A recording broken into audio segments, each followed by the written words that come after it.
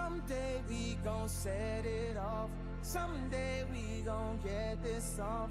Baby, don't you bet it off on that path of finding all. You might think they wrote you off.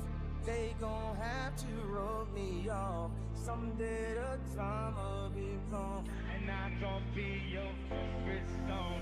Sometimes I take all the shine, talk like I drank all the wine.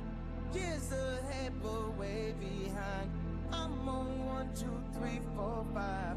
No half truths, just naked minds. Caught between space and time. This now is the word in mind, but maybe someday.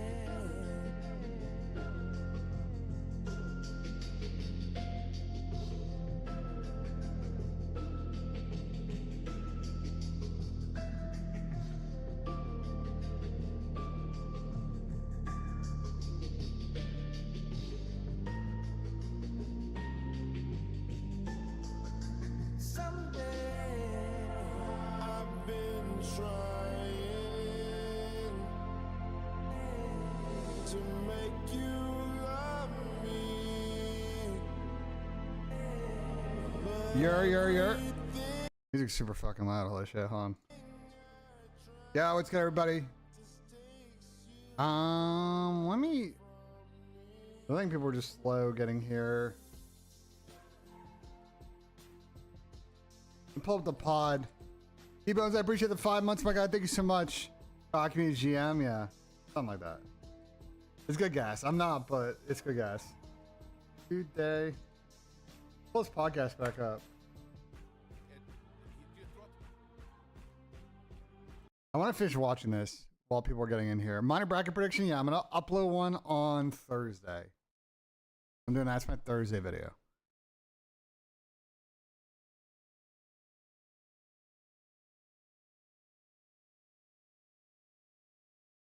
Let me open this window.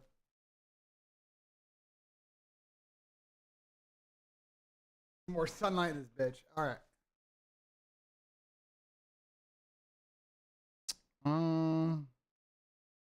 We're like right here.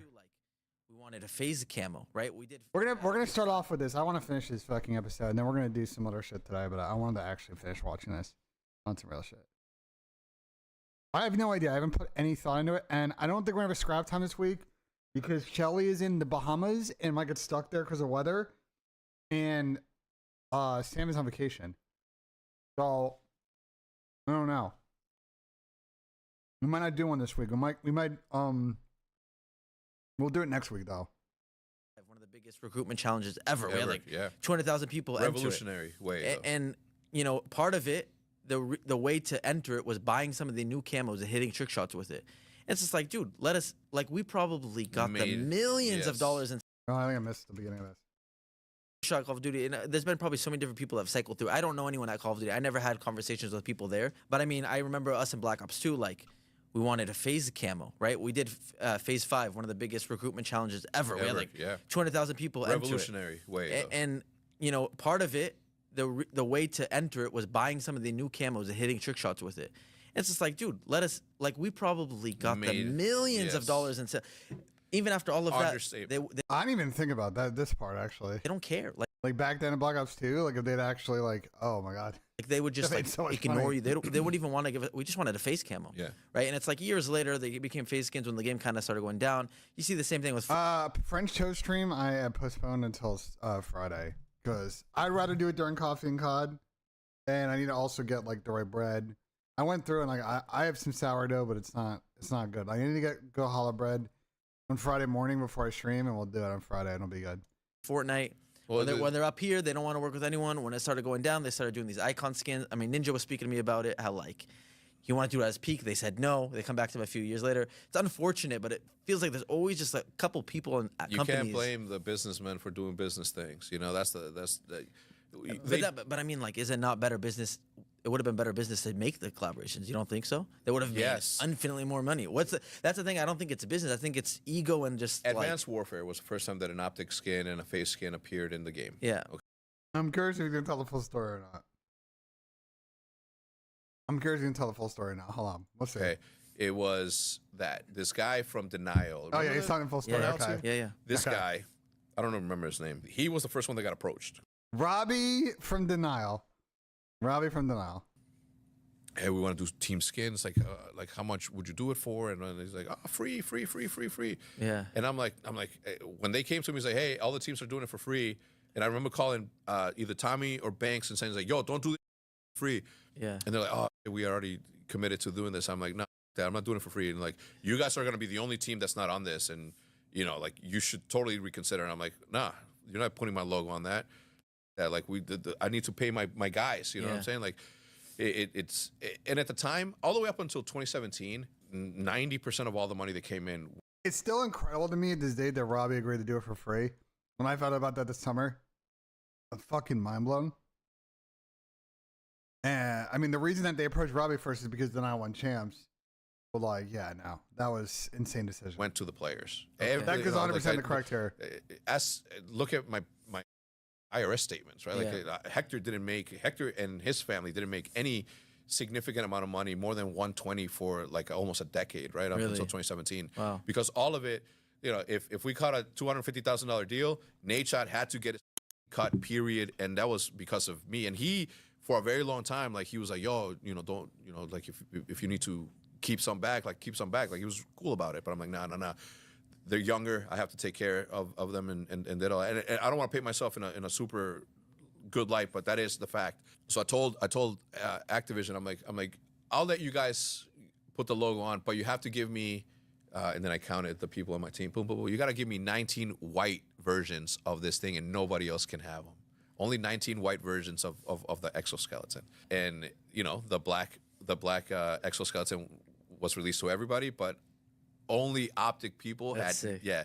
So I'm like, TGL is the golf simulator league that's premiering. We're going to get to it this afternoon. We'll get to it. It's a golf simulator league that's premiering on ESPN with all the top PGA players tonight. And I'm definitely going to be placing a lot of bets on it. I think we can get it early and make some money. So that's what we're going to be doing here in a bit. even from there, I was making sure that we got something more than everybody else because we're fighting for it. Like we're doing more than all of them. Not you guys included, but all of them. Yeah, but we were not as focused in esports. Yeah. So yeah, so like this play out of Hector was smart. This is like the Hayabusa skin the Halo type situation. Get a $50 to win. That's nice. Let's fucking go, Nick. I love to see that. I've never had a $1,000 bet. I had a $400 bet this weekend. The 10 to win 400. That was pretty fun. You're right nice. in that sense, for sure. That's fucking typical out of you, brother. You were. So I'm like, doing an 100-year external factors, and this thing is going to be bigger than all of it. Like the predictions there, right? Like it's obvious to see. FaZe has more followers on Instagram than the Cowboys. What does that mean? That means that if you have a T-shirt and they have a T-shirt, who has a larger opportunity to sell that T-shirt? Nobody from Pennsylvania is going to buy Cowboys, right? Nobody from Australia is going to buy more Cowboys. But FaZe, global. That is global. You're not attached to nothing. The internet. I will say, Hector's correct, but, and this is like, I think, eventually part of the strategy for these gaming brands. They've tried it, but no one's really found the right way to enter into the retail market. Because yes, FaZe might have more social clout, more social internet reach, and then in this hypothetical online e-commerce situation, sure, but you can walk into almost any Target or Walmart, probably in the United States, in many places, and you'll probably find a piece of Cowboys gear. So like there is a ubiquity of product that the Cowboys have that these sports orgs don't, but I think eventually it'll get there. Nobody's really like, kind of figured it out. I'm going to do probably an Ohio State thing. I don't know. I want to do probably more of like a Wednesday or Thursday. We'll probably lob some bets. I'll probably do it then, Nick. It has no boundaries. It has no borders, no mountains, no rivers, nothing. It is for the taking. What you guys did, Atlanta FaZe, and still keeping FaZe in there instead of calling, Atlanta whatever. Yeah. Like every other team did. That was the right thing to do. That was my recommendation to my board, right? At the time. I wasn't even part of that board. Yeah. But I'm like, you're not submitting OpTic Gaming to this league to take OpTic Gaming out of everywhere else. Yeah. You know, OpTic, like FaZe, is a wild animal that we don't know what it's going to do. It needs to be everywhere. It needs to develop into whatever it is it's going to be. We don't know what it is. Yeah. We have an idea of what we want it to be, but in the end, we don't know. Yeah. And for us to take it out of circulation and only keeping it in one spot, that's one of the reasons why I didn't go to when it resold from Infinite to the Immortals. That's one. I'm like, I'm not taking OpTic out of circulation and just putting it in one league. You know what I'm saying? Like, crazy, yeah.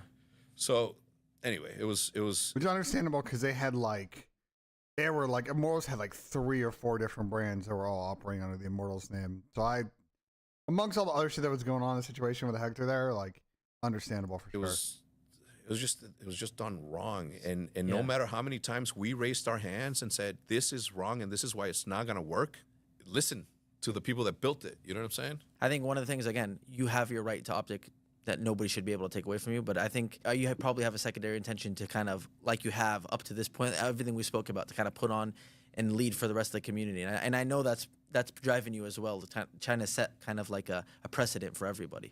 It's not just about you, I'm sure. It's not just about OpTic, I'm sure. Obviously, it's a big part of it, but I think you've had that from the beginning. You have everyone's best interest in mind. How did you feel when somebody who came in as an accountant had more ownership than some of the people that made videos for you guys in the beginning?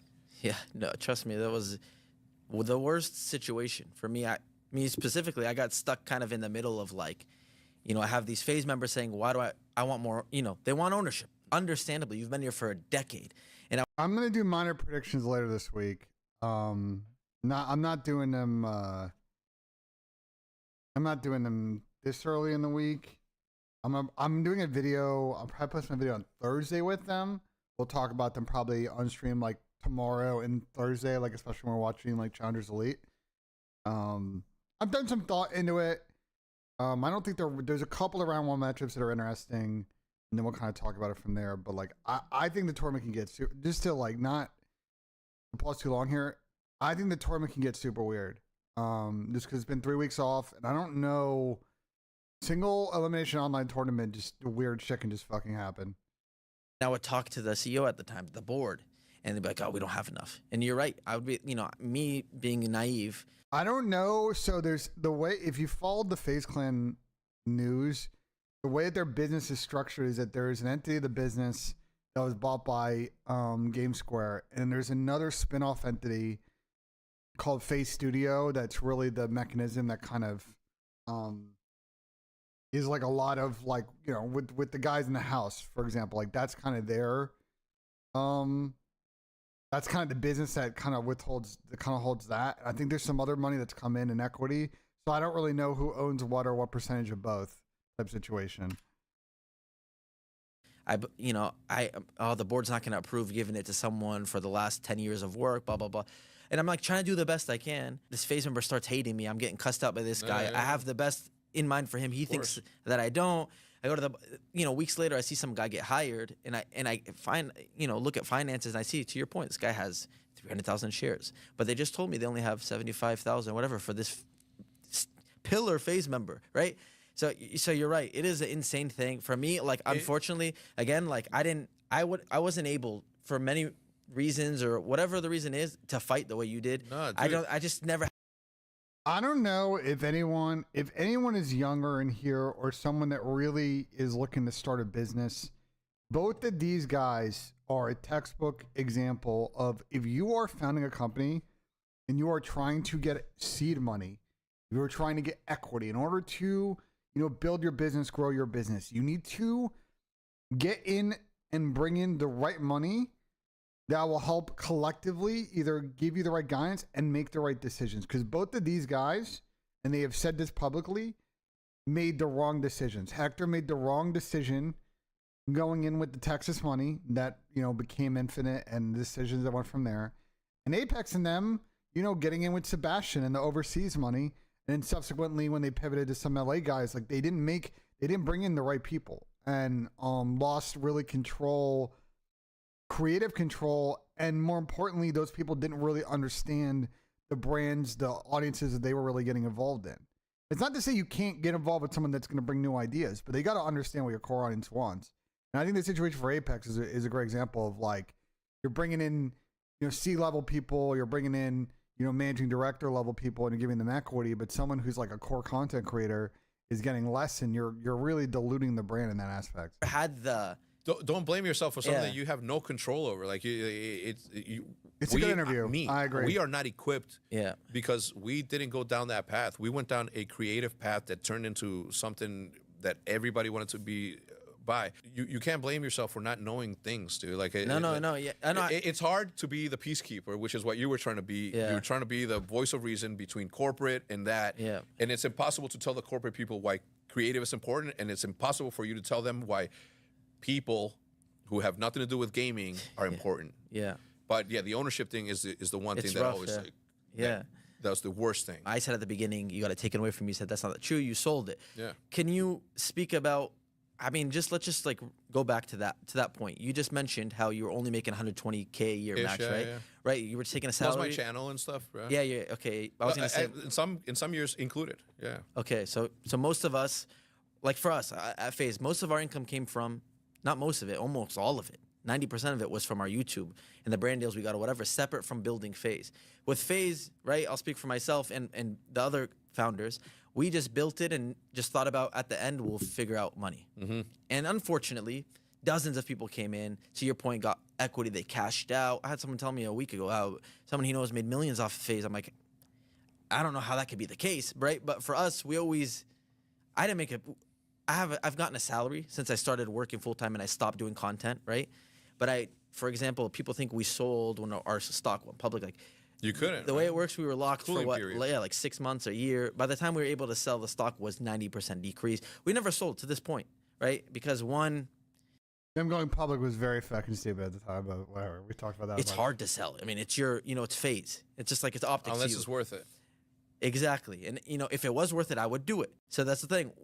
For example, if I was able to sell at the price that we went public at, I would have definitely done it. Yeah. With all, right? But like by the time we there was nothing. So for us, like. Yeah, but there are very specific rules, SEC and institutional rules as to why you have lockup on shares when a company goes public. Like there is 100 years of history as to why this is like that, why that rule and why those agreements fucking exist. We waited. We felt like we were there. We were being told by everyone we're gonna. Of course. And we never got that moment. We've never sold a penny. We never made money off of it, right? For you did sell OpTic, and then unfortunate circumstances, you kind of. No, I mean, can you just break down the whole thing? The pump and dump exists way prior to crypto. Is just the most common version of that fucking scam, but like that shit's existed for forever in capitalism. Yes, instead of me trying to. In 2017, when everybody was getting investments, I was approached about a sponsorship. I walked through this very building when I came to here to looking for the investors to put in, and I wanted to get an investment enough to give my players a raise so that they wouldn't have to go somewhere else. But the full acquisition came about. They put a number in front of me that as a husband, as a father who has sacrificed a lot, who hasn't made that much, it was a dumb number, right? I'm like, of course. I'm like, yeah, and I fought for that until the very end to make sure that I got that figure. Once I got that figure, I paid Scump, I paid Big Timer, I paid Embos, I paid I gave, even though they didn't have equity on paper, I felt as they did. Okay. So you're the only one with equity at that point. Yeah, it was because I didn't know any better. Like, yeah. No, but I mean it's interesting because. Again, I know, I'm sure the number's not public, but it was a big amount of money. Yeah. Like type of money that could set up your family for your good. Okay, so you sold it and you got paid. Mm-hmm. And what was it? Did you sold it, I'm assuming, transition to 90% I sold. You sold 90% and you were going to still be running the company. I will also add on to this, and Hector said this on a pod, I want to say 3 years ago, that I think it was in Nate Shot. He did an interview with Nate Shot on some form, and the seed money that 100 Thieves took from Ludlow Capital was that pitch originally went to Hector, and Hector declined that opportunity. And I think retrospectively, probably should have gotten with I think like looking back at it at the time, like he probably should have gone with the Ludlow guys because those guys actually low key like really kind of understood the gaming space. In the esports space more effectively than sort of this kind of pitch that he's talking about. But yeah, I mean, just if you don't like, some of y'all might say 90%. Doesn't it seem like a lot? Like why? This is pretty par for the course in this industry. There was just not a lot of leverage for these guys when this VC money was coming in, because those guys wanted like the high upside in this, and they were offering creators and these org owners an opportunity to really just kind of fucking exit essentially if they wanted to. But then, you know, obviously the flip side is you lose all the control. No, at the time, Jay, who's was a very close friend of mine, 12 years. Since then we've had a falling out, but I don't have any ill will towards him, and I hope, you know, we're just different life paths. Yeah. But I told him, I'm like, yo, I don't want to run this thing. I want to make videos. Like, Yeah. I gave up 2 years of being a YouTuber to build this thing. So the income that I was getting from my channel was no longer there because I was solely focused on this and managing that thing. It's impossible to do both. But then I was wrong, because years later I vlogged every single day for 2 years straight while still doing my job. And at the end of that, when the money came in and we all moved down here, I had said no to board seats. I said no board, because I didn't know. I didn't know what it entailed, and I didn't want to do anything. Yeah. And I'm like, I have the right guy in place to manage this thing to go to where it needs to go. I'm going to be a content creator. I'm going to be the best content creator in OpTic. So that's what I wanted to do. Still to this day, that's all I wanted to do. And I completely understand that too. Probably sick of the managerial things. And again, you sacrificed doing that for so long. Dude, I walked into the office, the first time that I walked into the new office where the Infinite Esports was operating, I walked in and I see a flag of another team that they had acquired hanging proudly in an OpTic office. And I'm like, that icked me. I'm like, what is this? Get out of here, right? Yeah. And I got mad at that. And then I walk in, I said 90 people working, and I'm like, it's only been me for 10 years. Why do we need 90 people? Give me their salary. I'll do their work the way I have been. Yeah. It was super quick the way that thing went down, man. Like it was just bad strategy after bad strategy, and I laid it all out, right. Like one of the businesses was it was an esports academy that was not supposed to be an esports academy. They created this farm system in which they would house athletes, and then the theory was that they were going to sell them to teams, and that's how they were going to make money. My thought was, no, we're going to create the Pop Warner of esports, in which moms are going to go drop off their kids, and they're going to take a class from Jack Courage Dunlop, who's working for us at the time, and they're going to play Fortnite with them, and that's the thing. They turn it into sports immediately. So, but anyway, so the question. This, by the way, this concept, and I talked about this probably like a few weeks ago. I really think that eventually in the esports world, eventually. Now, I don't think this is like a 2-year horizon. I think this is 5, 10 longer years. There's going to be at the, and I'm going to use American terms for this. So like Europeans, if you're watching, like your schooling levels are a little bit different. Like American terms, like I'm talking like 7th, 8th grade and beyond to 12th grade, like really good path of funnel for aspiring esport athletes to participate at a scholastic level in some of these esports, and then have a path to either, you know, turn professional or go into collegiate esports. Like I think that like pyramid of scholastic esports, collegiate esports, professional esports is going to get figured out eventually. I just don't think that it's a 2-year, like tomorrow someone's going to figure it out, but like, you know, by the time I'm probably fucking raising kids, you know what I'm saying? Like I think it'll like, I would not poo-poo that. Obviously for a game like COD or CS, yeah, no, it's not gonna be played in middle school. But like, I'm not just talking about COD. I'm talking about like, just think about like Rocket League, for example. And there are other games that I think are like FIFA, for example. Like there are games and there are scenes where the games don't have a mature title problem because they're not shooters. And like, it's already people playing, like there are already clubs. And if you look around, competitions at that level, nobody's pumping real money into it. And there's no one's really organizing it. But I do think that at some point someone's going to figure it out. And yeah, like Pucos in America, that's obviously a fucking problem. But I foresee someone smart figuring out how to get it done. And I think it'll get done probably a generation or so from now. I think we're too early for that, but Was how did that come about and how it ended up? Well, I was just in like I mean, my first question was if you got paid, which thankfully you did. So you got paid. You paid out all those guys, even though they didn't have equity. Yeah. So they all probably made pretty good money. So you were 100% owner at the time? Yeah.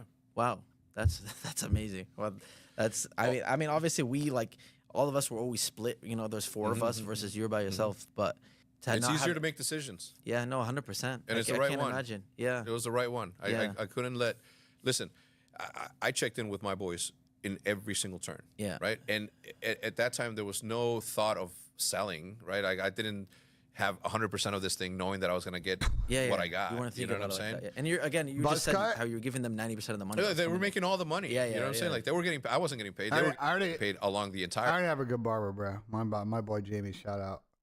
I'm actually getting a haircut on Tuesday. My fucking hair is too long, and I think he's off this week. But I'm gonna get a cut for matches next week. Their way, you know what I'm saying? They're making their salaries and whatever. I think I did it the right way. You know. No, 100%. It's just it's crazy for me because I can't even tell you how many different people own FaZe now. It's sad. It sucks. I don't even.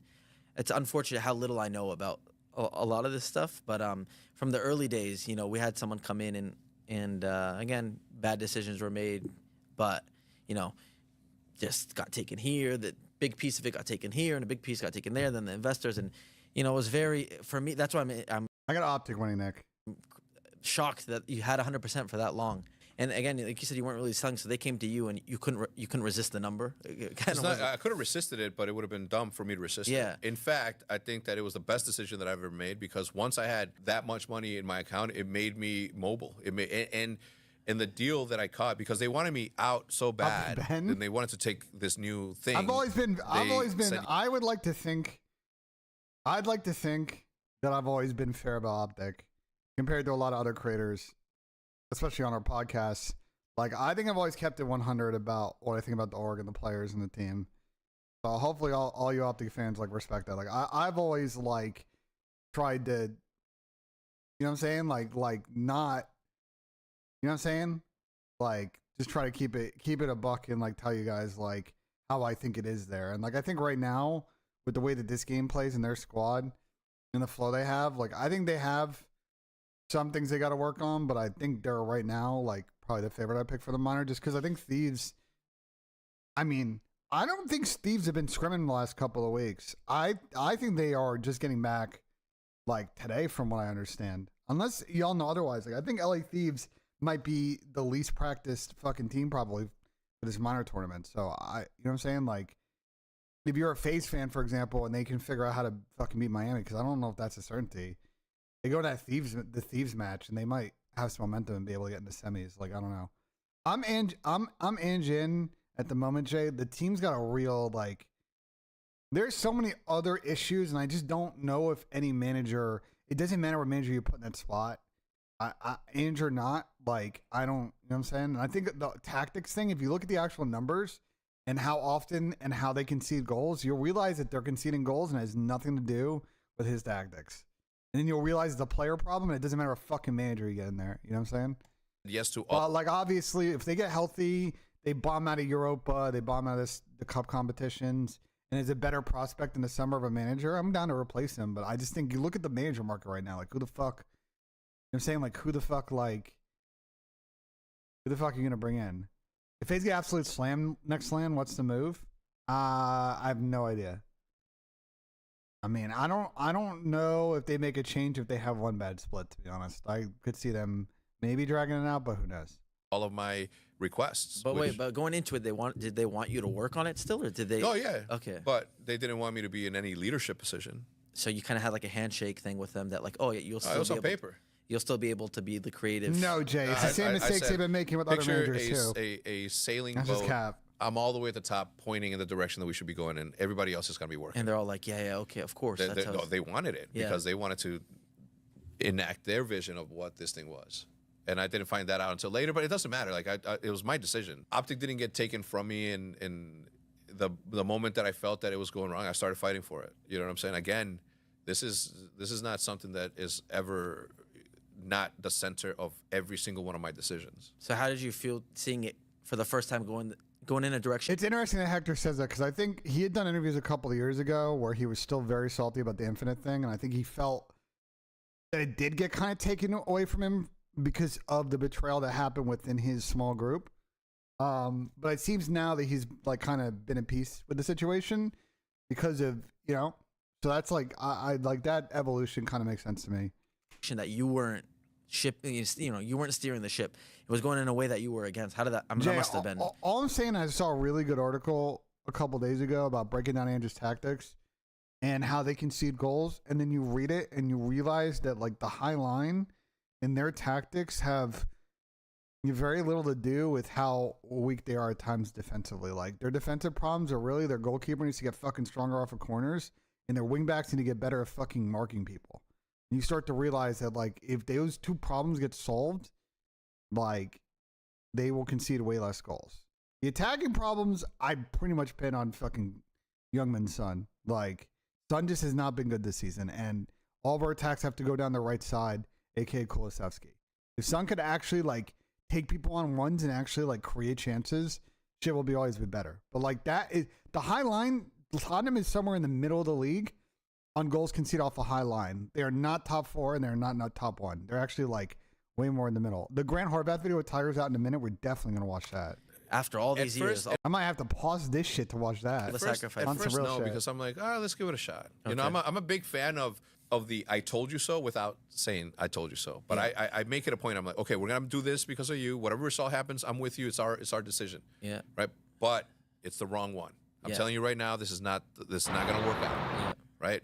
It's not gonna work out. And the good people that invested into OpTic the first time, because they are good people. They're not, you know, these businessmen that I came across on the first transaction were gentlemen. They were nothing bad to say about them. Okay. The people in between, though, is what got in the way in the end. And okay, so And again, even those people were blinded by the situation too, because they themselves didn't know what they were getting themselves into. no, 100%. I mean, I think we had a similar thing. We had some good investors came in, like again, they just maybe had a different idea of how things would play out.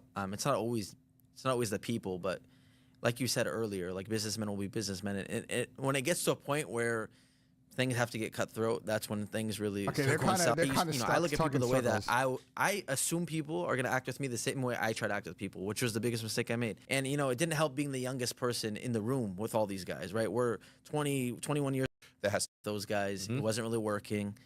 You know, you kind of took a risk. You told them, I'm with you. It's going to be wrong. Forgive me for I don't have the timeline fully in my head, because there was that sale, and they sold it a second time. to Immortals. And you were not a part of that sale. Correct. So you left. Can you explain what happened there in between?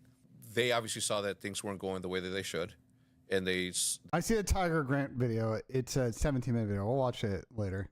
sought out a partner somewhere else in Los Angeles, the Immortals team. Yeah. All right, guys. And then they had a conversation. They made a deal before talking to Hector. Okay. I had a meeting here with the people that bought it the second time. It was everywhere too, like $100 million transactions. Like ESPN, my cousins are selling me, and I don't know how to tell my cousins. I'm like, yeah, like, you know, that Timo's a bridge player. Tottenham is a squad. This is why I think people are so done when they talk about team. Bro, look at this squad and you will realize that like it is a squad that is nowhere close as far as like the main playmakers on the team of being in a position where they're going to win major championships. Son is someone who is on the opposite side of the growth in his career, aka that he is slowing down. They have a lot of young players who are nowhere close to their primes. And they have a bunch of players who are in their late 20s who we don't know if they are good or not. Timo Werner, for example, got his loan renewed because it was cheap and because they didn't know if Oderberg and Moore were able to actually play meaningful minutes. And it's possible that Timo might get sold on now that they feel like those guys will step in. Archie Gray has been at Revelation playing 17 positions. Like the squad, it is people like just assume that every team every year is like built to win the Premier League. And like, I don't, Tottenham, yeah, probably should be better than fucking 10th and should be fighting for top 4 right now without this fucking injury situation. But their squad was never that good. And signing one senior player this year, I don't know. Like, I don't, they should be playing better. The injuries don't help. There's a lot of reasons, whatever, but like, they are not, like, the squad is not good. I don't know cool what on else paper, but I'm no longer there. You know? They have a lot of good young players, but they're not. This isn't Liverpool, bro. Decision I've ever had to make to not be who you are, to say to yourself, you're not OpTic Hex, as OpTic Hex. It was something. You know, luckily I was able to partner with Andy Miller, who's a gentleman, good businessman, obviously. No, but, the Packers are getting smoked. Getting Kentucky if Fried. OpTic is a part of the equation, then I'm always going to do what's best for OpTic. And when we told them that we were going to go, it was a very simple thing. I even offered to say, hey, once this transaction goes through between Infinite and Immortals, sell me the logo, okay? Because I'm not coming with. Yeah. And if I don't go with, the players aren't going to go with. Yeah. And if the players don't go with, and I don't go with, the green wall's not coming with. And if the green wall's not coming with, the sponsors aren't coming with. Yeah. Sell it to me. And they're like, can't. Anyway, a year later. This is why, again, you partner with the right people, and they would have understood that what Hector is saying is 100% facts. The real OpTic fans, they love the brand, but they love the creators more. And when you don't have any of those people, this is no disrespect to Slasher and Tej. And I know Brandon was on that team, but obviously he wanted to leave. He's talked about that. Caplic, all that. Like, those guys weren't what those fans wanted. And so the smart move for Immortals would have been to acquire that spot, but sell the brand to Hector and kind of move on. But, like, yeah. Later, the opportunity came TGL to me is that, a new golf simulator. Like, we're going to talk about it in a the bit. thing wasn't going the way that it was going. There was a lot. Sorry, in between, really sorry, Yeah, but yeah, no, you joined a different org. Yeah, NRG. So can you explain what that was like? Yeah, well, I remember seeing that and I was shocked. Yeah, well, it's just crazy to see, like you said, your OpTic Hex, right? I can't imagine. I've thought about personally when things have gone wrong with FaZe, like it's so hard to just detach, no matter how bad things are. It's so hard to think of a world where I'm not going to be in FaZe. The Knicks played terrible last night. That was Yeah. one of the worst fucking basketball I've watched. Like, holy shit. Similar to you, it's a $1 billion valuation. Everyone's celebrating. Brother, I've never made a penny off of any of that $1 billion. You don't know how toxic it is, and all these motherfuckers running. So I completely understand. But you actually left is something that I can't imagine doing. Not only that, but joining NRG. So what was that opportunity? Well, the opportunity was to still be in Call of Duty. I wanted Seth to continue his career. I wanted Formal to continue his career. And he was coming back. So, like, these conversations were happening, and we were the last franchise to go in. And if I hadn't found the partnership with Andy to start Chicago Huntsman, then what I would have done is I would have paid Krim and whoever was on my team at the time, Scump included, to play in Challengers. And we weren't going to be a part of the big league. And we were going to be in Challengers. And we were going to do the same that we do every single day, which is create compelling content for people to follow. And my goal was to make Challengers more popular than the big league. That would have been so petty, but so fucking incredible, actually. I saw the clip of this earlier, like when this interview got posted, and like that, if that had happened, like, no, it's actually not a lie. He's not full of shit. Like, I think he, at the time, was actually, because I think the lawsuit kind of addresses this. I don't know if he addressed this in the podcast. You guys can tell me, but like, the Andy thing was like kind of an arranged marriage. Does that make sense? Do you guys kind of get where I'm going with that? Like, there's a power struggle here. The lawsuit from last year or 2 years ago now kind of addresses that. And they tried to make the best of it, but then obviously once the immoral situation, once a situation softened for Hector to kind of do his own thing, then, whatever. But like, I don't think he's capping with this. I don't think you guys would punk it, but like, they would have fried. They would have made great content. Like, people would have watched. It would have been a shit show at events because some of the challenger setups were sketchy. It would have been unbelievable, and it would have been fucking hilarious for the league. But I think he's not capping. I do think that eventually, like, it would have gotten to a situation where those guys would have wanted to compete at champs or whatever. Like, it would have come to a head like a few months in. But for off the rip, like, yeah. Would have been. Of course. Common sense points that it would have been. Not saying that the league wouldn't have had the viewership. No, that's but crazy. It wouldn't have been bigger than what me and my team were going to bring to that. Luckily, the Chicago Huntsman came about, and I spoke to other people that wanted to partner with me. But the Chicago Huntsman one was the one that put us in the best position to continue to compete. I think it's crazy to say, right? But we even had a conversation about trying for FaZe to, that's when FaZe was at its peak financially or whatever, right? We talked about FaZe maybe acquiring OpTic, which would have been the players. Yeah. Yeah. Which would have been crazy. Yeah. And then again. And Hex. Yeah, and I remember sitting with you in the office, right? And then again, a couple of years later, we kind of had the other conversation, which it's just funny how crazy the roller coaster is. But at some point, seeing a FaZe OpTic thing would have been. I mean, we got some collabs and stuff. Did a collab. The collab we did was awesome. Hey, me and you really did that. I mean, obviously all the teams, but there are people that worked and there are people that showed up. We worked. yeah, we planned it. We that was fun. That was a really cool thing. We did it again this year with 100 Thieves. We got to do that every year, by the way. Like.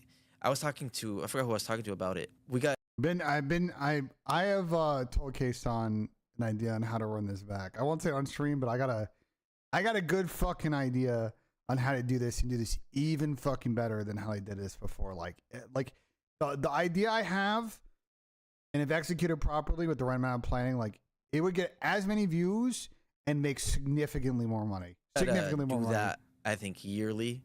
And we should open it, not even for money, like, okay, let's make money off it, but for the fans. Like, when I was around that room, just looking at everyone in that room, I'm like, dude, this is the coolest thing ever. Yeah. And, like, we need to have that open for people. Agreed. That was really cool. But, okay, in between, though, right? I think that was maybe before you did the NRG thing. Mm-hmm. Must have been, right? 4 years?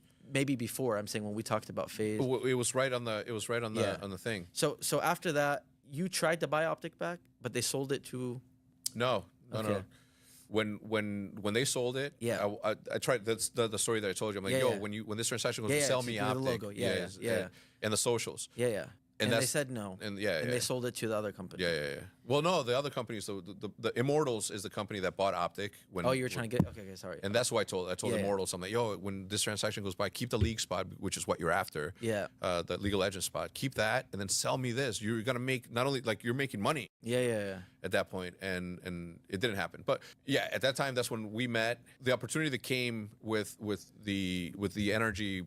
I was going to NRG was the Chicago Huntsman, and Chicago Huntsman was this was the headquarters. Yeah. And as long as me and my boys were together, then the fans were going to be there for us, right? Because external circumstances are external circumstances, and nobody can foresee the future. Why would I think that something bad's going to happen if I do this? You know what I'm saying? Like in my mind, I'm like, there's a possibility that something bad can happen, and that this can go. No, I think you could do the LAN.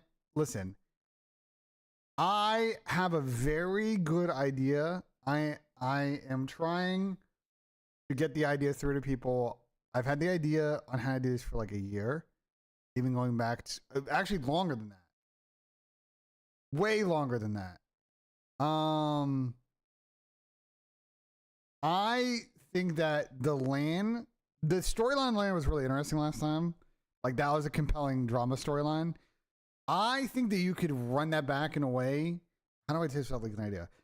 I think you could do their idea and make it like 5 times bigger in a way that I don't think any North American orgs, English-speaking orgs, could really do. I think the only people that could, as far as gaming orgs, because I think like AMP, a few other ones maybe could pull it off as far as like fan appearance, but like. Trust me, I got a very good idea. I'm trying to get through to people on executing it because I got to start now. But like, if they actually do it, I think it would get an insane amount of views. They'd make an insane amount of money. They'd get a lot of people attending the event, and it would be like very obvious on how to run it back every year. South, but at least my family's going to be taken care of after 10 years of putting in the work and doing that. And I'm not saying that we didn't live a good life. We did throughout the entirety of it. Us leaving, us going with you guys was going to be like, that would have been super cool, I think. Just because I think I would have been able to help you guys navigate that I didn't know you guys were going to be going through in the future. Having gone through it myself. The way I look at it is like, I'm glad it didn't happen because then you would have got caught up in but you're right, after this conversation, maybe you would have saved a lot of stuff. Maybe. The problem is at that point it was a little too far gone already. Yeah. You know what's crazy? All the hands already in, all the lawsuits already settled, all the ownership already dispersed. But Banks called me the week that you guys were going to ring the bell. At NASDAQ. He's like, "Yo, come be with us. Like come and ring the bell with us. Like come on." And I was like, I had already planned a trip somewhere else, but otherwise I would have been there with you guys to do that because that is monumental. The thing is this, okay? FaZe's valuation. It's to do the like founding fathers land, but do it better. It was good. I'm saying to do it like even better. Of $2 billion may have been too much, but the $1 billion valuation was not out of the realm of possibilities. And the brand itself is strong enough to be that. But unfortunately, it was being managed by and I don't know these people and I don't know their names, so I'm not talking about anyone. I will. They're all morons and I hate them. So that was the problem. The business side, and I said it in the documentary, and I didn't even know it was at 30 for 30. They just asked me, say, yeah, we're making a FaZe documentary. You want to talk about it? I was like, yeah. And I sat there, I'm like, the problem with FaZe isn't the brand, the loyalty of the fans or the people in it. Yeah. The problem with it is a business problem because people that came into this thing have their own vision to about this one thing they know nothing about. If I use this thing every single day. Yeah. Ask me to explain to you how a signal goes somewhere and a conversation happens. I don't know how that happens. I don't know any of that, right? So it's the same concept when you try to do something. It's like an analogy for there sure. in the beginning. You know what I'm saying? I spent enough time thinking about what went wrong, whatever. But to your point, right, and what we were saying earlier, like I've gained a lot of confidence seeing how things played out. To your kind of I told you so. Just like, you know what? Like I maybe thought this guy knew, even though I felt in my heart that this is wrong.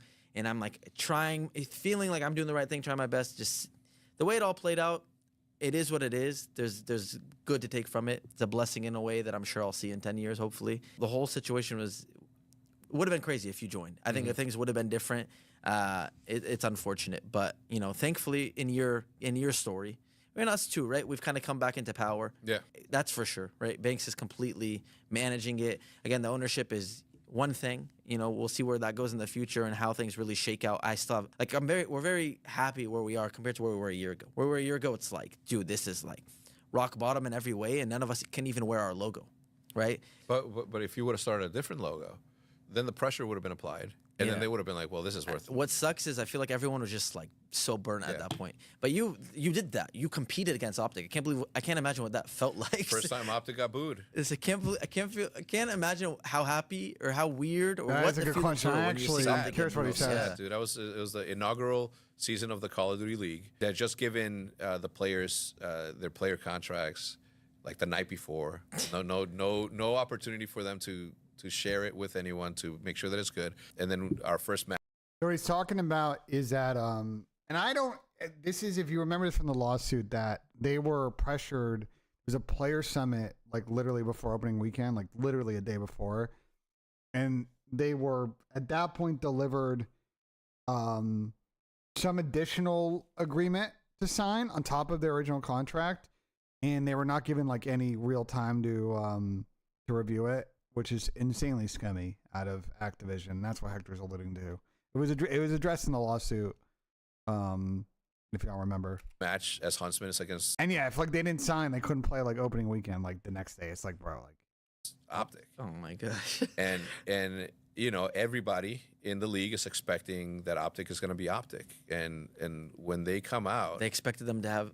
When they came out, when they came out and the boos started flying, I was like, whoa! But I'm like, whoa. You know, because I'm like, that's the first time OpTic had ever been booed like that. Yeah. And I'm like, oh, well, obviously there's booers, right? Yeah, but not an entire arena booing. And everybody was in disbelief. They're like, what the? This is not. And then the Huntsman come out and, you know, it points to the fact that the people are the people that people get behind. Yeah. It's the logo is just a representation of those people, you know? And as long as the court case was dismissed because they went to arbitration. I don't think we'll ever find out what the result of the arbitration was, because I assume that there's confidentiality attached to whatever the arbitrator agreed upon. So I don't know if we'll ever actually know. As you understand that, nothing is going to get in the way between the relationship that you have built with the people that consume your content. Yeah, if you want to drop a link in there, Turtle. If you have a public link and it's good, like, and you want. What does arbitration mean legally? It means that both parties agreed for an independent mediator to decide how to address the situation. And then both parties agree to, you know, depending on how the arbitration agreement works, like to, you know, address whatever concerns come after. Content on a daily. But again, I think there's a confidentiality piece to it. I don't think we'll ever fucking know if Scott or Hector like got paid out. It's on your Twitter. All right, I'll go look for it right now. Bases. Look, I've been doing YouTube videos since 2006, definitely 2008 for sure. So people, by now, people would have known what type of person I am, right? I have had, aside from business things, like I haven't had any drama where I'm doing, that we've all seen, and you know what I'm saying? Yeah. So people know what I'm about, Yeah. right? I'm an open book. I try to be. It's exhausting to not be who you are. Yeah. So, I don't think that there is. I gotta be careful about how I say this. I think if OpTic wants to go to an event and do their watch party, the league is not going to, like, you know, because of the lawsuit, say no, like you guys can't go. Like they want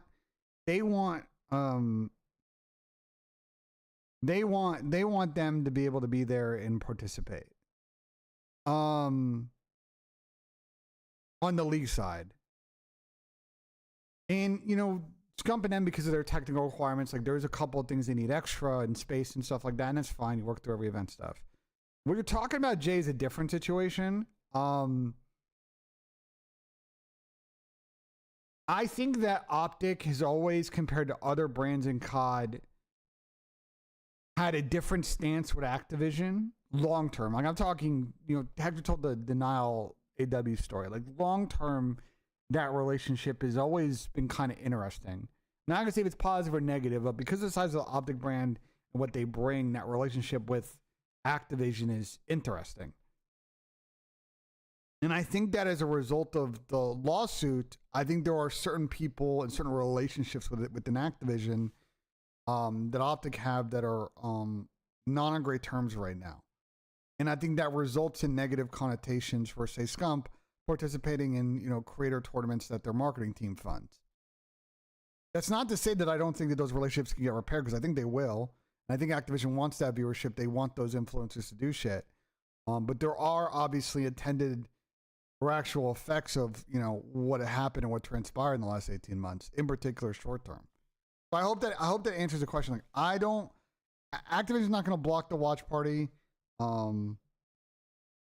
They want that viewership. And for the league and the CDL, I don't think the OpTic league relationship is that bad. I think there are other parts of the relationship that are probably not on as good as terms because of the events that have transpired. I hope I answered that question. That's the best way for me to answer it, not being in the situation. You know what I'm saying? Like, I think that, like, hopefully connects enough dots for you guys. You kind of get what's going on here. So my relationship with the green wall. No. See, that's why I fucking hate you in my chat, because you say stupid shit like that. The reason that I assume, like, we're not going and they're not going is that venue is very awkward. The space that would be available for people is not that good. And for them, they send a lot of gear. They bring a lot more gear than we do. It's very expensive for them to go. And they would much rather do it remotely and be able to invest more in sort of the domestic calendar that's coming up here and use those resources. I don't think them going has got anything to do with what you're insinuating. And all you do is rage bait on my fucking chat anyway. So, you know, I think this is a deserved call out on my part. Am I going to Madrid? I have no idea. I'm discussing on Thursday. I want to go. We will see. Is mutual. It's an understanding. Like I'm this person. If I ever point towards not being this person, Rab, you're fine. I'm addressing Sheesh because he comes in here and just rage baits like all the time. Like, brother, like, get a grip. Hate me, right? But you know who I am the same way people know who you are. You know what you stand for. So that is the power. That relationship is the power. I guess just to wrap this conversation up, but like that is the thing that disappointed me the most. Is like it could have been so successful for us if the people on the other side just had better intentions, or believed in everything you just said. And what are you saying, Jay? What are you saying, Jay? Because if like I don't, are you saying because of the cost thing? Like, I don't understand. We're gonna do picks after this. I'm gonna make lunch and we're gonna talk like the TGL stuff. Yeah, no, it's money. It's fucking expensive, and it's an event in a weird spot. The venue is a cool venue, but like for what we try to do in the space that we need. It's very tricky. It's very tricky. So like I just think they're having the same conversation me and Tom are having. It's like I'd much rather us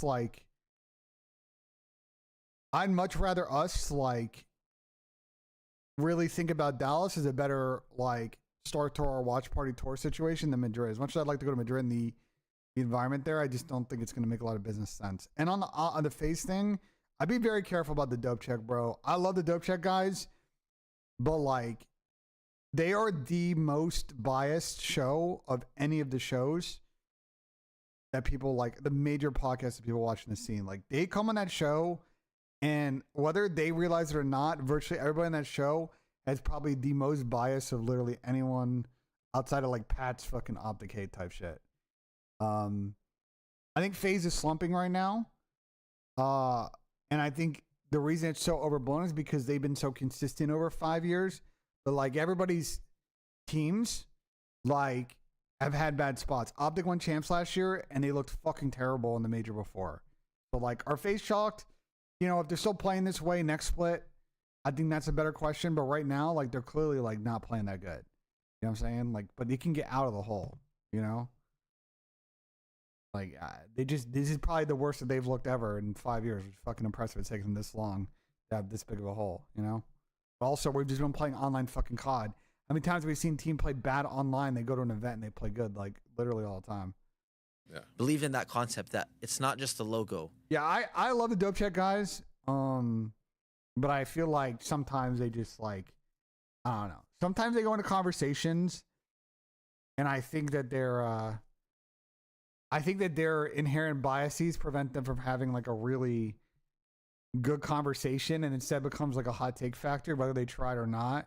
It just makes the conversation like, you know what I'm saying? Like if I go on there, whenever I go on there, I feel like I can help drive the conversation, and kind of like when we were doing those like Saudi episodes, I think I did a good job of like trying to get it to be less than that. But I noticed I was watching like a little clips of them yesterday. I'm like, I could tell Trey was getting a little frustrated at times.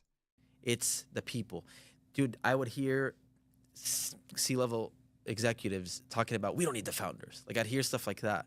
I'm in the room. I guess, you know, they're talking about Rain when he's, you know, in their eyes causing them problems. Or Banks, like, they're too difficult. We don't need them. FaZe is huge. You got here 2 months ago. You don't even know what FaZe is. And they're saying that. And it's just like, if people just came to the table, and to be fair, and I always said this to the other guys, like a lot of the FaZe members also didn't come with good intentions talking to the corporate. When we're in that position, that's why it was my perspective was just like, we're here, let's try to work together and be one team. But it just never happens, because like you said, a lot of people, they don't believe what you just said. They don't believe the logo. They believe it's the logo. They don't believe it's the people, and they believe everyone's replaceable, and this logo is all we need. And if I know what to do with this logo. And it's just like, it's just wrong. Dude, they try to get rid of Scump in the team. They try to get OpTic out of Call of Duty. And that's the day that I said, this is, all right, it's time to take my gloves off. This. And I went in there, I'm like, let's skip to the next combo. Because this is an interesting one. I know about this. I'll just see the agent thing. It reminded me, like, they're not smart people. People are just... And I'm like, you move this thing. They didn't even give me 24 hours to talk to him. They sent an email. He's like, hey, we're going to move the team. And I'm like, you move Scump, I'm out of here. And that's so when stupid. People are just dumb, man. It shocks you. Like, how are these people in this position? Because they're not smart people. The decisions people make, they're not smart.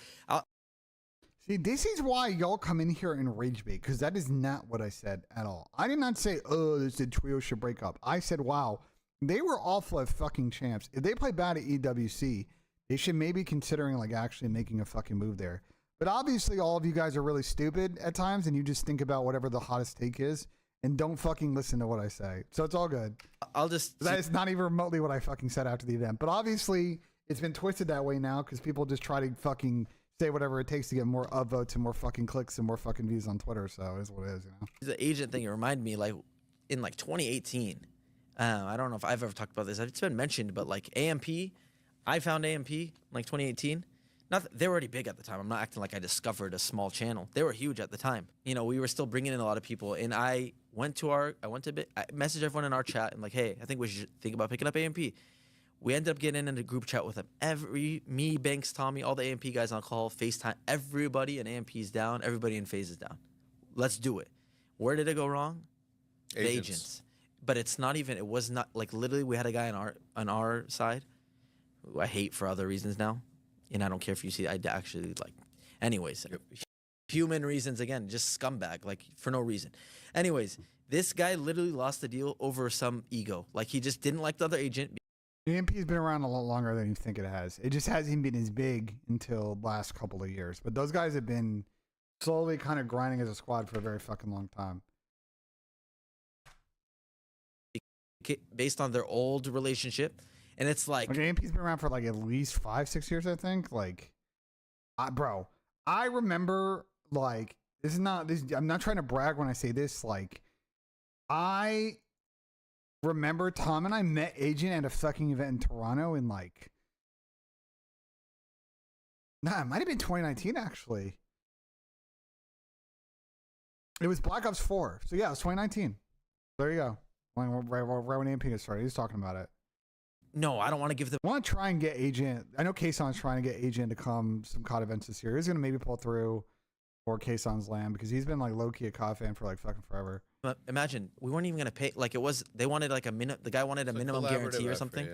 No, just like something stupid. And he's just like, nah. He just was so stuck on like, he wanted to win the battle. Never signed AMP. Again, I'm happy it didn't happen because look at them now and I feel like they would have got caught up in RBS. Yep. That's the way I look at it. But like, it's just stupid. Just like, it's just one guy that's just like, nah, we're not doing that. And it's just like, dude, in the end, you ended up buying OpTic back. So to, I guess, end that conversation, is there anything, was it just so bad that they just wanted to get rid of it? Or like, how did you get the opportunity to get it back? They were super cool about it. I have nothing bad to say about that group. Obviously, you know, during the tough time, like we had our disagreements, but it was never anything disrespectful. I'm a hard-headed dude. They are hard-headed businessmen, and in the end, cooler heads prevailed, and they. Well, Jeremy, same with Aiden. Like a number of people in the IRL stream were like 2K streamers, and that is how they started developing these relationships, especially with other entertainers, musicians. And then it became something bigger that became more of a hangout, more of a desktop hangout than an IRL thing. Like that is, it's very, very funny how like the 2K content scene has kind of birthed actually a lot of this IRL content. It's very, I don't know why more people don't talk about it. They presented me with something that I've always wanted. Victor, you're asking a question that I literally don't even know how to answer like at all, brother. Not like I don't if I could take a guess, I don't think AG would be stupid enough to gamble on COD. I like, just to be clear, Victor, and I don't know if enough people are not talking about this. If a person, if a player on a CDL team was doing that, it becomes not only a problem with the org in the league, you get in trouble with the oversight on gambling. You get in trouble with the FBI potentially. Like, it becomes a way bigger thing than you might consider. I don't think that was what was going on there. I think if I had to take a guess, it was something else. And I don't think we'll ever get the full story on that one, to be honest. The reason that I don't think anyone is ever gonna, you know what I'm saying? Like, I made the moves that I did was because I mean, I think the community just like, and we talked about this. I think the problem with the AG thing was that because of the sensitivity of it and the fact that if you do not control the story, it becomes a story driven by conspiracy theories and rumors, and neither Pred nor OpTic nor the league, and I don't really think the league need to get involved in it. So it's really Pred and OpTic because they didn't really like control the story.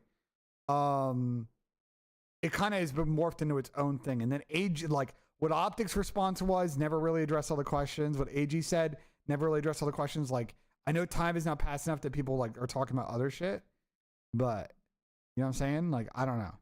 Like, it just never, it was a PR problem.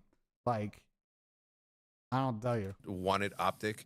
The reason I left OpTic is because I wanted OpTic, and I knew that if we weren't there, that was the only thing that was going to prove that if it's not in our hands, it's worthless. Yeah. So they had their own reasons. I don't necessarily know which ones, and I didn't care. Yeah. All I know is that the opportunity came about for me to get OpTic back, and as I've been saying, like nothing was going to get in the way of that. And you know, the league had to approve that because at that time, I think the league co-owned the logo. it's a web of crazy. of stuff, Yeah. right? So which is why I am fighting as hard as I am for what I'm doing.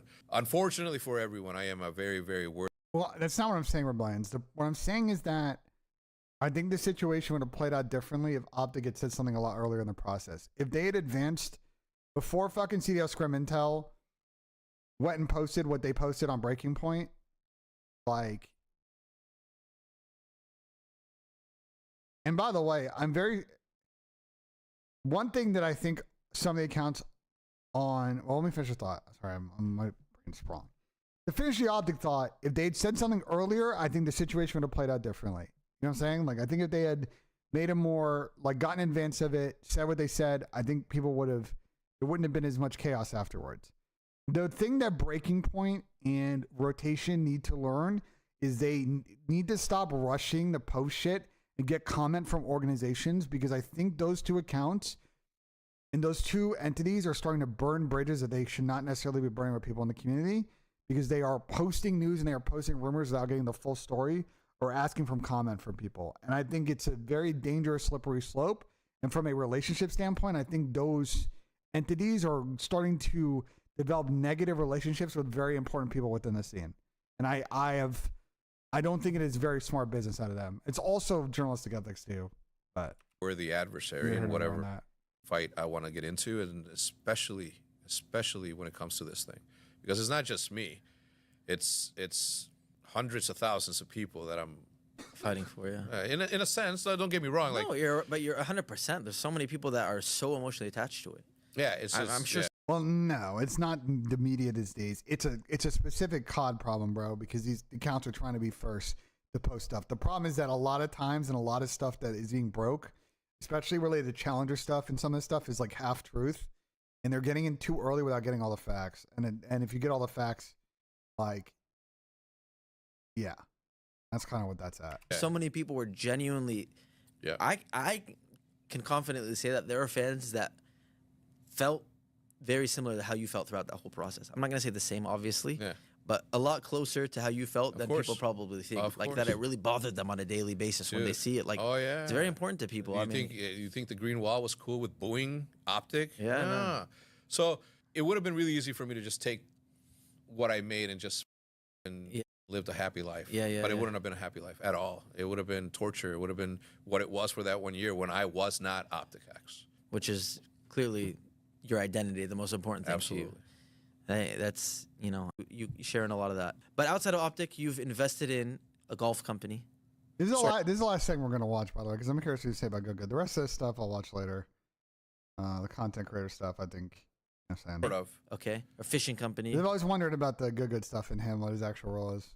I've talked to Hector about it, but I've never, gotten in deep on it. Yes. Okay, can you explain what in any other investments that you've made? Yeah, so the companies that I'm involved with that have notoriety is Guggen Squad. I didn't invest any money in it, but I was there early on the advisory board. Rob Turkla, as I said, he was a UMG guy. Okay. He founded UMG. He was a tournament guy, and he wanted to do the same thing. I used to take him fishing with one of the reasons why we had 2 events in Orlando was because he and I wanted to go fishing in Lake Okeechobee. So once he started, No, Ant was not dog shit the first event. Ant was running Trophy Smoke.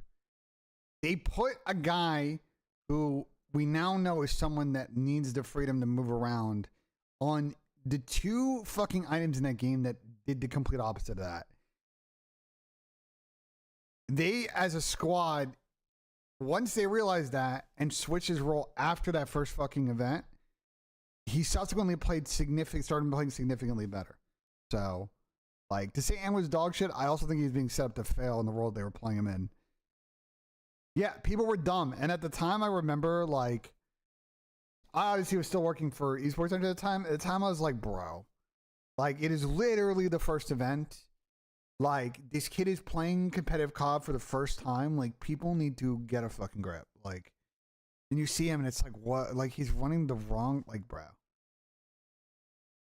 I helped guide, so it's an advisory role. The same thing with Good, and it goes to show, right? If you think about the OpTic blueprint and how it worked for FaZe, how it works for 100 Thieves, how it works, and for obviously 100 Thieves has Nate Shot in it, which is a co-author of the blueprint. I want to hear what he says because I have a very strong thought about good, but I want to see what Hector says because there's a very good parallel optic. In a way, that worked in gaming. So for this same strategy to work in a complete opposite field as it was in the outdoors and hunting world, where you're not indoors, you're completely outdoors, and that gave us confidence to say, me and my partners here at Scoreboard, we got lucky.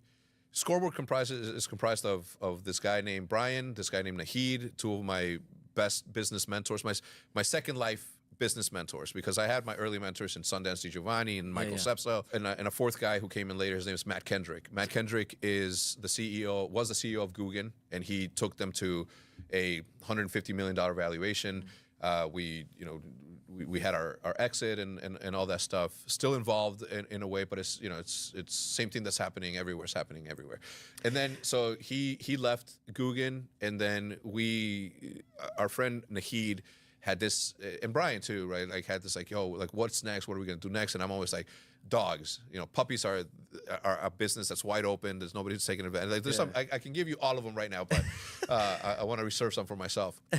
But golf was a popular thing. Yeah. And we came across this dude named Garrett, GM Golf, one of the most popular, most insane personalities, not just in golf, but just in general. His approach to content, and it was a matter of putting that group together and letting them do what they do, right? My advice came from early on.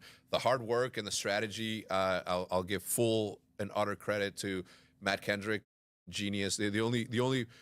One of the only people that I would allow to have in insights and a pointing direction. I have a very specific good take. Can do. That guy's a good friend of mine, and I put him up against any other CEO out there because he's done it. He's done it twice, right? Because if you look at good and the amount of work that those guys have done, the amount of hard work that they've put in, what they stand for, it's family-friendly mega brand that is, and that. So yeah, Guggen, good, and Pine Park. So what Scoreboard is that? All right. So Ben J's good take. I obviously really like the good content. I think they almost, in sort of analogous to some of the stuff that Hector talked about sort of in the middle of this podcast about the infinite days and stuff like that. I really think that probably in the next couple of years, at some point, the core OG Guga group is going to get back together. I think their content is good, but I think that right now they're missing something extra they had with their OG squad. And I know there's it's complicated because they've gone into equipment manufacturing, and there's a added on complication of it. But I just kind of miss the Grant, Garrett, Micah trio. I think some of their new guys are really good. They have a lot of really interesting creators in the group and shit like that. But I think at some point they're going to realize that Garrett, Grant, and Micah need to figure this shit out between the three of them. And once they start making content together, I think it's gonna fucking bang. But I don't know. I think that's a couple of years out right now. I think Micah has gone a completely different direction. Grant's doing a lot more solo stuff. I don't, you know what I'm saying? The way that Guga's content works, it's less there's a time and a place where Guga stuff is very straight up matches. But now they do all these challenges, and I don't know if that's kind of Grant's MO, but I think eventually they're going to start doing content again together and it'll pop, and yeah. But they built now a very fucking awesome brand. Fucking great. It's just these guys that are in looking for Dave Stellar, something that works. All right, I don't want to watch the rest of this. It's W Podcast. If you want to watch the rest of this, go ahead. Let me talk about this XQC thing, bro. Because I haven't bro. Okay, first off, XQC is just a massive rage baiter these days. He's always been a rage baiter, but please, for the love of God, he has been on a kick now for a year where his MO is to sit there on his desktop stream and just farm fucking rage clips like this. I just want you guys to be clear what his fucking MO is, because he says a lot of stuff in this clip that's just wrong, but you also have to remember he is trying his hardest to just right now just kind of generate fucking drama with people. because XQC doesn't really do like, he doesn't really do like a lot of these other bigger streamers that do these like collabs and a bunch of other stuff. Like XQC is way more desktop React, like does his own kind of solo thing stuff. Like he does have this thing now where he starts a lot of fucking absolute drama for, you know, selfish reasons type shit. The game. It's crazy that Call of Duty is still pretty played in general, right? And they listen so much to pro players. Bro, pro players need to fucking shut up. Okay, well, I mean, we'll get to that, but you guys know it's just wrong. Bro, pro players need to fucking log off the game, throw the computer in the garbage, okay? No, I'm not kidding. If you're a pro at Call of Duty, throw your computer in the garbage bin nearby, okay? And go get a job at Home Depot or McDonald's, you fucking loser, okay? You're a fucking loser. You make anything but the game about the fucking bullshit controller when the game could be more, okay? You can... That's what I'm saying, Austin. I think though XQC, okay, if you watch his clip, I think people are kind of missing a little bit of the point of what he's trying to make, because I think his like key point is that he doesn't like that it's a controller based shooter, and I think he wants it to be more of like a KBM thing.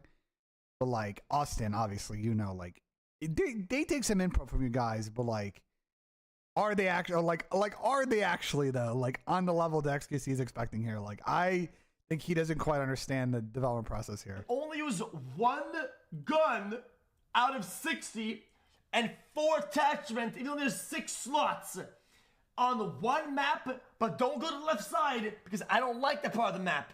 I don't like the colors of it. Don't go in. Stop crying about the game. It's crazy. So like I get his point on the GAs though. Like I get his point on the GAs. And all that stuff. Like I get it. We've talked about that a lot. You know, I think it could be done better. I know Austin's in chat. Austin agrees, like, could be done better. But like, I see XQC's point, like, beyond the rage bait bullshit that's in here, like, I think he feels like it could be like, you know, a KBM game and like they cater too much controller, but that's not the pros, bro. His beef is with Activision. Okay, his beef is with the studios and that whole process, and the way that they make fucking decisions is like his problem. Pro GAs are another thing. I've talked to fucking death about that on stream, and there's a pretty obvious solution on how to fix that. I made an entire fucking presentation about it. Okay, but like this is classic XQC rage bait, and he's just wrong, and also is completely missing the point about how shit works. And that is what I'm gonna say about that. That's what I'm saying about that, bro. Yeah, he was just reacting to a Sinatra clip, bro. He's reacting to a Sinatra clip.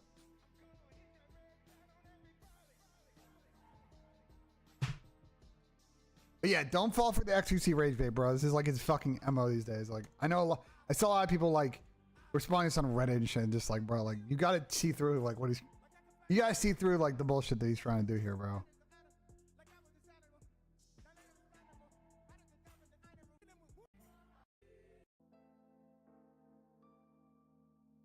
The Sinatra clip to begin with? I don't even know what Sinatra video he's watching.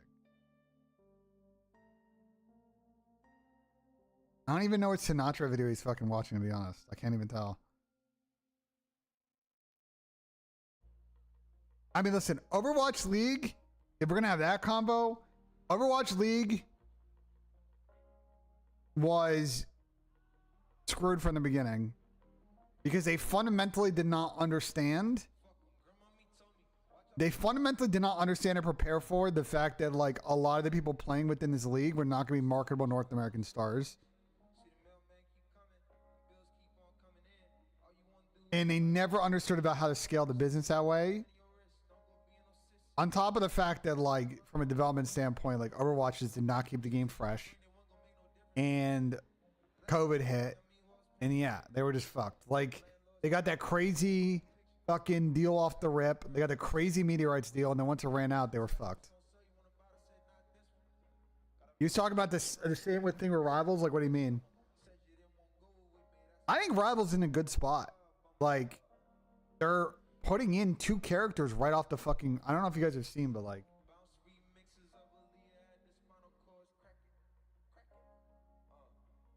there's a whole bunch of new shit coming to Rivals like literally in 3 days.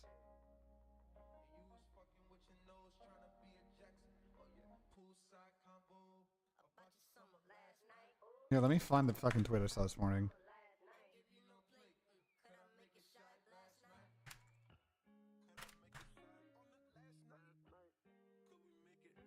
Yeah, I found it. Bro, DC's literally like, the game came out like a month ago. And Overwatch, it took them fucking years to add new characters. They add like one character a year.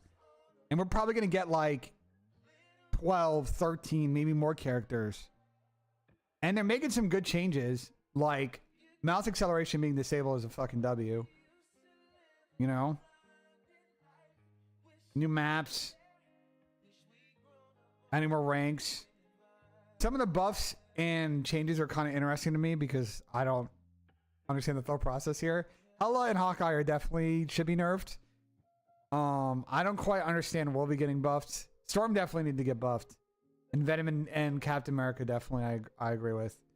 I think Wolvie people are figuring out now is very, very good. Especially Braxy, like the lobbies that you play in. Like I think people are figuring out very quickly that he in certain team ups and team comps are actually like unbelievable.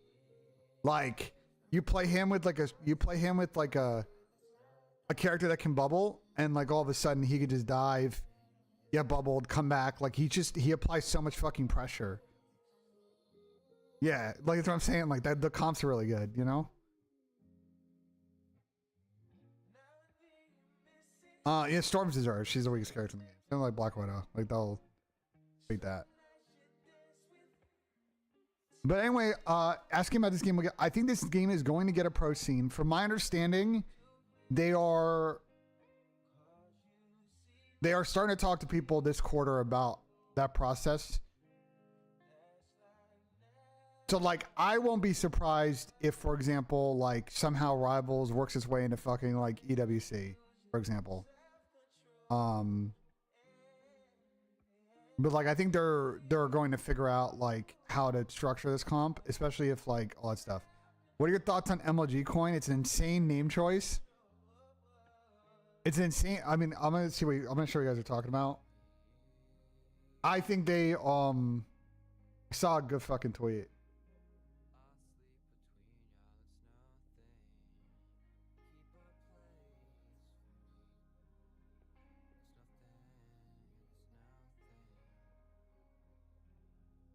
The problem with this coin, because I don't know, and maybe someone can explain to me what the actual like roadmap is here.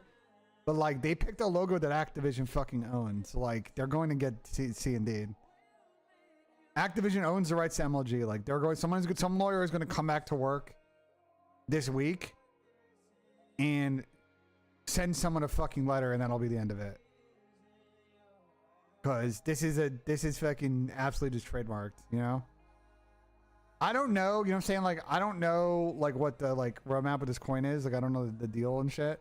I'm not going to pretend to speak on that because I've done zero research on that. But, like, I saw this and I'm like, yeah, no, you can't use the MLG brand because someone fucking, you know, owns the shit. Magic, you know, that's a great question. Could Rivals become a big esport? I think it could. The question that I have is NetEase. I cannot think of a single NetEase title that they have made that has become a big esport, and they really like this would be completely like new territory for them. So I don't know as a publisher how much money they're willing to invest in like scaling this up correctly. Like I'm trying to think through all the NetEase games.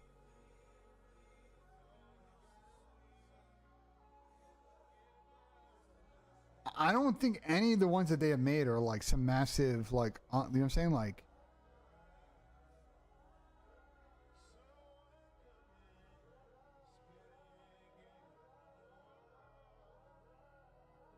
well, you're bringing up an interesting angle on that. I don't know, like, from a Disney standpoint, what Disney's going to want to do. We're talking about esports.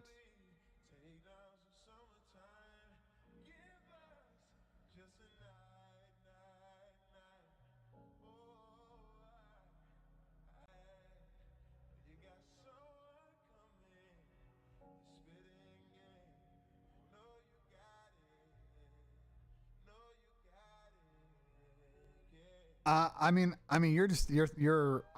think they need that though. That's getting into the problem. Rebellions are what you're talking about is the same. What you're thinking about rebellions was what Activision was thinking about when they had fucking hype battles the first year of COD. You don't need that, bro. That's cringe. That's trying too fucking hard. Okay, I gotta pause the music for that shit, bro. That's trying too fucking hard.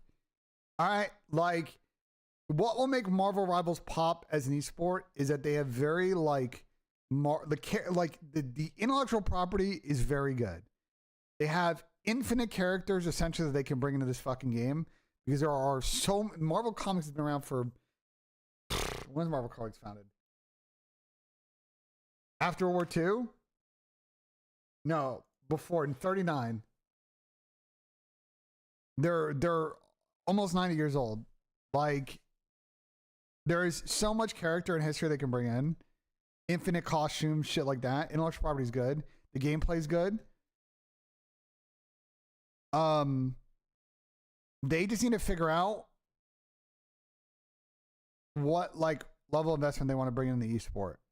And I think they could do something fun, but they may run into the same problem that Overwatch does, which is they may steal from the same player base.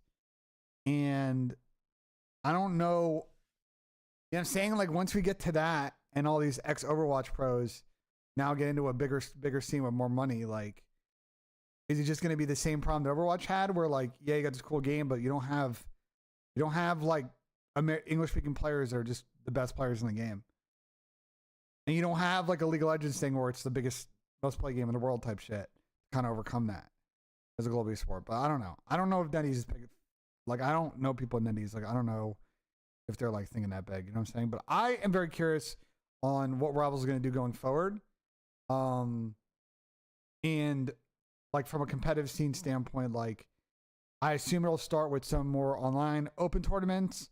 I assume we'll probably see, my guess is we'll probably see a Marvel Rivals LAN tournament, like a DreamHack or some shit like that, probably here like closer to the spring. And then you're talking about Marvel Rivals comp scene that would probably be like, if they're going to start up, it's going to be like in the fall. Well, Frankie, but do you know how and why Overwatch, do you know why Overwatch has fucking roll queue?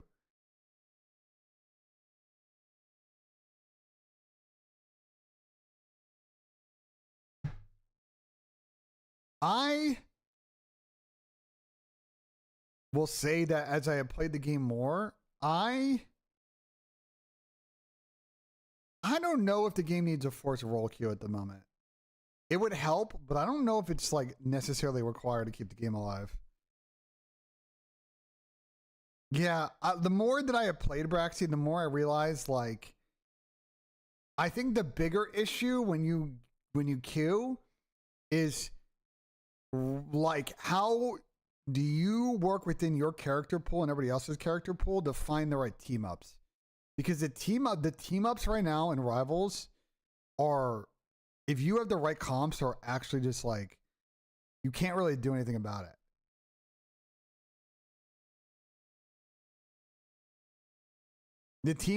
Some of the team up comps right now in the game, which is why I'm surprised like Wolverine's getting buffed, are like maybe way too good. Maybe way too good. I don't think we're gonna get GOATS meta. I don't think we're gonna get 303, bro. The game, I've seen some people try it in queue. I don't think we're at that. Because I don't think the tanks are good enough to really necessitate a meta like that. It is very funny that you could play a 303. There are some maps in the game where you can play a 303 and just farm healer ults and just prolong fights and then you just win. But like, I don't know. I think that might be a counterable strategy. Because you could have good dive characters kill the healers earlier in the fight and then they're just not farming. The tanks are just going to die anyway.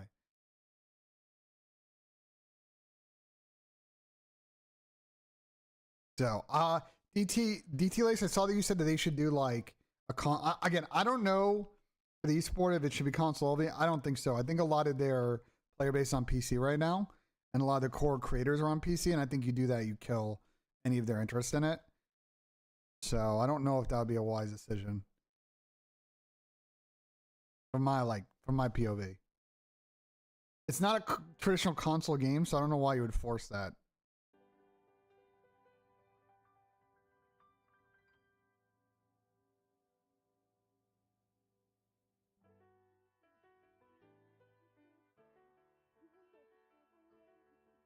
I want to watch this Tiger. Let's watch this Tiger Woods video, bro. Let's watch this fucking Tiger Woods video. I'm actually I'm excited for this because Grant has talked about Tiger so often and how he's wanted to do his video and how he's friends with Charlie. So I'm very curious to see what doesn't seem like there's maybe just like a Tiger Woods tips and tricks videos, but let's see. Today's the day. Today is the day we are getting a lesson from Tiger Woods on our driver, our woods, and our hybrid. We're going to be asking him how to hit those better. I'm going to get warmed up here right now. The anticipation of meeting Tiger Woods. No, I know, Frankie. I know. But I don't think that we're anywhere close to a go-to meta in this game. I don't think 303 is like the play right now. Rivals got like some solid balance. They got to be a little bit careful because eventually like people are going to learn this game enough now that they're going to find the real cheat sheets. But like it is a fun game with fun mechanics. You need to keep adding more content, more characters, and just keep iterating on the game, and they'll constantly be able to resolve issues as they happen. Like it isn't as far as games and longevity, they're in like a very good spot right now because they're coming in. It's a game, bro. A lot of game releasing is just about perfect timing, bro. See, when Warzone popped off, it was just a perfect time. Rivals may come at a perfect time. People were sick of BR games. They're sick of arena shooters. People liked Overwatch, but they didn't like what Overwatch became. And so like people love these like hero shooters, and yeah, here we go. Like it's why it's fucking popping off. COD is not on his deathbed though. COD literally just made insane money. I think the COD problem is a lot more straightforward. Better maps and anti-cheat, and people will be playing the fucking game. So not really a fucking that one's not that complex. I don't even know what to feel right now, Sky. I don't know if this is like a tournament feeling or I'm like... Hold on. Can I actually, before we do this, can I also talk about... I haven't talked about this yet. Can we talk about my tweet from yesterday? Real quick. Not to digress.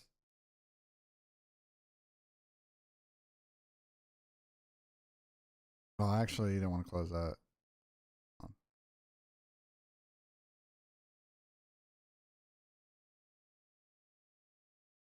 Bro, I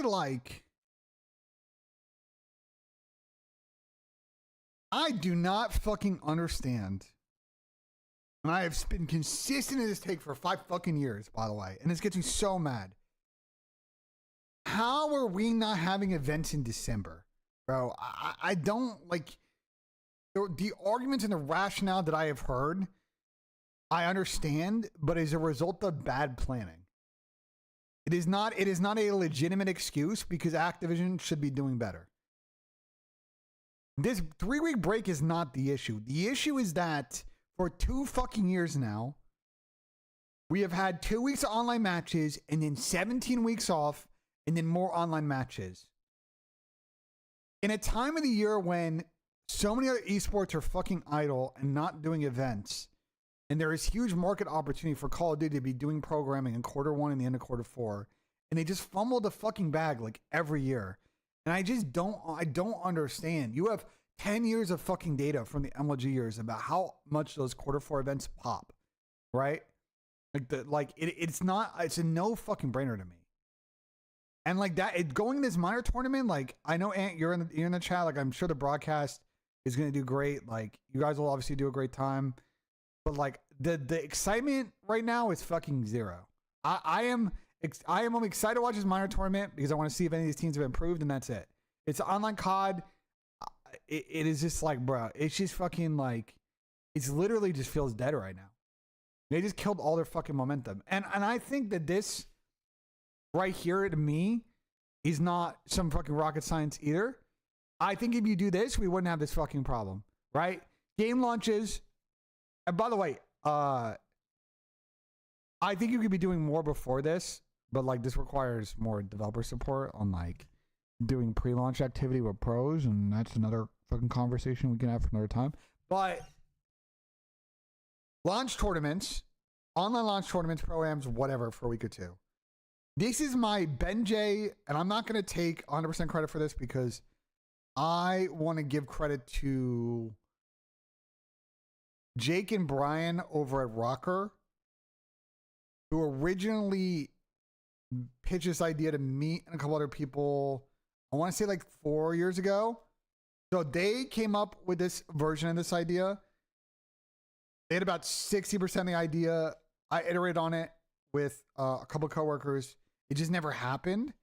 But like, okay, you do a week or two launch tournament, and then we go somewhere, right? Ideally, you want to go somewhere warm because it's fucking November. Like, love Minnesota, but I don't think that'll be the play. Like, this would be like an LA or a Texas or like, you know what I'm saying? Some other play.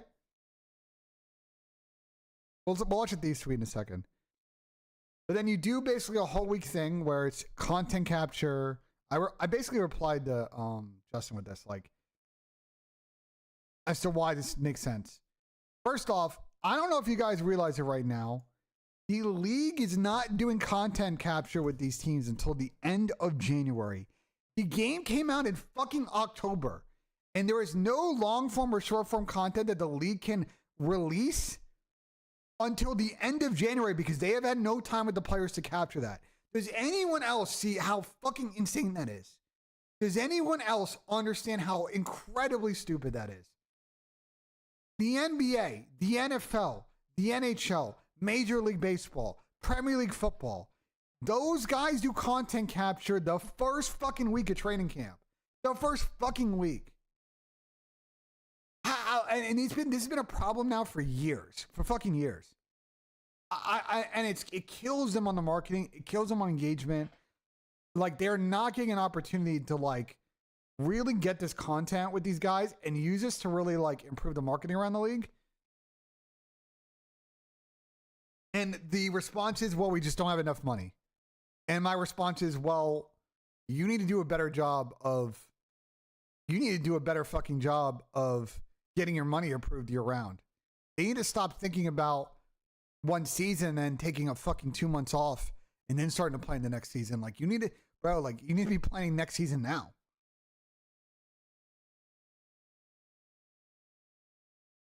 They need to be thinking about 25, 26 right now. And not in September. Because then that's how you end up with this problem. And then look, obviously, like, you know, you get the boot camp, everybody could stream, you get comms, you get whatever, you get a tournament at the end. Like, I think this is a concept that I've been waiting for someone to do in COD. I really think that someone is going to figure it out, like, soon. I talked to Kason. I was like, bro, like, the Kason invitation was great. Like, we should do this next year. So, I am actively trying to get someone to fucking do this because I think this would just fucking own in like the end of October, beginning of November. Right? Then you get some online stuff in November. And this is on LAN, by the way, obviously. So this is like an exhibition LAN. And then you do a LAN before the holiday in December. I know Adam App is someone that really is also a believer in November events. I agree with Adam on that. My only thing with the November, like, actual event for like pro points and real money is that I have zero trust in Activision as a development studio and a publisher right now to release a version of their game that is super playable in a competitive format by like the middle of November. Like, every year it's been issues. And it really doesn't come together until the beginning of December. So that's my only concern about that. But yeah. And this is my last thing, bro. Half of the teams are in Texas and one team's in LA and other teams are in Atlanta. I do think that's hard. Hard to do what? Hard to do what? Hard to do what, Bubbo? To do a fucking boot camp?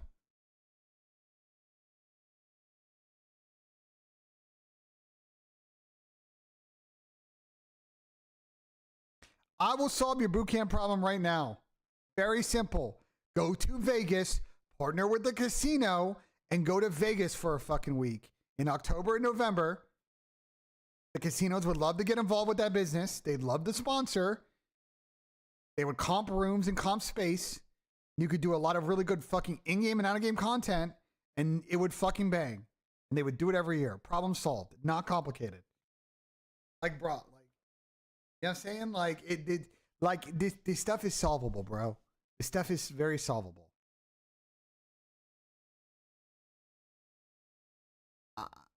Like, I think that this is so doable.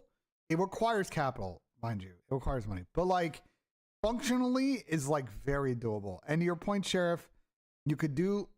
They do meet and greets events. They used to before COVID. They kind of do them now.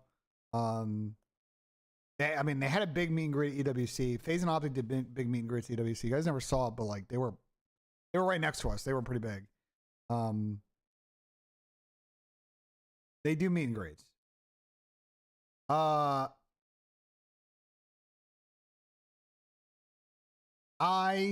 just don't know why we don't do this. And B-flips, that's not my issue. My issue is that I don't have a problem with this break, although I think it should be 2 weeks and not 3 weeks. I think the problem is that we're doing this and it's breaking up online activity. Like, I already don't, as someone that has followed COD for a long time, I already don't like. I like watching early online matches because we're starting to learn meta and like how the game is played. But like from an actual like content thing with stakes and like actual drama, it really isn't that. Like, we should be having 1 to 2 weeks of in a real world.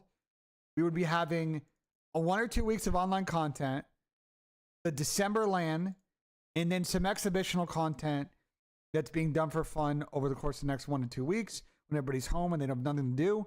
People play online, they make some fun prize money, 40Ks, 50Ks, whatever. And then we get back in January and we get shit going. I don't understand why the game comes out and the first event is 3 or 4 months later. It has got to be one of the stupidest strategies I've ever seen in professional esports. To this day, I do not understand how every year they fuck this up. Every year. They have only figured it out 1 year, and that was the Raleigh event, and that event was awesome, and we have not done it since then. I don't fucking understand it. I really don't. And it is my biggest gripe with COD Esports at the moment. Truly biggest gripe that we are not capitalizing on the launch of the game effectively enough. And instead, we pick a fucking calendar where a majority of the events are in the spring and the summer when people are already over the game. Like, bro, like, what are we doing here?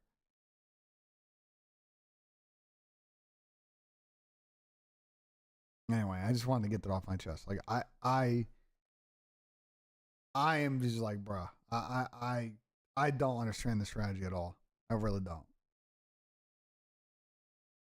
I might be going to Madrid, but I don't think the Flink is going. Sam is definitely not going. Pat's definitely not going. I don't think Chris is going, and Tommy doesn't really want to go. Yeah, I saw stuff about Monster. I don't really know what the deal is. Yes, I could definitely see Rebellions in a couple of years that Halo, in its very dying form at the moment, tries to do combo events with the CDL to try and increase viewership and excitement. I think it will happen sooner rather than later. I think it benefits Halo more so than it does COD.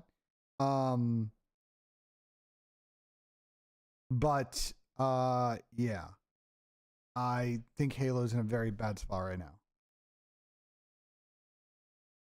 Let's watch this deep wait. Oh my god, this is fucking loud. Hold on. What the trolley fucking bullshit is this?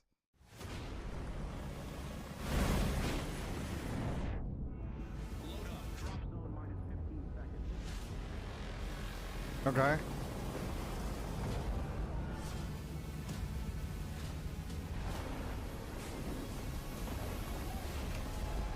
Wait, you know what this reminds me of?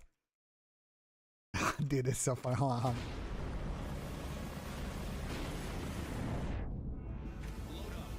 Bro, you know what this reminds me of? Oh my god, this is gonna be so funny, bro.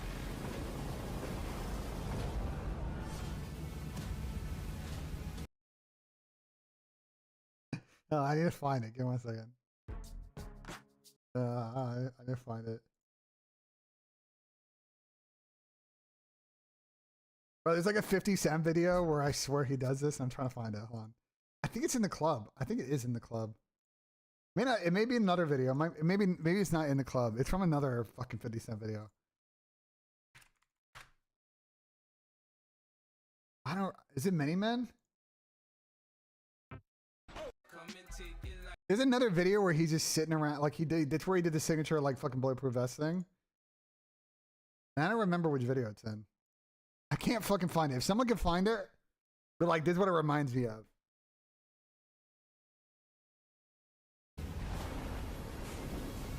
No, I know what the in the club videos looks like. I just went through it. I like.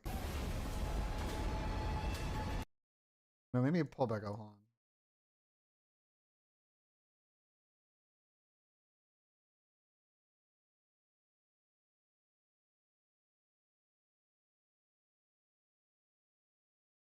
I'm just skimming the in the club video real quick. Hold on.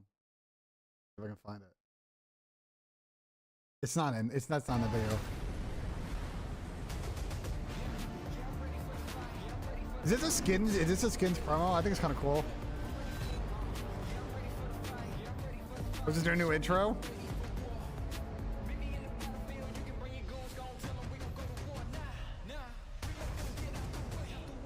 What about Trent?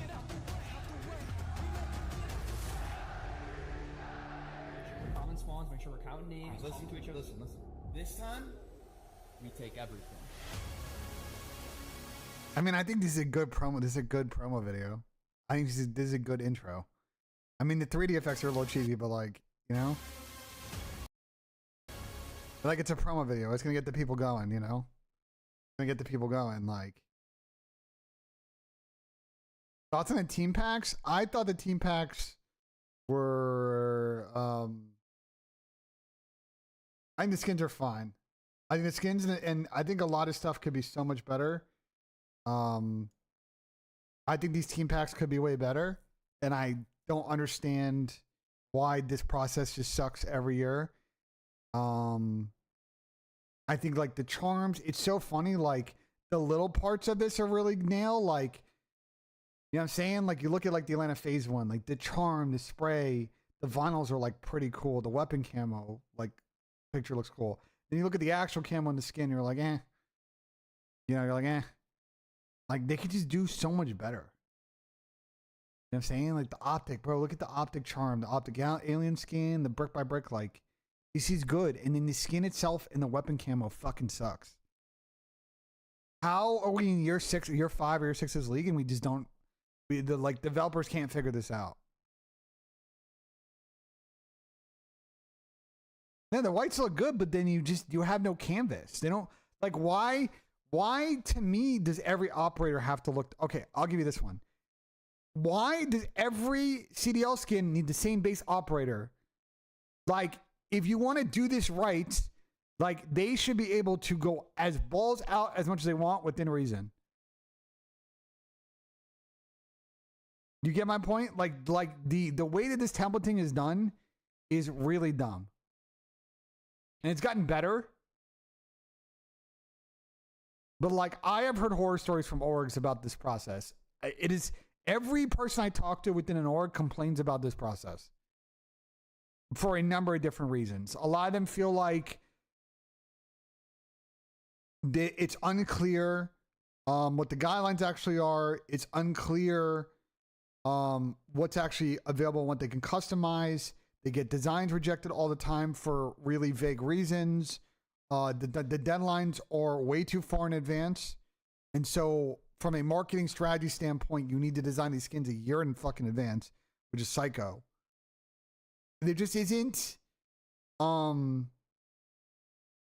there isn't a big enough canvas for these teams to make these skins. And I think that is just the biggest miss. And I don't quite understand on the Activision side why they do that when they can be making way more money.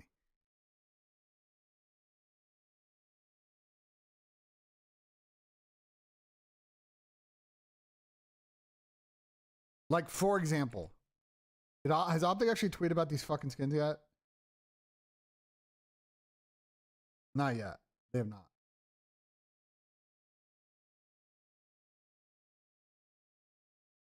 I will say some of the stuff that Aaron said, Rebellions, I will, just to be fair, some of the stuff that Aaron said is just not true. So, like, some of the stuff is not true because it's either miscommunication or stuff's not being communicated to designers correctly. Like, some of the stuff that he said a couple of years ago was just wrong about the process. But some of the points are correct. Like, the process in which these skins are made is very stupid. And could be way better.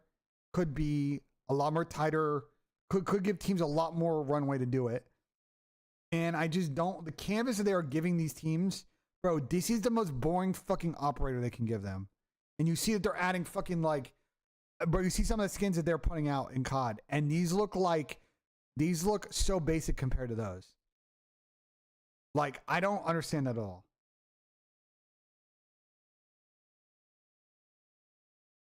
I really don't. It doesn't make any fucking sense to me. And I think that MTX thing needs to get figured out if they want to make this shit work. Because right now this is not... The team business is already difficult, bro. Team business is already tragic and hard. And potentially a very difficult, maybe impossible, at the moment with market conditions, impossible problem to solve. But like, bro, like... I don't know. The canvas you're giving them for the skins is just not it. Bro, it's not it. All right, let's go back to Tiger Woods video. Let's fucking watch the end of this. Excited, nervous, I don't even know what to feel. Yeah, I'm grateful.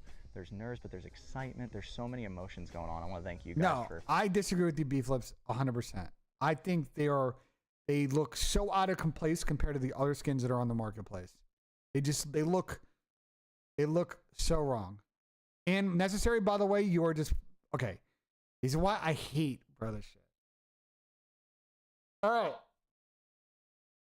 FaZe, from my understanding with scrims right now, they're just very inconsistent. There are days where they are getting on and they look like old FaZe. There are days they are getting on and they are not looking like old FaZe. To say they are getting shit on every single time is patently just wrong. It's wrong even if you watch every online scrim that they fucking play, by the way. So I don't even know how you're just making that take when it's just patently just wrong. They are not as consistent as past years. And it's translating clearly in the games where they're making a lot of mistakes. So they need to figure out their base stats and these decision makings that's costing them maps and scrims and maps and matches. So I don't know what to tell y'all. They're just wrong. They're not playing that good, obviously. I agree with that. But I've watched them play challengers in the last couple of days and they fucking fried. And there were times where they lost 1 million maps to fellow teams. So like, I don't know what to tell you. They're just in the middle, bro. They're just in the middle. They got to get better and they got to get more consistent. But of course, some of y'all's only fucking MO as a anonymous fucking internet moron is just say insane shit on Tommy's fucking Twitter community and on Reddit and in my chat just because that's the only new move you know. Then obviously I'm going to call you out on your stupid bullshit, so. Part of the channel making this possible. And I can't wait to show you some of Tiger Woods' knowledge today. And this right here is the reveal of the new QI35 driver. Woo, hoo, hoo. Holy carbon fiber. There's so much carbon fiber like on a that. Giant. They've been doing like a hella rollout in this last couple of days. And I'm sure on TGL today they'll be talking about this shit too. Fiber. It looks the head. I'm gonna wait for this Tiger part, okay. He's the anticipation. Bro, it's so funny, like the intro of this video. Like, Great, good to see you, buddy. all right, there you go. Now we get into it. How to hit it better off the tee. Stuff like that. Yeah, I don't really like the full carbon fiber look. I think it looks kind of dumb. I'm not a big fan of the look. I already talked about the XQC thing earlier. Great, good to see you, buddy. Good to see you, Tiger. You doing good? Yeah, everything's good good, stuff, man. Good stuff. A little lesson today on Woods and driver. Just want to know how you hit them off the deck a little better. I don't. Yeah. I tee him up, baby. That's just fucking cap because he fucking hit driver off the deck like a year ago at the PNC and it was a whole funny clip. All right, Tiger. If you never see that clip, Charlie was fucking annoyed. It was so funny. Getting changed right now, and then we're gonna get into this lesson. Tiger Woods came out of the woods. It's pretty cool. He just came like sneaking out of the woods. What do I think their problem is, Mystic? I mean, if you watch their gameplay from like 3 weeks ago, they're just making the kind of basic mistakes that you normally didn't see them make on like blocking spawns on doing shit together, on trying to play the right side of hills. Like they are in a decision-making rut. I don't think it has anything to do with pace. I think they are not like, because they are fucking up the most basic of stuff, they're not getting in a position where they're controlling these games. And that's why the scoreboards look really weird. That's why the score lines look really weird. Like they are doing a lot of like basic shit. They're fucking up basic shit for a number of reasons. And I don't know all the reasons, but like if you go back and watch the VOD, you can see that they're just not making the games easy on themselves. I think eventually once they figure that out, they'll be fine, but it may result in this major split being a complete wash for them. Like I won't be surprised if they're just solidly just, you know, bottom 4 or just top 8 in this major 1 split. And it really takes them until the major 2 Dallas event to really figure it out. Right there. I was like, what the? I was like, it was like a ambush attack on me. It's just rare for them because they've just been such a fast starting team like virtually every year. So just, you know. And I think the other problem for them is like they have 2 other problems. Problem 1 is that they are too insular and do not talk about their problems publicly at all. That is why I give a lot of respect to OpTic, because at least they go on stream and they message their community. FaZe does not do that. They have this MO that their gameplay should do the talking, and I think it's a stupid fucking strategy. I've told them faces that I think that eventually is going to catch up and really hurt them because they create a culture of like the same problem as the AG thing where people just kind of speculate and assume stuff around the situation because they do no fucking messaging. And you see the situation now, like people are wondering why they're playing bad. And they don't say anything about it on stream. So I think they should stop doing that. I think the other problem that they have is that, you know, they have just been pretty solid for 5 years. And so like once they actually start slumping, like they have a lot of haters that want to prey on their downfall. So people just come out of the woodwork to just talk shit. So I think that is not remotely true. I don't think AG, put all the bullshit aside, I don't think AG fits at all personality-wise with that team. I think that is a bad chemistry fit. I think AG is very talented. Put all the bullshit aside, personality-wise, I think he is not a good chemistry fit for their squad. I think it would not work. Oh, there he is. Charlie good? He's good, dude. Yeah. Every time I see him, we'll go out and play a good bit. It's just like it's progressions, right? It's crazy how big he's got, though. Yeah, like he's just he was on the thicker side this way. Yeah, now he's gone this way. Yeah, and he's hitting it. I mean, so far now. And he put that Tour AD in. No, the gap between challengers teams and pros is small, is because nobody's played this game on fucking LAN, and the game came out 3 or 4 months ago. So the skill gap is fucking tiny. But so yes, that is why. Like challengers teams are playing good against pro teams in scrims. It's not just FaZe. You watch like, you know, Fellows team. If you watch like Exceed's team, you watch the Stallions play pro teams. Like they are taking maps off those guys. Like it is a common phenomenon because the way this game plays and how early it is, like people are very even right now. When we get to like April and May, there's going to be a fucking gap. That red Tour AD. I love and his that shaft. dispersion is so much tighter. better. It's tighter. So much Trust me, tighter. I found the same thing. I think the problem, Victor, and I said this on stream in December, I think that beyond the competitive issue with the team, potentially if there is one long term this year, I don't quite understand what Atlanta FaZe is doing as a business. And that decision making, if they decide to unwind it, could also have knockdown effects to the squad. Does that make sense?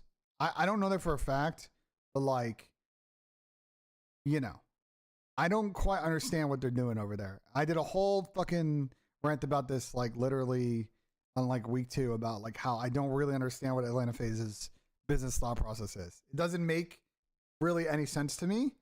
And no one's ever been able to really explain to me like what the game plan is there.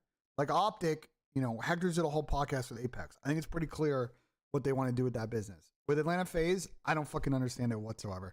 Because like every time we were playing, he'd have that one like That little, it runs onto him. Yeah. And then it tightened up. Yeah, he's hitting it really good. But we're gonna dive into how to hit woods off the deck a little better because that's kind of what I struggle with when it's off the ground. No, like I don't think there's not enough You talent said for you that. prefer teeing it up. Mystic. I do. Makes sense. But then I'll hit a couple drives, have you look at that, and just Here is the problem with what you're describing, Future.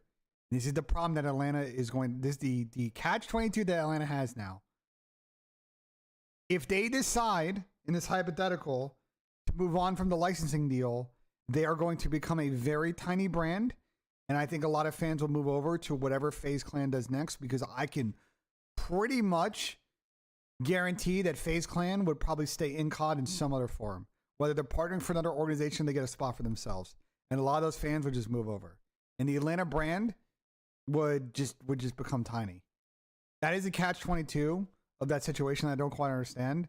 Of like, a lot of their growth as a brand right now is because of the parallels to the brand in which they are licensing the name from, but they are not like using that parent brand effectively.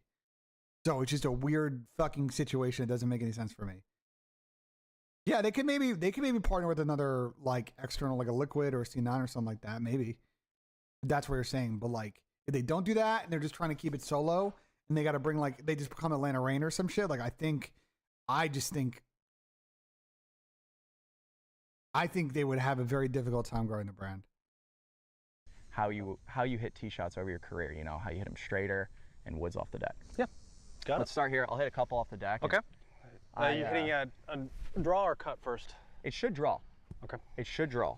They have it now, Rebellions, and yet they don't fucking use it. Atlanta FaZe has like, yeah, their Twitter account. I think like Gersh and Tucker did a good job the last couple of years. I know Gersh is not really involved with that anymore. I think their Twitter account is like their Twitter account has been their best version of like what the brand is known for, but they do a shitty job of marketing their players. I will just say that bluntly. The way that they tell stories around the players on the team is horrific. They have fucked it up for 6 years, and they don't look like they're in a position to improve on it. And I've given them advice. Other people have given them advice, and they just refuse to take the advice. And I don't quite understand it because, like, they have a very good team. They had a great story. They have some good personalities, and they just don't know how to make content about it. Like, I don't understand. It's not that complicated. They hire the wrong people. They make the wrong content. The content they make is not of good production value. They don't utilize resources correctly. Like, bruh, I could rant for fucking 3 hours about this. Natural draw, but I feel like for me, if anything, when I'm hitting off the deck like this, height is an issue. So getting it higher. I don't know if it's ball position. Sign Zuma, I don't think they're going to do that either. I don't think they're going to do that. I don't know if it's like path, what it is, but. I'm actually very curious about the video because I've gotten really, I did not have my 3-wood off the deck good this year, so I'm trying to. What's wrong with that? Yeah. That came off. You think? Yeah, you know, it could be the new wood. What's wrong with that? It could be the new wood. That was high. That's actually, I would be so nervous. Bro, if Tiger was sitting behind me, that first shot, I would be so fucking nervous. And don't cap in this chat that you'd be ice cold. You'd be shitting your pants. You'd be fucking shitting your pants. That's what I'm saying, Rebellion's like, bro, like okay, I'll give you an example. I'm giving free ideas for Atlanta FaZe. Bro, they have a fire pit.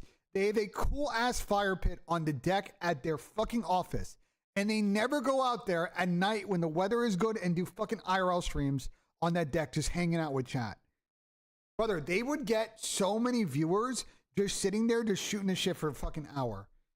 They just turn on the fucking cameras. Bro, I don't think you realize how nice that fucking deck is. They have a deck with nice furniture and a nice fucking like fire pit with a lot of space. Like they could just do so much shit and they just don't. They don't quite understand it. It's so dumb.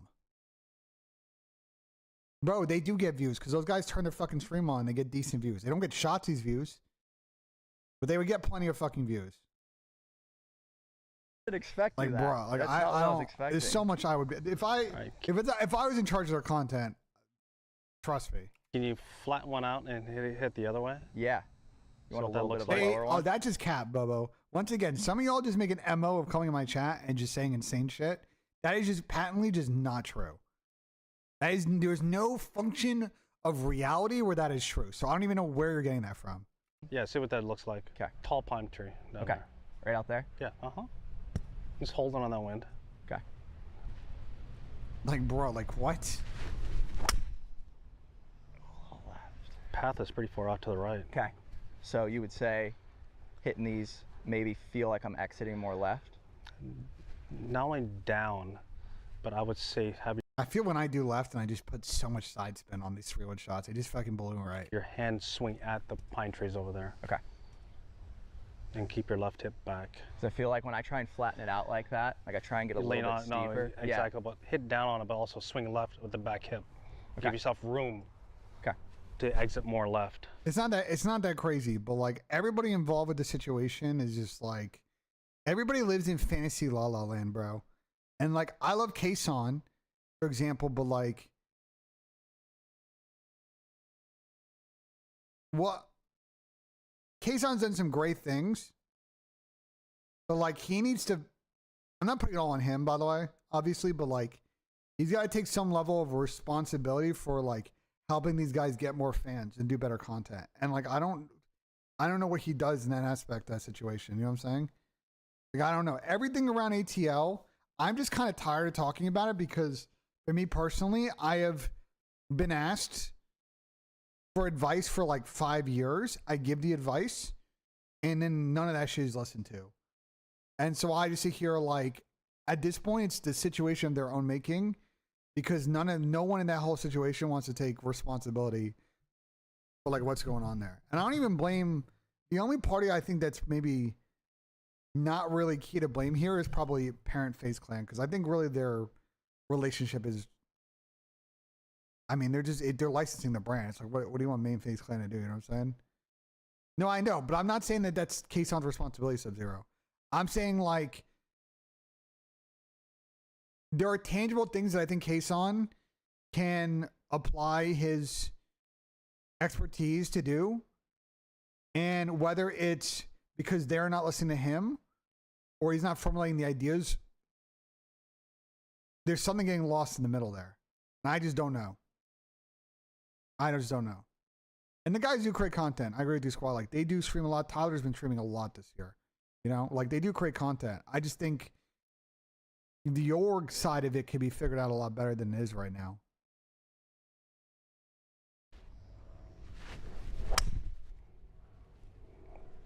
That was a beautiful swing.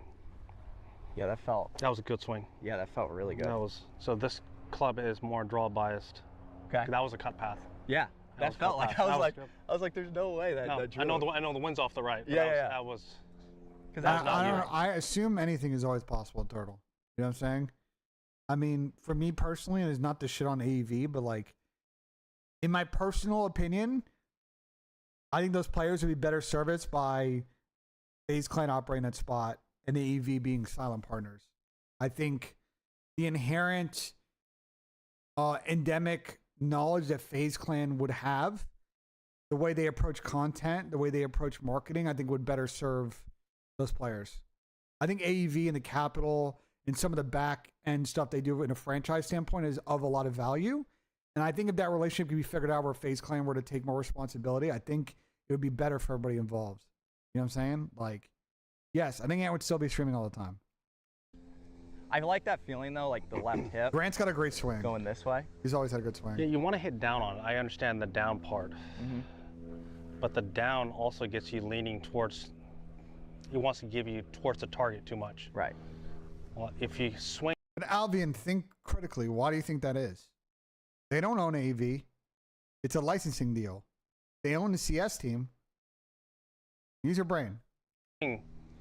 Not only left with the body, it allows you can have a decision to make. That's the beauty part. Right. You can have your hands go down the target line, or transition left. Right. Or if you want and shallow out and hit a draw, you can. Right. If this goes forward at all, Gersh works for FaZe. He doesn't do. He's not helping ATL with their socials this year. He tweeted about this in the fall. Going to produce a outside path, which you try and hit down on it. Right. That first path was very draw biased. Okay.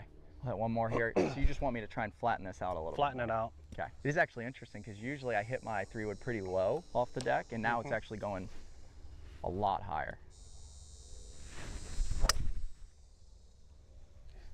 When also, one other thing too, when you're playing a cut, I would turn the left foot out a little more towards the target. Okay. Left foot. Just a Just like fraction flare more towards your the target. foot. I like that. Left And foot a when I little just do it in open. general, Aim more though. right, though. More. Aim more right. There you go. Yeah, I'm not Toby. Like I hear what you're saying, but like just think of like literally if you think about it before you click fucking send on that fucking message, you would have the answer to your question. Why doesn't FaZe Clan acknowledge COD like CS? They don't own the fucking COD team. It's a licensing deal. They own a CS team. So that answers your question right there. Turn left foot out. You got it. Good. If Pat worked for OpTic, that'd be so fucking funny, bro. That's the club. Yeah, that one was That was struck club. well. That was club. Yeah. That was you. That was nice, beautiful path. Yeah, that one felt really good. Beautiful path. It's Keep going on high. See Yep. what you got.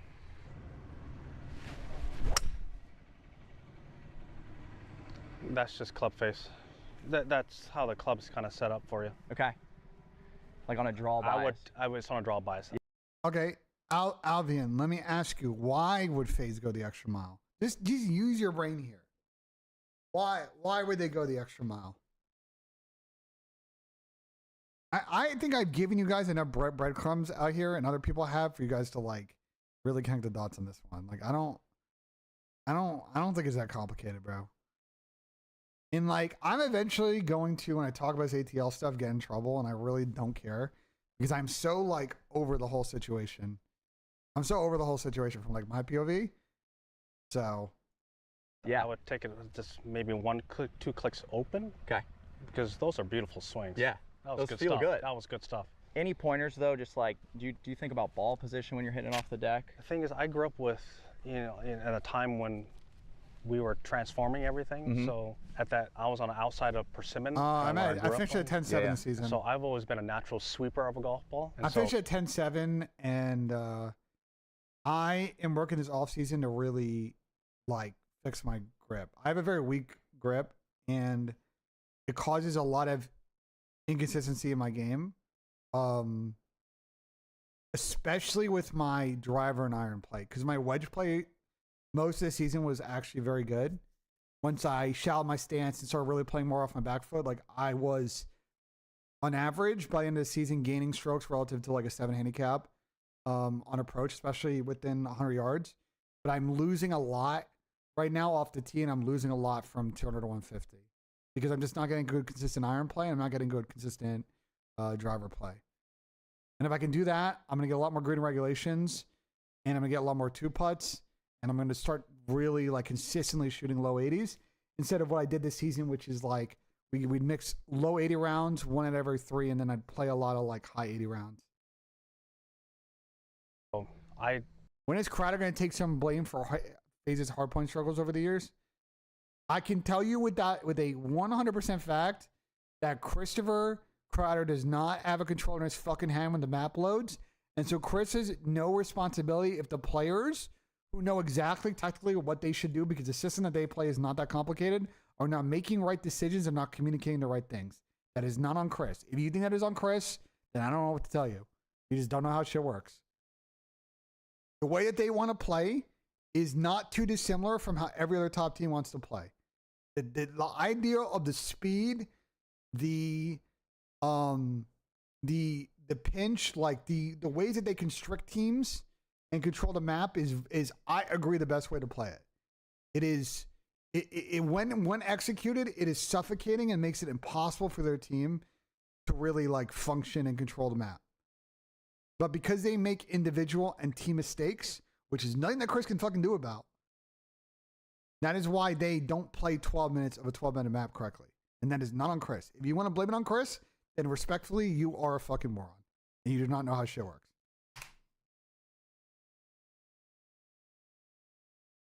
I've been good at hitting very bunker shots. I've always hit the ball high naturally. So learning over time to actually hit the ball down. Not B-Dub. I think it's too early to make a claim like that. We've only seen teams play 4 games. Over time. Yeah. That's being after Major 1. And always been a natural high ball hitter. Right. Now, as I've learned from picking guys' brains how they hit low balls, whether it's shaft lean or it's ball position, or some guys just naturally have a stronger left hand, more bowed wrist. Yep. Allows them to hit it that way. Yep. Bro, you are not understanding what the fuck I'm saying. That is not what I'm saying at all. I don't understand why this is so complicated. you are a coach of an esport team. There's only so much you can fucking control, right? You work with the team to decide the tactics that you want to execute. If the team is going into a match, either A, forgetting everything, or B, because they are making mental or communication mistakes, they're not executing the tactics. Do you think that is on the coach? The coach does not control the brain of the fucking players when they are loading into the map. Right? Players have to execute a game plan that, by the way, they come up with the coaching staff. So this blame Crowder bullshit, I don't understand. I think it is some of the and the takes that I see about it make virtually no sense to me. Literally no sense. Literally zero. And I if you wanna, they are an old school team in a sense of that way that the team makes decisions about what they want to do is a collective decision with the entire team. The coaching staff does not wake up tomorrow morning and just decide to just 180 their fucking tactics. Everything they do is what the whole camp wants to do. They are old school in that fact because not every team runs that way. A number of teams are a little bit more top down. They are super old school like that. And so the responsibility really squarely falls on the players on that aspect. The coaches are really there to get the best out of the players, but the way that they want to play and the way that they act, that is fully on them. So I this blame Crowder shit is I don't understand it, bro. At some point, y'all just need to come to the recognition that those guys need to be better on Sundays. Those guys need to be better against certain team matchups, and those guys need to take self accountability and not be as fucking soft. Because they are, in my mind, they are a Charmin soft team.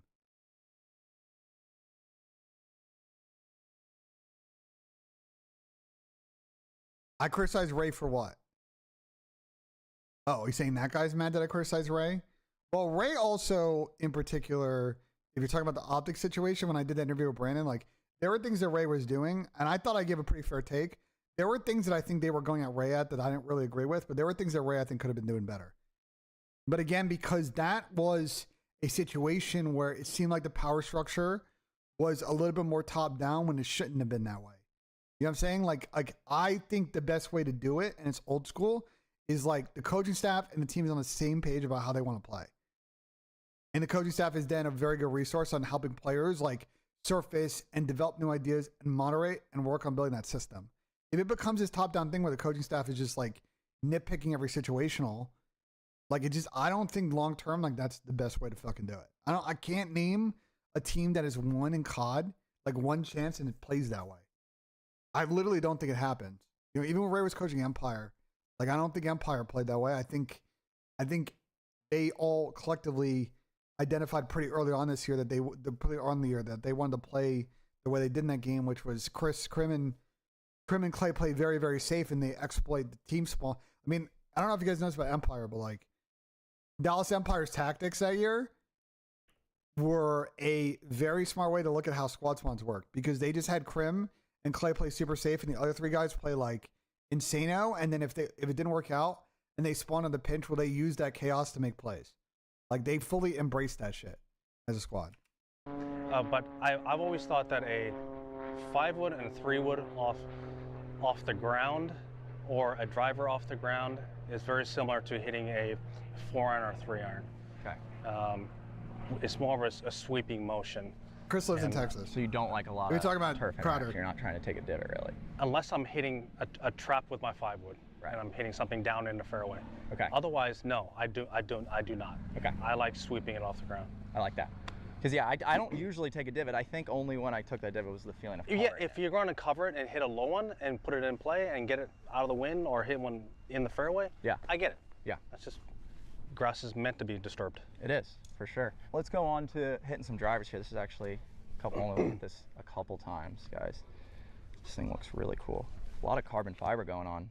So in your career, I have a question for just tee shots, because yep. When we're filming some of our series on YouTube, I'll have a good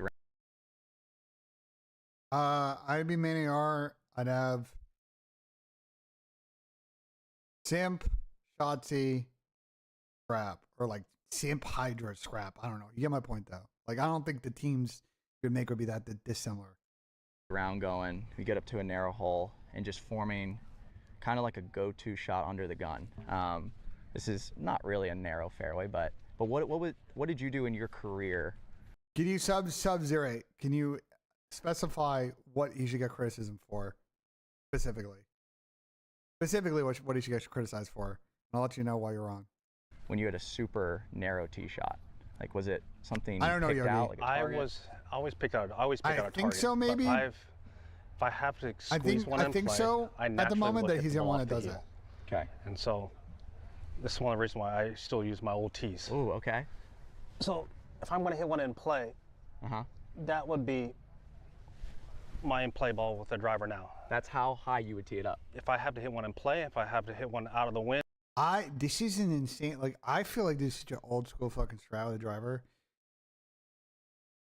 It's so, but like, this is so, like, hard to do, though, if you're not, like, a pro, because I would feel like if I tee it this low, I'm just going to hit it off the bottom of the fucking club. I feel like you tee this so low, like, you have to get so good at, like, shallowing this club and then getting that, like, upspin action when you swing up on it that I feel like I'm just going to fucking, like, just absolutely just fucking top the shit out of this ball when you tee it this low. And then, yeah, I go to there. Wow. And The to squeeze me, off the heel thing, though, I do. That actually is a good tip. this is a high draw for me. That's crazy. So that's so low for me. Yeah. That's for me is a high draw. Wow. And so getting in play though, you would tee it a little bit That's like this is like a very European golf. They've talked about this on the broadcast a lot. Like European golfers do this. lower than that. Not a lot of American golfers. there's my fairway ball. Gotcha. Okay, I like that because I feel like that's gonna force me. If anything, when I go bad, when my miss, You get under. I go like this. Yeah. Yeah. So the club gets back behind me, Yeah, and I lose it. This keeps you on top 'Kay. and swinging more left. And as I said, I would try and hit it. For me, over the course of my career, I've always hit the ball off the heel.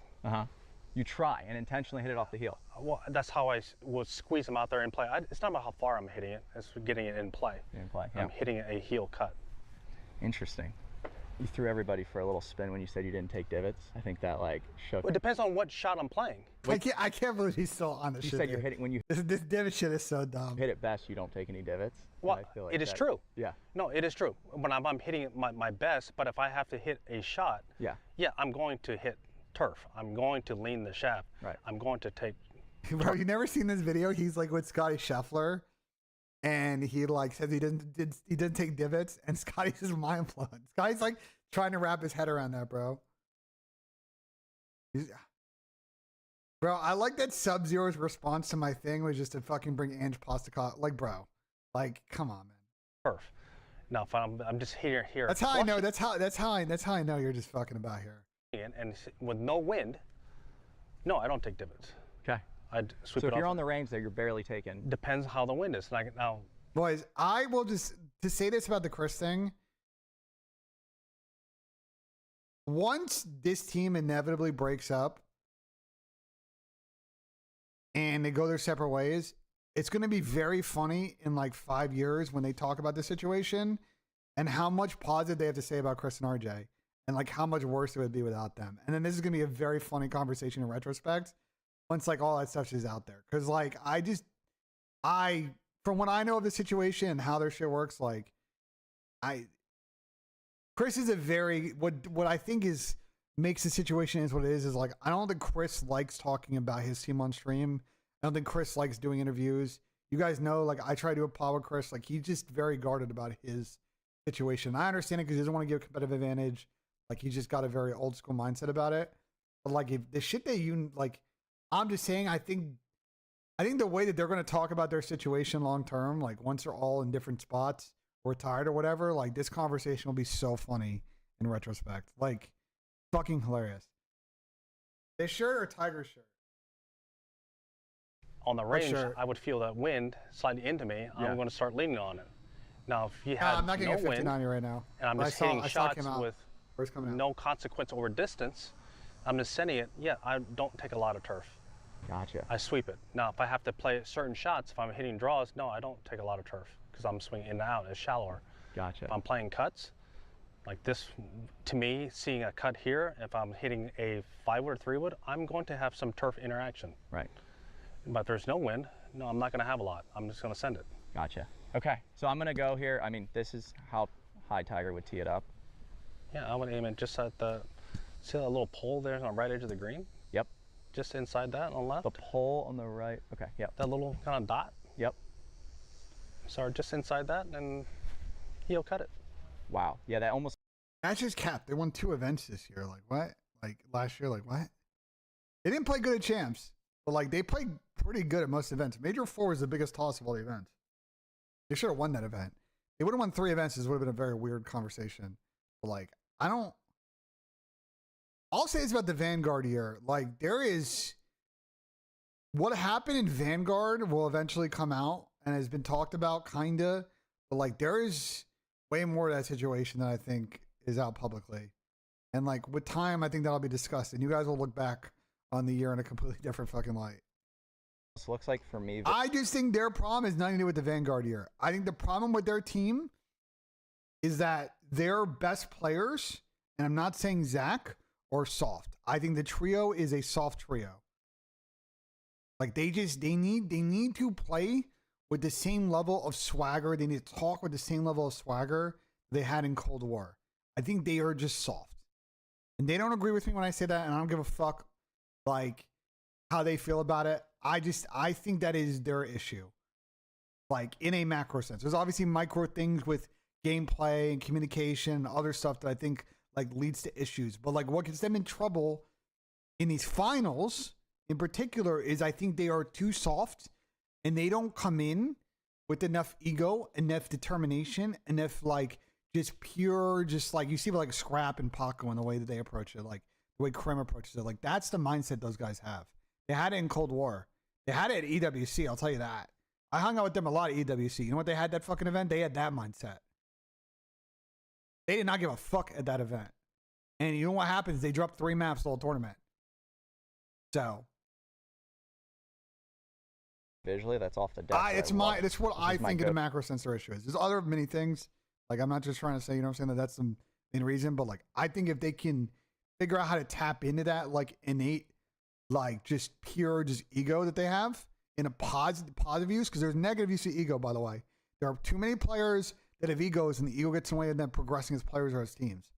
But like Pat's take about this team is the correct take from like last year, that they just need to grow some fucking balls sometimes. And I think it will help them. Go too. I need to get this in play, get it in the fairway.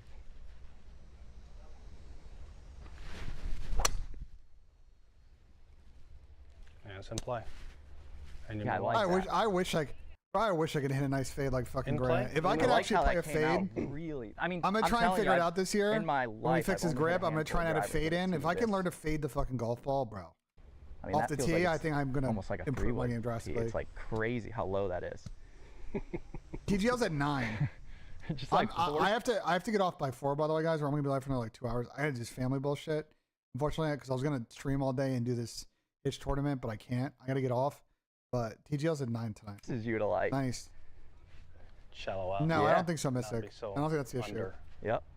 I gotta cover Well, it. more covered. Yep. That's part of the feeling. Feel that right shoulder.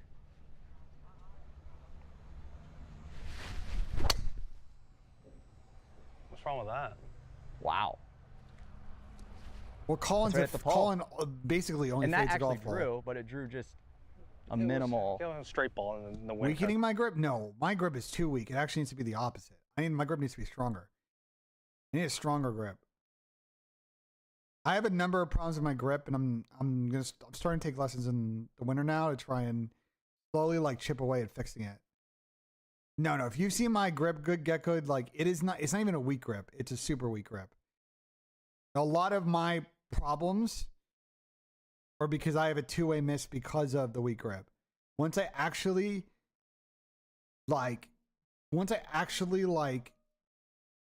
fix the grip and make it a little bit more standard, I am going to start hitting a much better left miss that I can play around.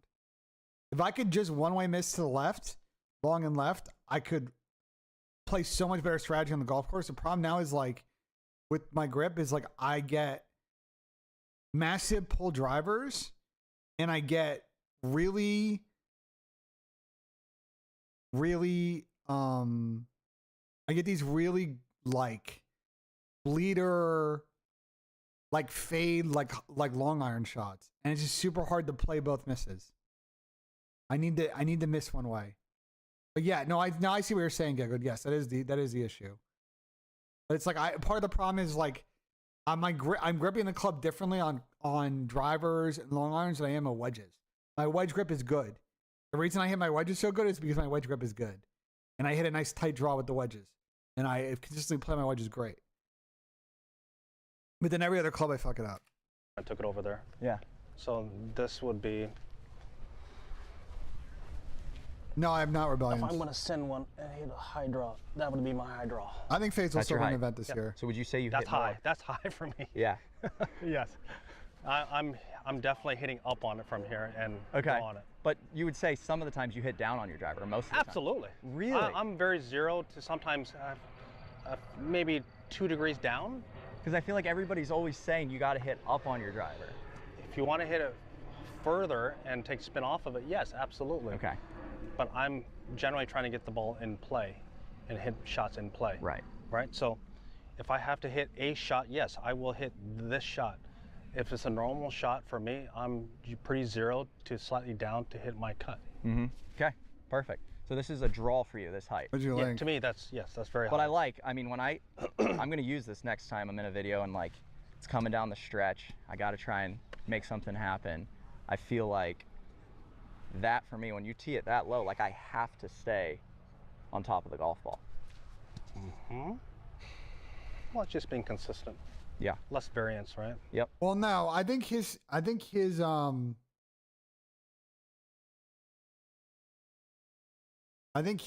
have very interesting shots each way. We're going to talk about that right now. I think it makes sense if you are a professional and you get pretty much 0 degree address for the club face and everything is about side spin control. Like, yeah, swinging down because he doesn't really care. But like, if you're trying to bomb and gouge and like the play is to just get distance and play like XG, then like, yeah. Now, Ant just tweeted this, and I actually want to talk about this because this is like low-key kind of massive. I actually am interested to see if this will actually come true. Ant said, going to be streaming scrims every day this year, maybe not close to major tournaments, but I think it's good for the scene. The team doesn't mind it. But of course, if they have any problem with it, then I'm not going to. No comms, just audio. I mean, it's a W. I am curious about one or two things. One is when they inevitably start slumping, because everybody does eventually go through a rough patch. Is the team position going to be the same? Second, you could argue. No, actually, the second thing doesn't make sense because people just fucking have Cockcaster. They can see how he plays anyway in the spots he goes into. But like, I think he's a W. I think he's a great finance play for him. He's going to make so much fucking money doing this. I think he's going to make so much fucking money. But you see it now with this FaZe thing, like with playing on mid. Just wait till OpTic as they go like a patch where they really struggle, you know? That might kill this, but I think Ant doing this is a good W play. Also, I think they're playing Thieves today, so definitely like people are going to like be tuning in. Yeah, they're all going to cash out. They stream. Like, it's a great play for them financially. And I think also they're smart because I don't think any of their teams are going to do it. I don't think anyone's going to follow them up because I think everybody's a bunch of fucking bitches. They're playing Miami and Toronto? Oh, bet. Miami and Toronto. My bad. Someone heard said Thieves earlier, so I guess they were wrong. No, there's no matches today. The matches are on Friday. But yeah, W. I think it's a good play to Ant. So I assume it's turn stream on in a bit then. So this would still be a little low for me, but I love it. And he just did right as I said that. I guess Those you're watching last three OpTic shots scrims were today, tighter. Chad. W. Yeah. Wow. So Dispersion's tighter, right? yeah, that's interesting. So I'm teeing it lower, and it's going a lot straighter. Less variance of being under to on top. Yeah. To it's a tighter dispersion, and that's ultimately what we want Grant's to have. Grant's got great, Something more consistent, right? Not so many. Grant's got great swing. I think we talked about this earlier with the good thing. Like, I think him leaving to go do his own content has been better for him. They're tighter, so smaller adjustments. I mean, you're so He's good. He's going to do his 2v2 series with Phil this year, and it's going to get so many fucking views. Right. For me, the T heights kind of sets it up. So many views, him and Phil playing 2v2s. I mean, it's going to be unbelievable. It changes my whole path. Like when the no, ball's we didn't fry it up. We should probably do that go like after this, actually. To try and hit up on it, and I'm not flexible enough to be like Rory. Well, up on it's great, right? I know, chat. I know. That's how you can hit high bomb change my title. That's great and everything. There's a certain point to that. Right. Now, if you have to hit it the other way, the difference between this to then get it on top to hit a cut. You know, I like to have a tighter dispersion. Granted, I'm not going to hit it as I changed the title on Twitch. My bomb draws. It's not going to be the same as my squeezer cuts. Right. I'm going to have a smaller dispersion. Right. Which is fine. I like that smaller dispersion.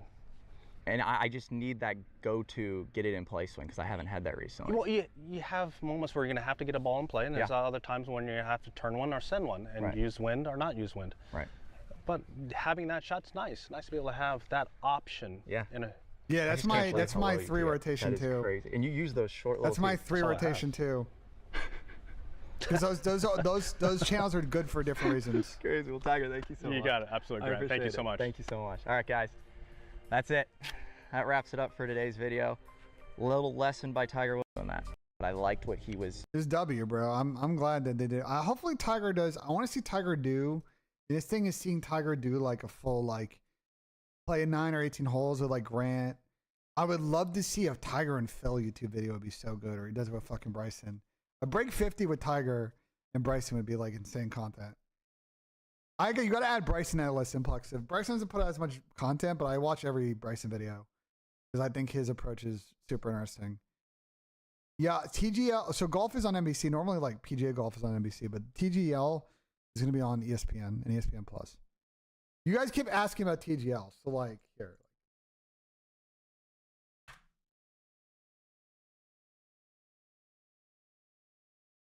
Let me find a good TGL video.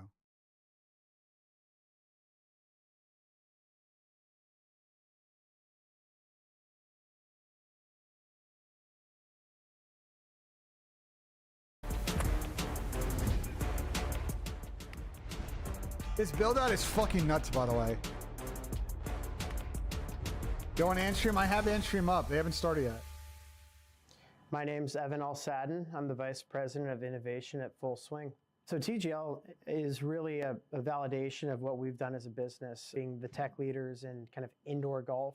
For our company, it's really a test warm up. So there is all the got a hole is great, more polished here on screen. So basically, the way TGL works, just before you watch the tag, let me show you how it works. So the way TGL works is that you have these teams of 4 players. There's like 6 of them. They're gonna play round robin, and not every player is gonna play like every match because they basically do this on Mondays and Tuesdays around golf tournaments. So some guys have commitments and they can't do it. This getting filmed in Florida, so when they do the Florida swing, everybody will be able to play. But for now, you're gonna get it's a 3v3. And basically, like, it is like a simulator on fucking steroids. So, like, the screen is like 80 feet long. You play into the sim screen, right? They have a scrim. And then once you get close to the green and within the 50 yards, they have this portable green that can transform and rotate. And can mimic the course that they are playing, the virtual course that they are playing. They have custom designed golf holes that are very, you see, they post a couple of them on YouTube, but like they're very inspired by certain actual holes. But you're going to see like visually, like it looks really sick. Like, and they've got a shot clock, and the way it works is that, every match is 15 holes. And it's 3v3. For the first 9 holes, and then singles for the next set. And you get a point for every hole that you win. Obviously, no one gets a point if you don't win a hole, and whoever has the most points at the end of the match wins. And then I think if it's tied, if I remember correctly, if it's tied, they do a Closest to the hole, 3v3 on a par 3, which would be fucking nuts. Yeah, so. And it's like NHL, so if you win in overtime you get 2, if you lose in overtime you get 1. But like if it goes down to a fucking if it goes down to the fucking it's not on here, but if it goes down to the fucking close to the hole fucking part 3 shit, it's gonna be really good. Why can't FaZe stream scrims? I don't know. It's a great question. JP and Aaron talk about on stream right now? Say, oh, this is like obviously like this is bad for them or this is good. Everyone's gonna have their opinions at the end of the day, and as a team, we talked about. I'm gifting 5 to Am, bro, because like on some real shit, like we don't think it's a problem to stream scrims, and as soon as we do, and we feel like we're at a competitive disadvantage, like then we're gonna stop. It's as simple as that. Actually, you know what? I'll block Mini for breakoffs. That's what I'll do. Okay. Well, they're gonna see me do it though. JP is what I'm saying. Like they're gonna see like the mini map regardless based on my stream. You know what I'm saying? So wow, I can't fucking spell. Yeah. If I'm gonna get a lot of free content off of them, I should give them fucking 5. No matter how much people like, bro, this happens every year. Like the VOD. If another team requested though, I'll do it. But I'm still gonna have it for us. If that okay. makes Oh sense. yeah. Oh yeah. Okay. Yeah, I see that. 100%. The Rangers win tonight? No, they suck ass. Pick up the resub. Thank you. By the way, whenever I do go like so, XQC's a moron. That, We already addressed that earlier. Like, oh, let me just. I want to stream to fucking. Like streaming to be an entertainer while I'm streaming. Like the purpose behind this is literally just to stream scrims. Rangers are ass. That's what they did to me. They suck. And like sure. You know what I'm saying? Dude, Damon's a moron. Here we go, Damon. Damon's a moron, bro. Here we go, Damon. Yeah, that's yeah, sure. Fuck, I forgot where I was going with that because you checked in. She said you're giving the community something to watch. And yeah, I mean, bro, put it like this, bro. This year, like COD is just fucking dead. Like I have no, we can't get 8s. We've only got 8s once the last fucking week. There's nothing to stream. I'm not playing against fucking. Yes, bro. In ranked. I played ranked yesterday. I usually 4-2-5. Like I just can't play ranked, bro. Like it's just I'm playing against cheaters. Like if I go off my God, man. You know what I'm saying? Like there's just nothing to stream. So I might as well stream scrims like as long as we don't mind. I was excited to play ranked play, and I couldn't tell you last time I played. I will not play that shit. Exactly. Same. I actually wanted to play it. Oh, yeah, I have a 4070 Ti and an i7 4770, I think, in here. Streamer mode when I'm streaming, like when I'm screaming, like I'm literally. I'm pretty sure. Closing chat. I'm trying to remember what CPU, which version i7's in, or a boosted version of i9's in here. Sorry, it's an i9. I'm acting as if I'm not even streaming at that point. That is the way that I'm approaching it. I'm not looking I actually at my chat don't when I remember. get a kill and this and that. Like it's literally practice and practice. I take this shit very seriously, and like I promise you, like it's i9 1390. Like half-assing shit. Like I want to win. I have it overclocked. It's all I want to do in this competing shit. Like I fucking want to win. I'm a winner. Like it's as simple as that. Wait, were people tweaking that you were streaming? No. Great question, Tubix. Great question. I'm just saying that I know people are gonna have opinions of like. Great question. They're gonna be, oh, this is like bad and this is blah blah blah. But I'm just saying, like, I understand that. I understand that like point of view, but. Fuck, I mean, this is you're like talking about COD, or you're talking about Marvel Rivals? This is how I feel, and then, yeah, I mean the team agreed on it, so it's kind of like, there's that. Damn, I didn't know we were having heart to hearts today. Dude, Damon's so dumb, bro. Well, yeah, Damon. Apparently you. Damon's so dumb. Damon or Brandon was like, he took you on the way back, and you were comedy or some shit.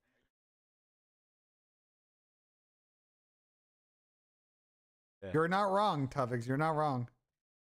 I think FaZe should be streaming fucking scrims. I assume, you know, welcome. They have a very.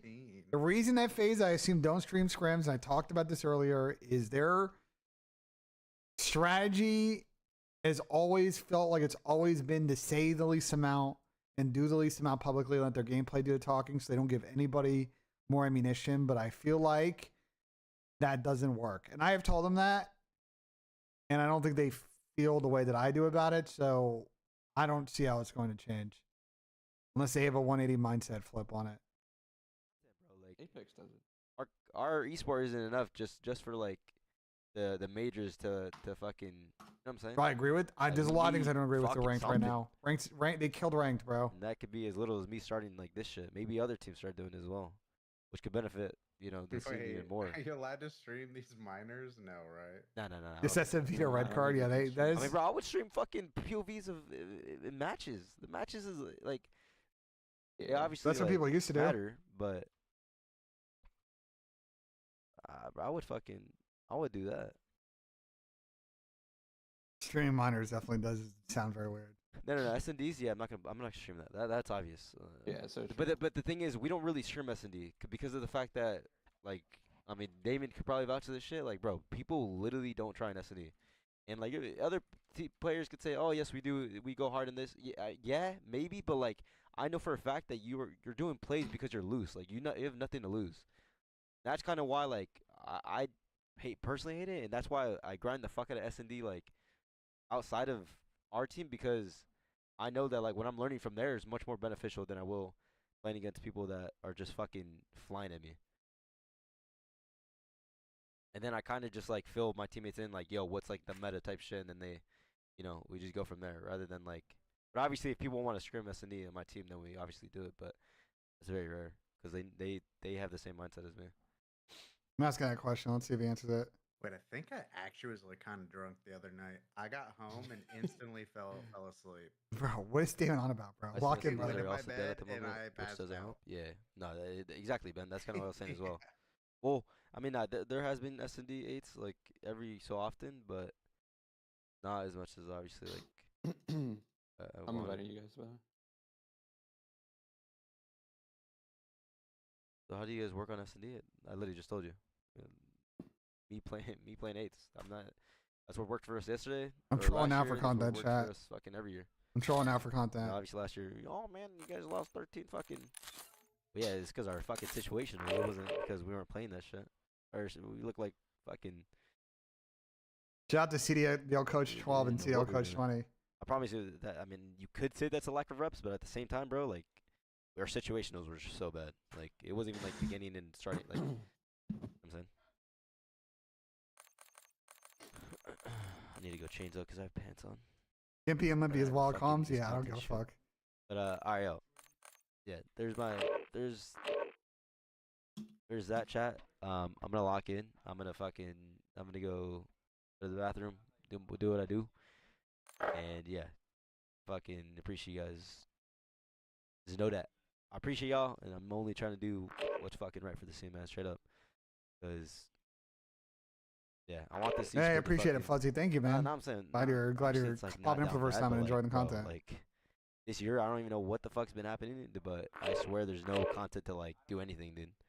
So, yeah, just know I appreciate y'all, and I'm gonna lock the fuck in, and my chat's gonna be closed. And if there's anything that I need to update y'all, then I'll type in the chat.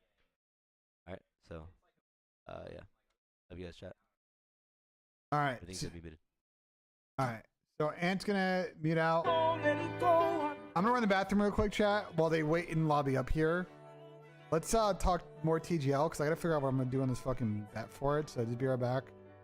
We're lock and watch some OpTic scrims. They're playing Miami, so it should be good. Be right back. Stick around, chat.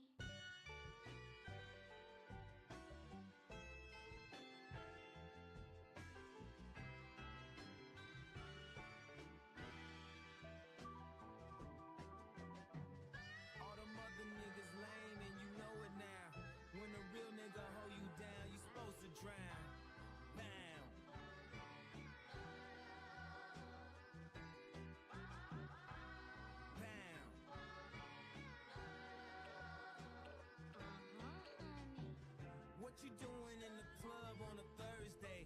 She said she only here for a girl birthday. They order champagne.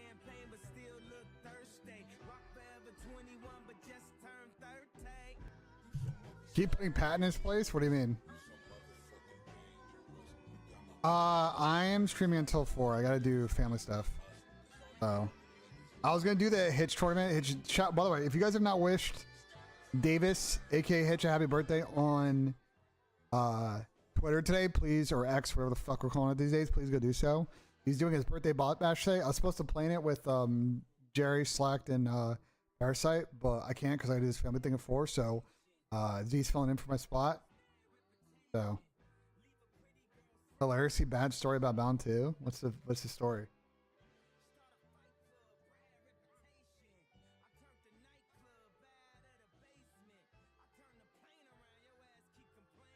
Bound to fall in love. The doc? Yeah, I looked into it. I need to send you some feedback. I haven't had a chance.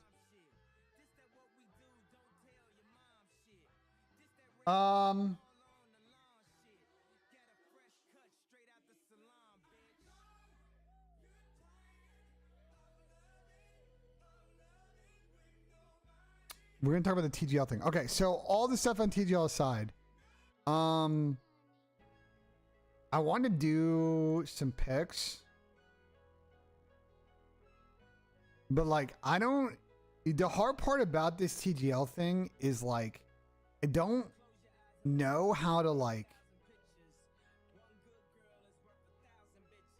I don't know how to like approach. You know what I'm saying? Like I don't, because this is the first match ever. We don't really have any data to like approach this one. And so we're just kind of like, there's an opportunity because there's no data for us to really hit big. There's also an opportunity where I don't fucking like, you know.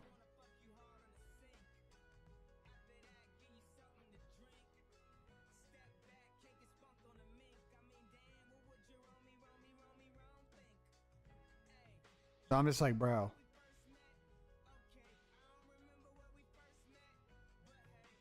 So what I was going to do is to kind of help with the research, because we got holes 1, triples, and singles that we can bet on.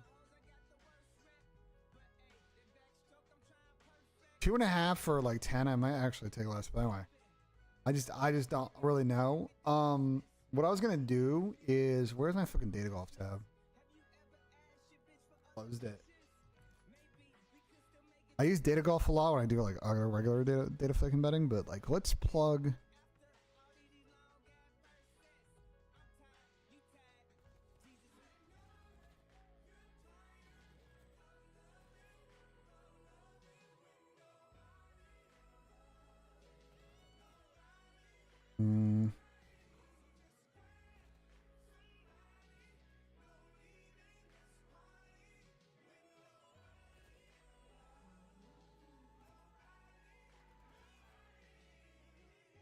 I'm trying to figure out how I want to do this.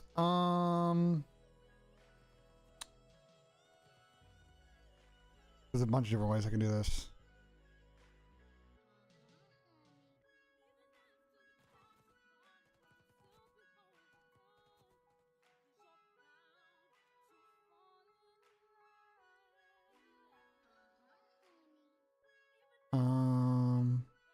We can do actually. No, because matchup tool on here doesn't really give like the comparison. Where's the fucking comparison thing? I forget.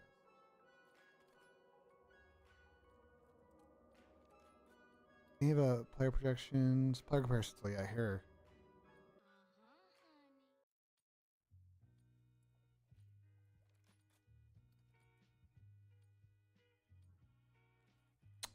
We got rid of it now.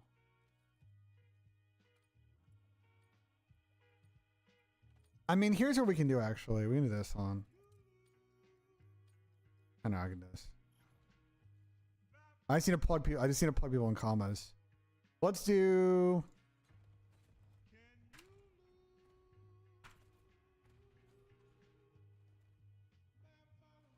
Actually, let's not do day golf rankings. We want to do normal query tool.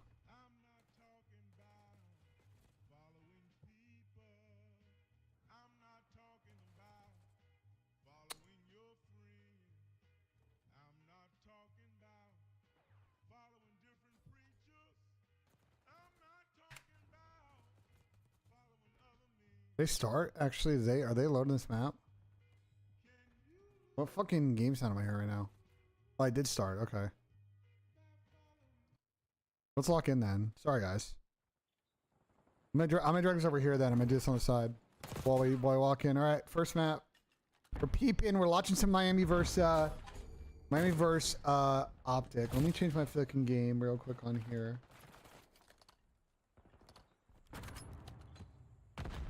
Good time respecting out of them. Starting at 2:23. Gotta respect that. Codcaster? Is JP have Codcaster up? I'm keen if he has Codcaster up. He does. Okay, bet. I gotta move my cam down. Hold on.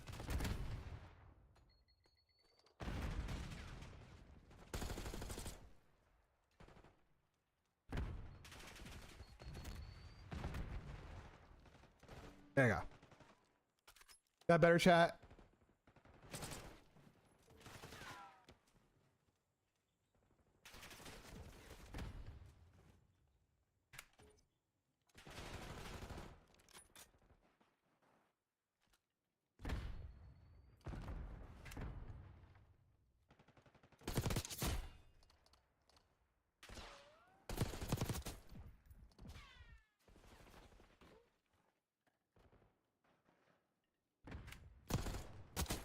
A little bit better.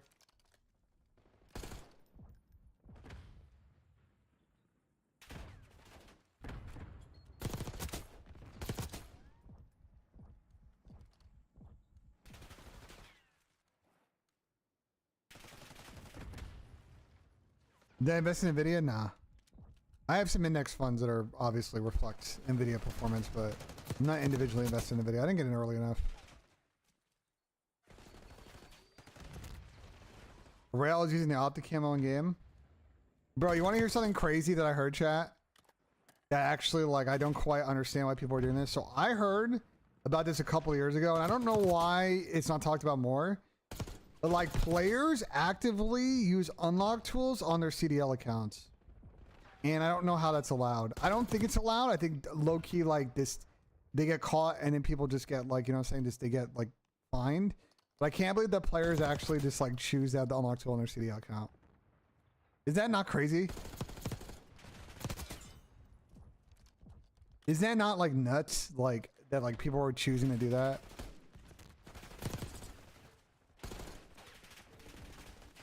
You see, it's a lot of risk. It's not just security risk. You know what I'm saying? There's a lot of risk.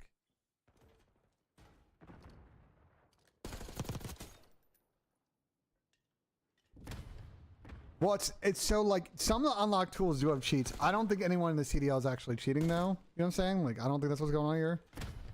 But I think they're doing it just so they get all the camos on their CDL accounts. They're not just staring at a default gun. But like that's just such an insane like.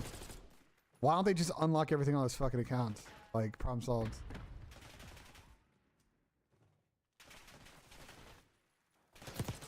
I think OpTic wins is minor too. Someone asked me about that earlier on stream. I think it's Thieves. As in scrim recently, I think it's either gonna be Toronto or OpTic would be my guess. OpTic will come from the top side, Thieves will come from the bottom side, and that'll be your final. OpTic and Toronto, sorry, not Thieves. OpTic in Toronto. The only thing is that Toronto's search before the break was probably better than OpTic's S&D. So that could be the deal breaker, but I also think that OpTic's just a pop off in almost every respawn other than like red card hardpoint, so no, I don't think so, Estel. I don't think that's how it works anymore. I think at a point it did, but like I don't think they have everything unlocked. Because I know for a fact I have had multiple players hit me up and be like, yo, how are all these people getting away with an unlock tool? Like, do you know why? Like, why? What is going on here? And I'm like, I don't know what to tell them. Of like, is the league just not doing anything about it? Is it like a don't ask, don't tell thing? Like, I don't know.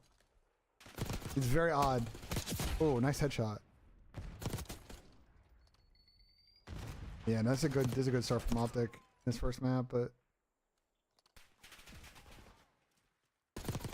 Kenny on a sub? Situationally, if they need third sub pulled out, sure, yeah, fuck it. Okay, nice. This is kind of the game right here, to be honest. This rotation.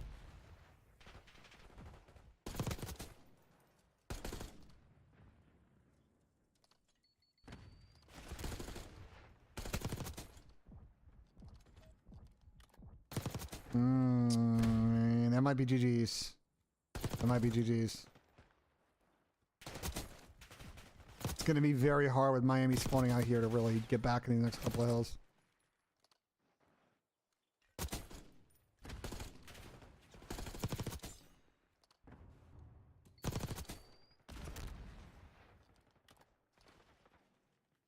Yeah, Collider's definitely frying on this first map for sure.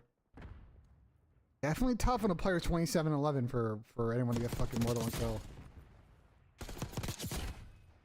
Yeah, the free pinch right there. Oh my god, I can't believe we got the third. Keep going, Kyler.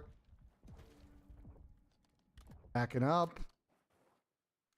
Seeing nobody's out. Are they going to read that they might be left? They do now. Ken's in a little bit of trouble though. The scams can come in here if they don't get these next couple of kills. But it looks like they did read the pressure correctly. They backed up. Well played from OpTic. Yeah, like this is what I'm saying. Like this is where this map gets out of hand now. It was already out of hand, but they're gonna be virtually close to winning here.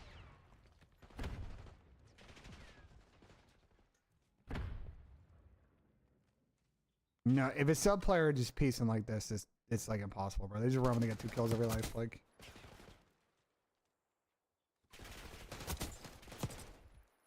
This setup is so hard to break. Even though I'm just not gonna get time here, it's just hard to break this one. Might be a chance here if they find a gap. Oh, and a big win from Real. This might actually be a nice break from Miami. And Wallace said that they get 2 down, and they're getting pieced. 4 dead. GG's. Go next.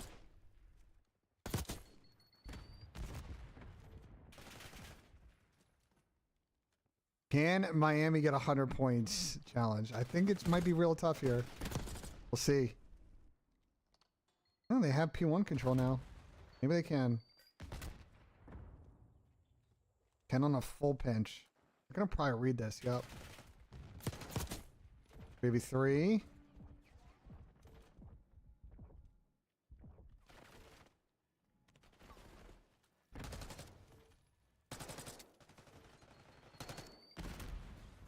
I'll be still holding spawns for new.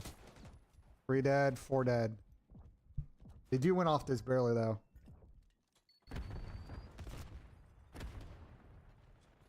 If you're OpTic and someone tells you to stop streaming scrims, tell them to fuck off. What are they gonna do? Not scrim OpTic? It's not gonna work the way you think it's gonna work. OpTic is going to roast anybody that will not let them stream. Like, you know what I'm saying? Like, why would you, like, that's such an insane reason to choose not to play a team. You're actively just trying to lose. Like, you're not playing like a team that's a top team. Potentially, maybe we'll see the best team in the game. Like, kind of a nuts fucking idea.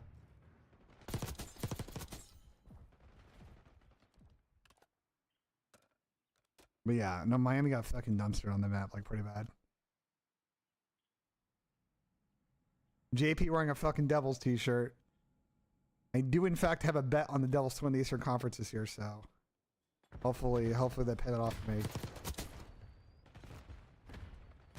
They streamed a couple of scrims last year, but they're not gonna do what Ant's doing right now. You know what I'm saying? Like it seems like right now they got a lot of confidence in their gameplay and they're willing to soak some cash. I respect it out of them, to be honest. I respect it, bro. Alright. While we're waiting for this next map to go, so I plugged in all of the players here. I plugged in all the players.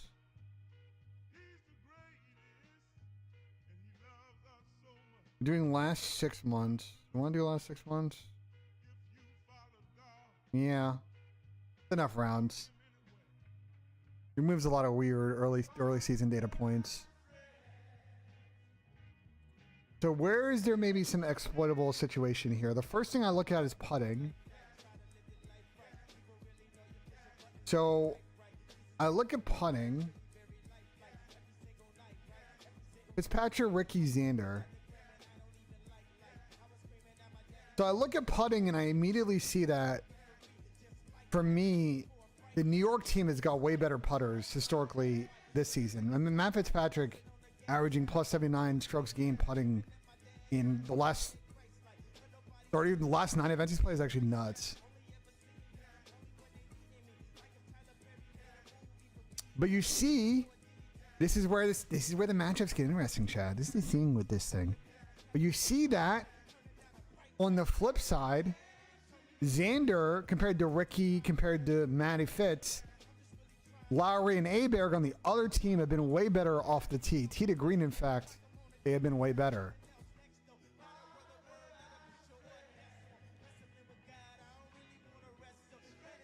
In fact, Matty Fitzpatrick has not played that good this year. If we go by pure ranks, Fitzpatrick was like the 6th best putter on tour last year, but tee to green, he was 130. So I look at now, wait for this map to load. I look at this.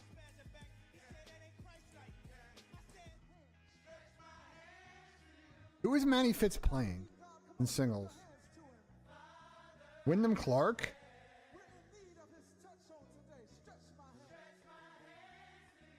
Clark wasn't a good off approach, but off the tee, hits a fucking mile. He's just not very accurate.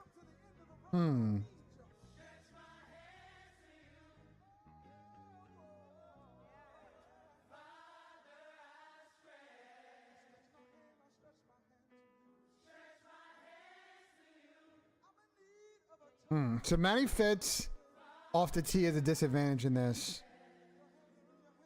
Their approach game is very similar, but they both are good putters. I might low-key...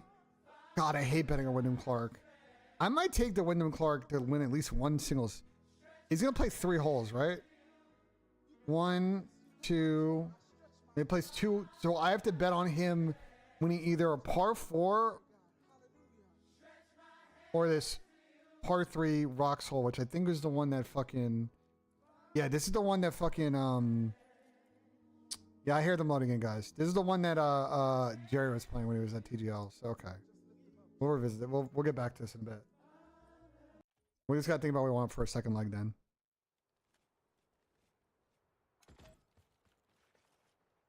I'm gonna make a salad after this fucking map.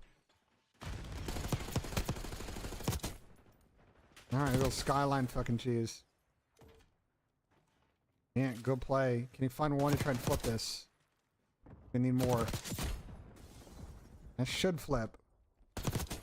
Yeah. Good plays out of Ant. Stream making salad, it's not that interesting, bro. I literally cut the lettuce this morning. It was like... It's just in a bag in my fridge. I heat up some steak, cut it. Bada bang. I am gonna stream on Friday me making French toast. That will happen. Yes, I gotta get some nice hollow. You pre-cut the lettuce? Yeah, because I do it in the morning, so I don't have to do it now. So I can just literally take the lettuce out of the bag, the croutons out of the bag, the Parmesan cheese, just shred. No, because pre-cut lettuce is way more expensive. It's very cheap for me to just buy a head of fucking romaine lettuce. It's like way cheaper. And I have dressing I like to use, like, it's not that hard.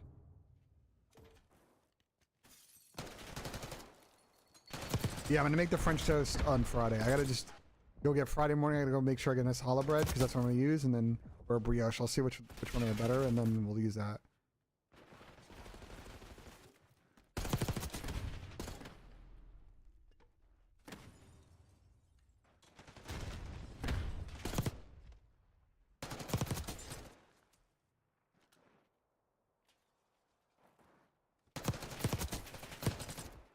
I use Ken's dressing. Ken's. I think Ken's is consistent the best either.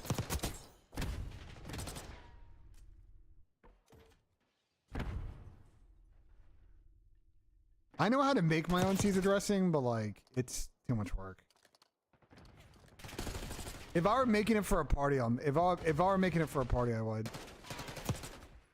But I'm not. It's just like I don't care enough. Like making Caesar dressing is just like. It's just a lot of work. Man, that's not that much work. It's just annoying. I want to do it the right way. I want to do it like eggs and shit. Like it's just it's a lot of work to make a dressing.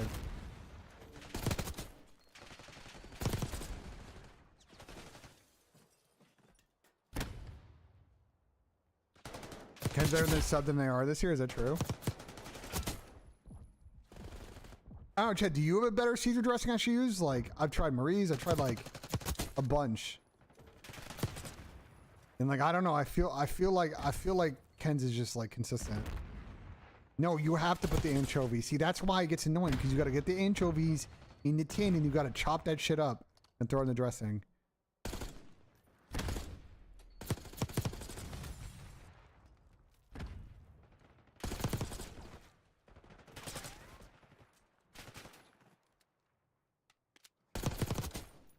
I'm talking about literally a salad dressing, Franco Ken. Newman's own Caesar is good. It's just expensive. But it is good. I don't know, Ken's is just as good though. Ooh, that's a nice double. Even a pretty good hold on this hill right now. They are giving up the bag though. Ooh, the unbreakable fucking bathtub. Unbreakable bathtub. Very stupid fucking surface is that.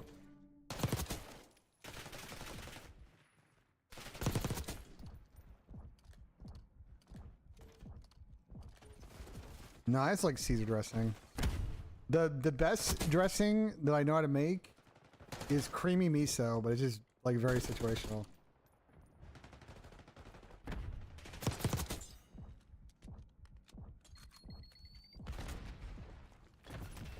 The creamy miso is really good. Secret is Kewpie mayo, but you gotta get like the actual Kewpie mayo, which is a very big pain in the ass to get in America.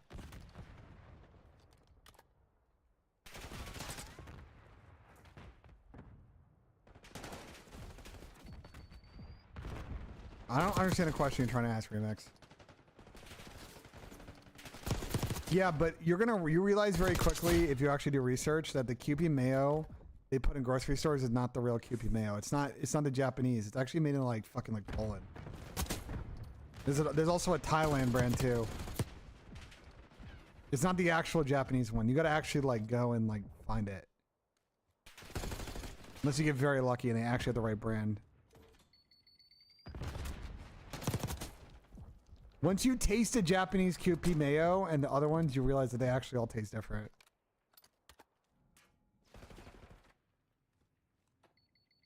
Just make your own mayo? See, that's too much work for me.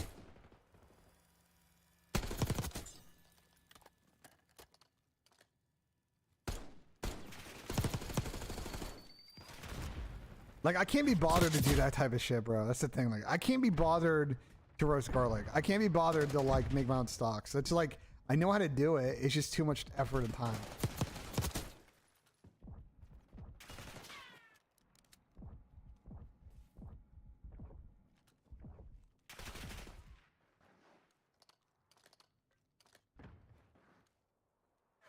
All right, anchoring the spawns here. Let's see if Brandon can get a nice pinch and a flip here.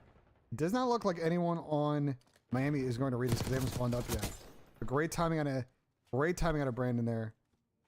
Probably should turn left because they're going to be close, Brandon. Yeah, they still do find the kills. It's good work of communication. Gotta help Brandon out in the hill, but that's okay. They should be able to watch his cross. You're not willing to roast garlic? That's what I'm saying. It's just time and effort. It's easy. Roasting garlic's very easy, but it's just time and effort.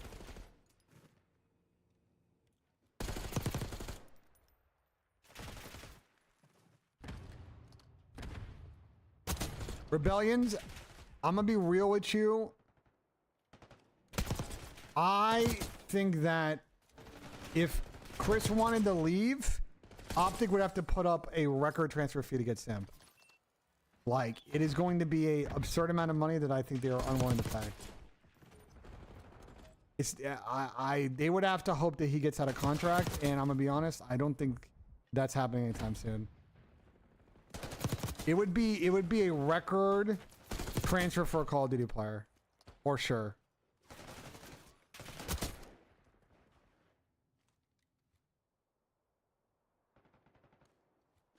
I wanted to go Riley. My friends and I talked about if they win that game, we go to Atlanta. I would love to go to the Cotton Bowl on some real shit.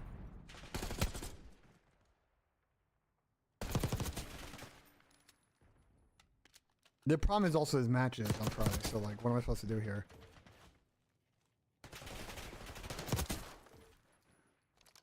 I went to the Tennessee Ohio State game. That was pretty fucking good.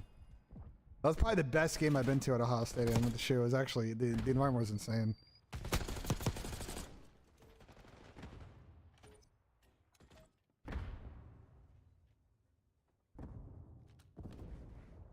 I don't know, Sheriff. They're still way back in for Miami, but they gotta make sure they hold this spawn, which is what they're not doing right now. Oh, that's a big win. It's still very doable for Miami. They gotta have a good fucking P2 break. Or potentially flip these guys on P1, we'll see. Imagine your team winning a bowl game. Couldn't be me. Yeah, no, you guys played a terrible bowl game. Awful bowl game. Alright, they got the flip, but can they hold, get these kills? This is very doable for Miami. But I guarantee they're gonna get broken on this hill. It's gonna be GG's watch. I don't even know Moonslade's what the price is. I just know that FaZe is not going to sell players to OpTic unless they pay market value. They're not going to get any form of a discount. I'd be mind blown. In these hypothetical, I'd be mind blown to happen.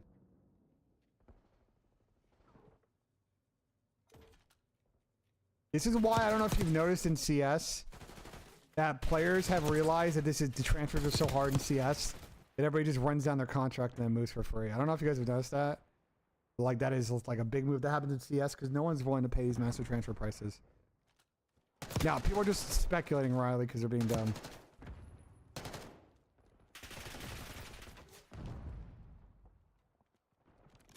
The Alex situation was very different.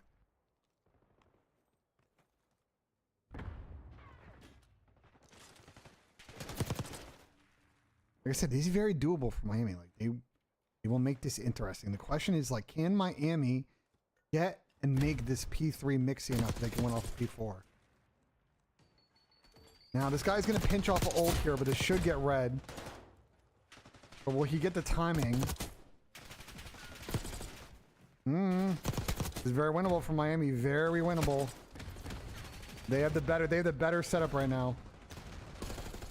But obviously there's always the ant fucking Pokeball gets 3 kills.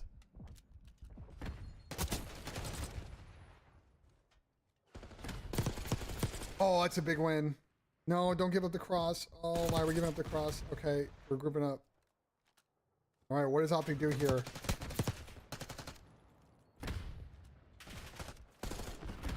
Number 6 in a great spot, gets a huge win. Miami will win off this. So they gotta be OpTic have to hit this. Uh-oh, there's a big problem for Miami here. They do get the spawn timing. Alright, well, they just gotta get one wave of kills and they win. They win for medals. Big nade kill, that should be that. It should be that, yep. GG's. I think this just went sideways for OpTic when they got split on the P1. They got flipped down to P1 and couldn't really work a break on the P2. It's very hard when you get the girl side spawns on P3 to kind of like have the confidence to push through, but no, that was a good comeback from Miami.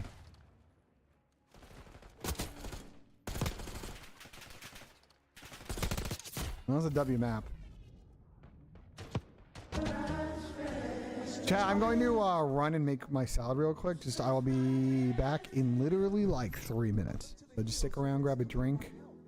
I am too, but I'm going to make the salad and I'll be right back.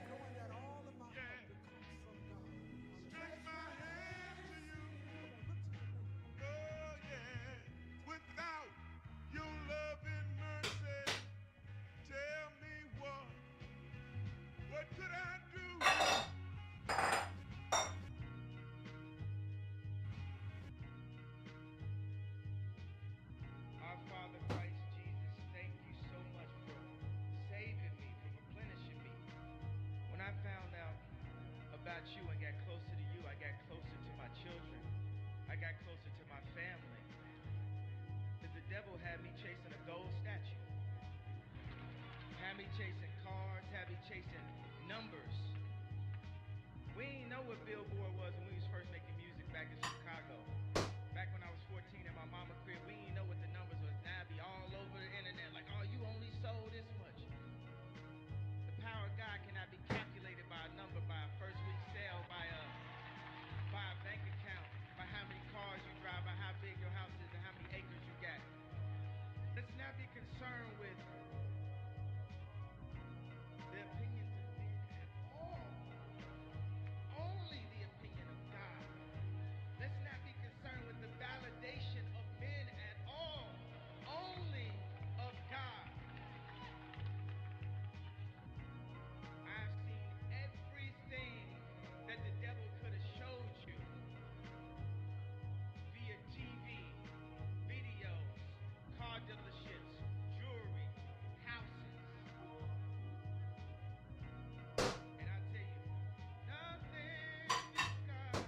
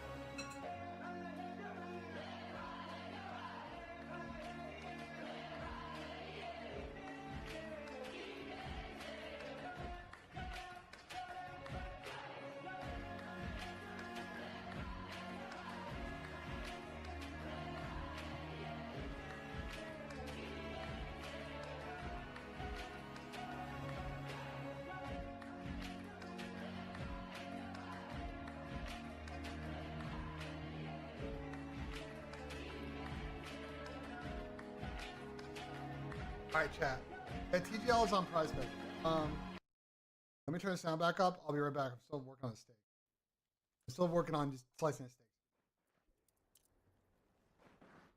Your game sound? There's game sound. Oh, you're back.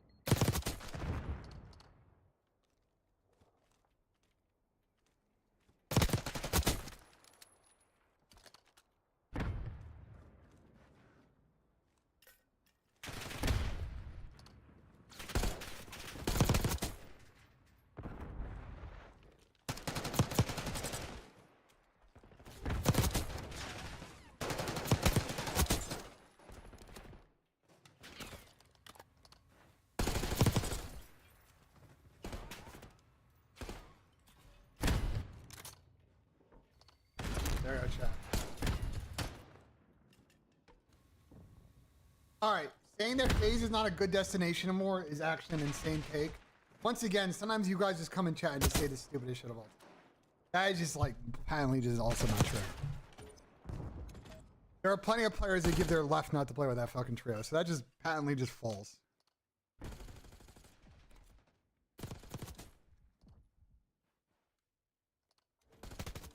OpTic are very good this map. When I see them play it, they look for everybody.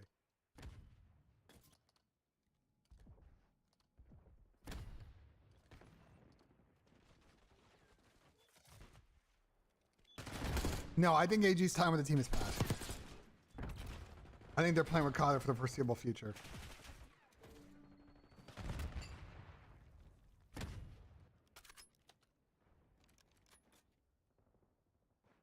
I did show you the salad, bro. You see the steak pieces too? That's this nice medium rare steak. See, I'm just like, I cook, I make a steak, I make a pound and a half. I'm never gonna eat the whole thing, and I save the rest. The steak is just like perfect, bro. Nice and seasoned. Montreal steak seasoning is the best shit I have found. I make my own, that I will make my own version of. Because I have a certain ratio with like the onion powder and like garlic powder and shit like that, but it's the best. Like you can just salt pepper steak, it's fine. But I find the other stuff does help.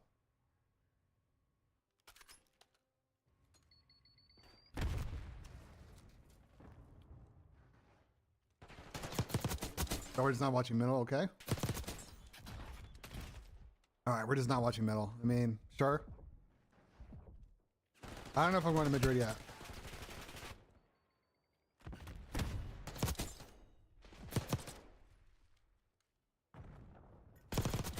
Now, the Montreal steak seasoning is just a good combo of a lot of good stuff. It's not, if you look it up, it's not that much in it.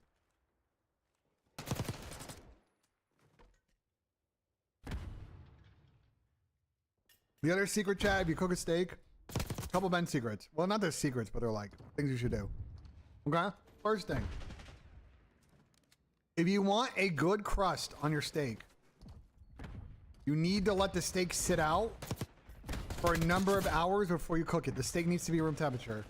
If that shit's been sitting in your fridge for a day, you need to take it out a couple hours before and make sure that shit gets back to room temperature. Otherwise, you're gonna have a very hard time getting like the crust that you want on that steak. Okay? I'm tripping. I have had a lot of difficulty sometimes getting the right sear on a steak that's cold. Personally. The reason I do a couple of hours is that I'll let it sit for a couple hours. And then I will salt the steak about an hour and a half before I do it. So I pat the steak down, kosher salt, and I let it sit for about 90 minutes. Pat dry, season again, and then I start cooking. The dry brine for over a night is also work. That's also a good play. But I generally just do I usually just do 90 minutes. It works pretty fine.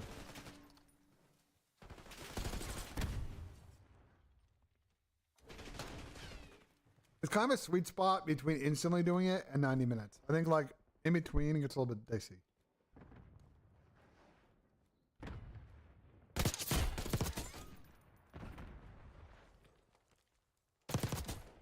Arsenal and Newcastle prediction. I hope Arsenal lose 99-0.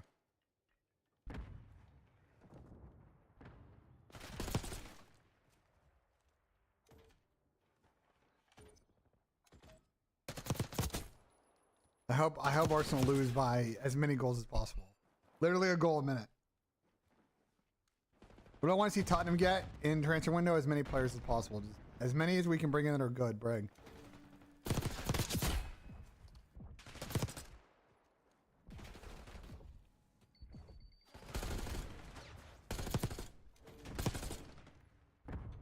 Good thing with the Super Bowl. Until they lose one, I will say the Chiefs. The Lions are very good, but the Chiefs do be winning like every year. So I know the Chiefs don't have an insane offense this year, but they find a way to win games.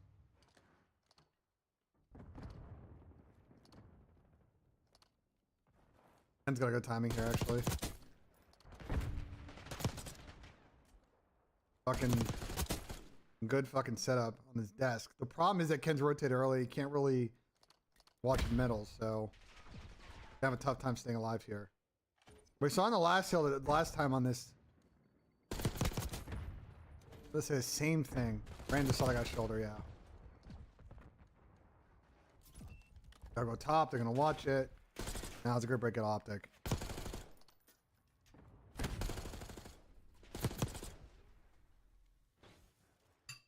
It's gonna be tough for OpTic. Okay, you got both sides.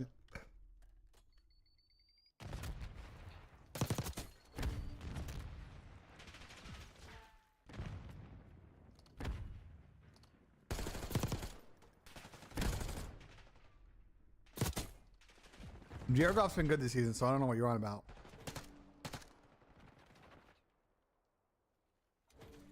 The Lions should be one of the favorites. Will they beat the Eagles in this hypothetical matchup that everybody wants to see? I have no idea.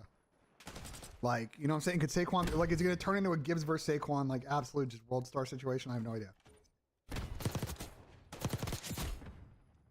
But I knew in the AFC that I think the Chiefs will go through. Even though I think the Bills are playing really good. I don't trust the Ravens. This Ravens-Steelers game feels like a trap to me.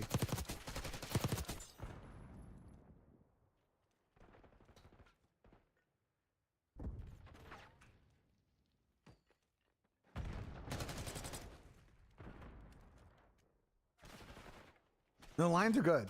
I think the Lions are definitely a favorite to win the Super Bowl. Who will be the next Jets head coach? Do not be surprised if it's Rex Ryan, because Woody Johnson is just smoking crack at all times.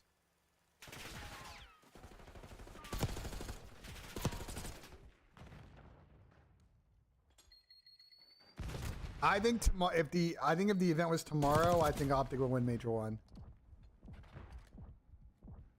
I think I trust them in all 3 game modes when I do Thieves.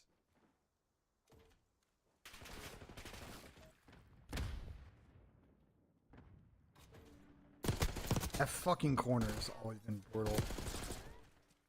It's a good haul for Miami though. It's tough. They gotta play perfect here. Yeah, I did see that clap.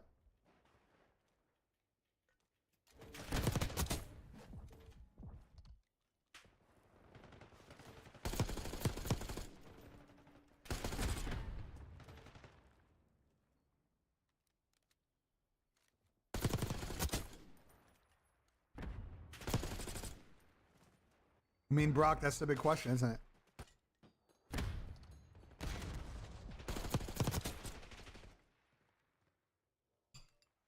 No, for Toronto, so they can continue to be the best S&D team in the world, or that eventually catch up to them.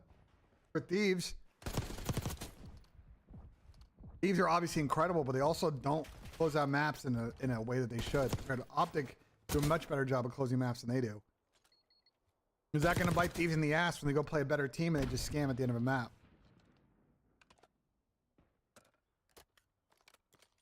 Oh, I don't know. But tomorrow, if I had an event, I think I'd pick OpTic. Personally.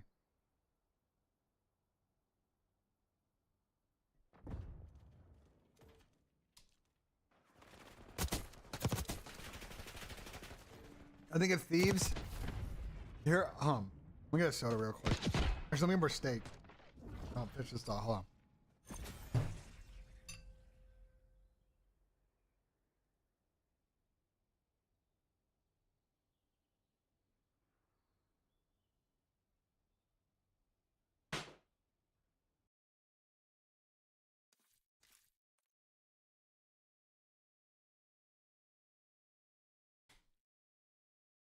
I'm very concerned that Thieves have not played much in the last 3 weeks. And so I don't know how much their Hossie game is going to be at the right level. I think they played a bunch after the second week of matches. They've taken a couple weeks off, so I think they got some scrims in on the front end of it. But I think Thieves may... I'm not going to pick Thieves to win this minor just because they haven't really practiced that much, I think. I think if Thieves in this next couple of weeks show that they're more willing to play a full 10 minutes of COD, I think I'm going to feel very good about them winning the first event. But right now, I'm just concerned that, you know, that they have kind of did not play their best COD that second week. That I felt like that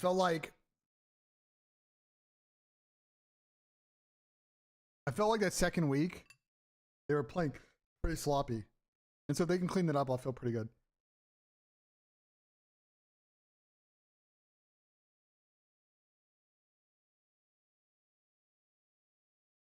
We talked about that with Scrap on stream. I'm not gonna make that excuse.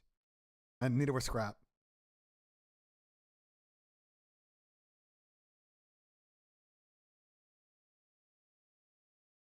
He felt the same way. They gotta control maps a little better. I'm just eating a Caesar salad. I'm not really sleeping on Toronto. I think Toronto very good.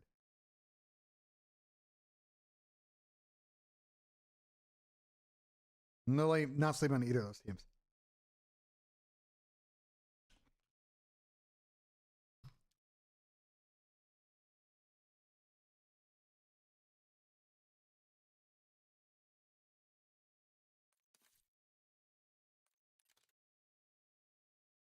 People are definitely overreacting to scrim results, but for me right now, with the rewind out, I kind of like OpTic's map pool. This map in particular, we're going to want to really pay attention to because it seems like the weakest map. But I like what OpTic's got.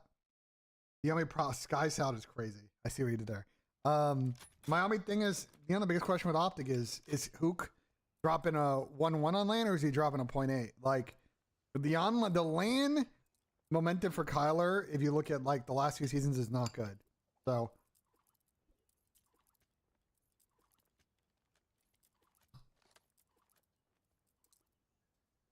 that'll be a huge problem. You know what I'm saying?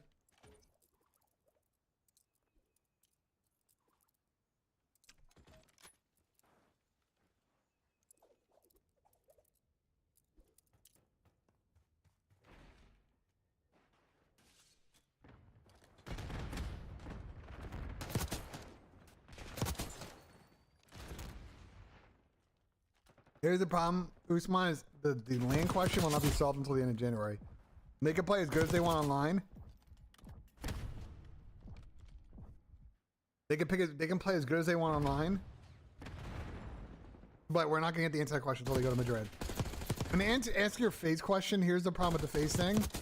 There is not a player that is going to make the talent better on the team. The better question, and the question that I think is impossible to answer, if it gets to a point where they don't think they can win with that comp, who are they going to pick up that's a side move that's going to better allow them to hit their ceiling? Because there is not a more talented player out there, I think, that's available in Challengers than the 4 players. And that's the issue. It's not a talent problem. It may be a chemistry, team dynamic, team fit problem. And that's what makes it very difficult.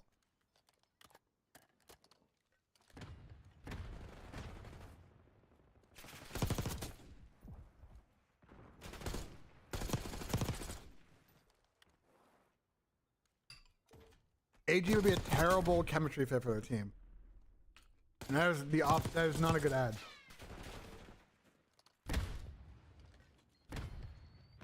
I don't think it's the type of player they want.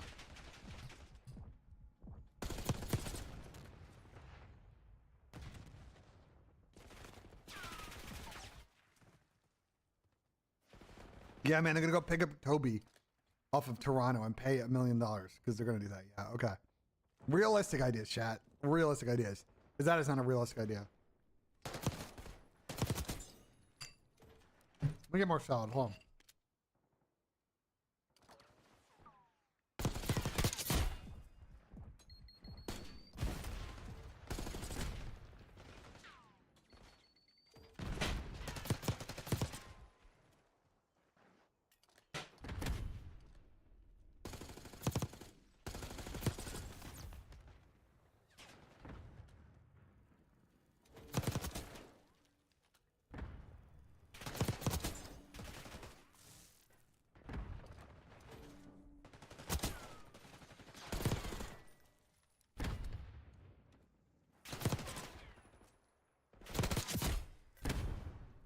I don't know if I like Ender in that situation. Mostly because I don't... Again, it's the same problem as online with Kyler. Like, Ender goes to LAN, you know, is it the same issue that they had at fucking Major 1 last year? Like, I don't see FaZe wanting to do that. I think if your guys' MO is like that MC is the problem, they're going to want to pick up then a main AR player who fits their system and is probably more of a veteran.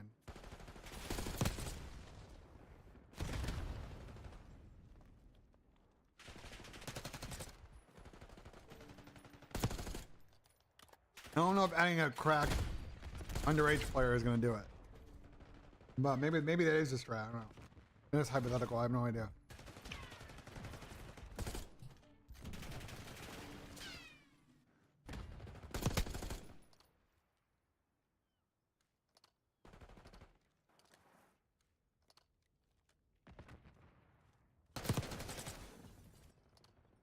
Is OpTic simp fantasy? Guys, in order for OpTic to get simp, he's got to want to leave, and OpTic's going to want to play the simp hypothetical transfer fee would be the record transfer fee in COD. If I were FaZe. You do not sell a player to a rivals for a fucking discount. And I know you're going to say the Alex situation. You know, it's a very weird one because of the transition back to 4v4. And Alex was the odd man out on that team. Like, that is not what's happening here. They would have to pay Chris a lot of money, and they would have to pay a record transfer fee. I can't even comprehend. I don't even know what his price would be. But my assumption is that's what FaZe will want.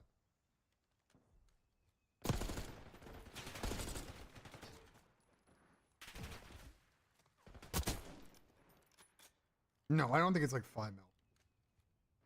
It's gonna be a lot though.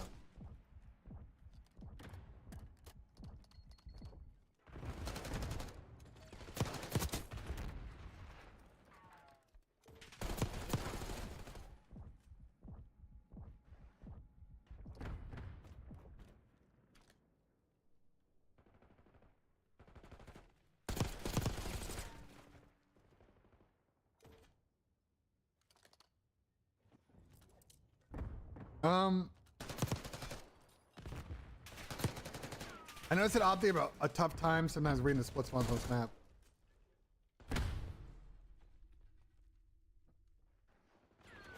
It's a very weird map. It's good pinch for metals. Yeah, but Sector, they also all get slain. They also got slain those first 2 weeks. So I don't know if those stats are really what I would use. The scrap situation is a little bit different.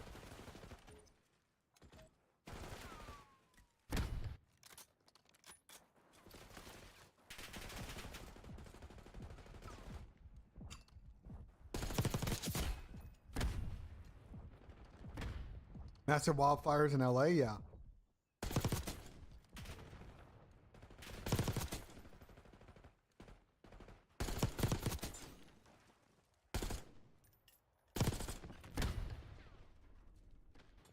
I mean, they can get back in this if they can really get like 2 straight hills here.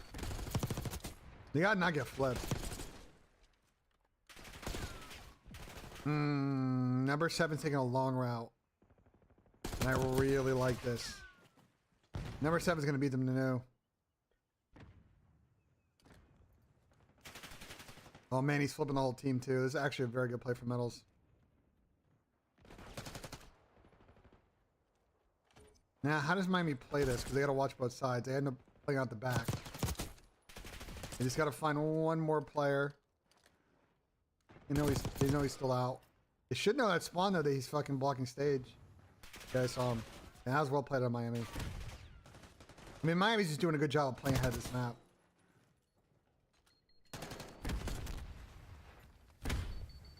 OpTic's got to figure out how to break this back spawn and soak stage hill, and then maybe they have a chance.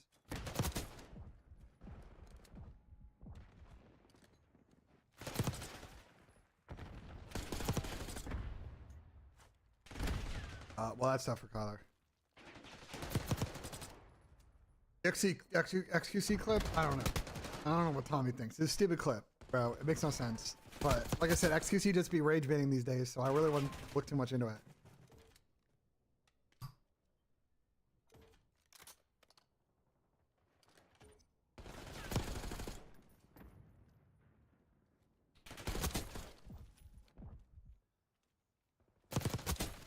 What did Tom think? Was he in TeamSpeak? Connected. Channel switched. He wasn't a fan? Yeah, I'm not surprised. Dan, Thieves is not selling Dan midseason to FaZe, but yes, that would be the type of player that they'd want if we're hypothetically replacing MC.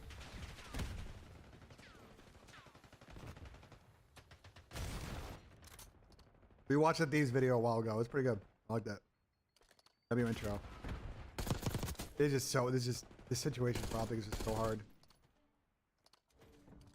They have Rose though. I will say, OpTic's got preferred side on this next hill and Rose, and they can maybe make this a little bit interesting. The only problem is they got to make sure they don't lose Lucky on this map, because Lucky makes his pinch and hits the right lane here, then he's going to open up the wrap, and we lose 2 gunfights, and that should be GG's. Yeah, now they're going to forget about Lucky. He's going to get a kill. Ones don't flip, but Lucky dies. Okay. Actually, wasn't too bad for OpTic. They actually spawned up middle and got the kills.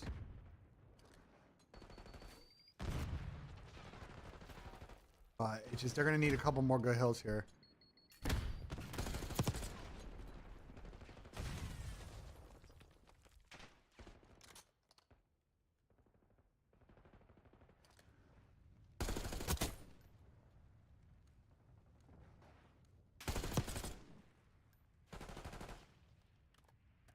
EWC, Dan was not going anywhere prior to EWC. That was not a gettable move.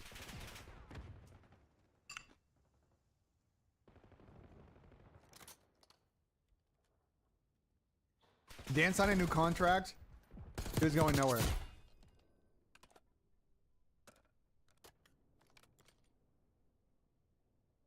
We get a little more solid. Hold on.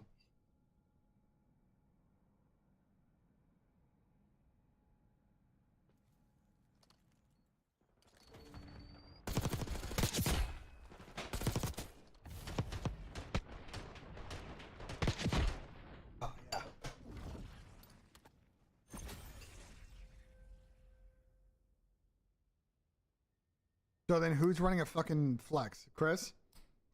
Again, if you want to, if you're dropping Ken, you're dropping Kyler to go pick up the terrors, that is $1 million buyout.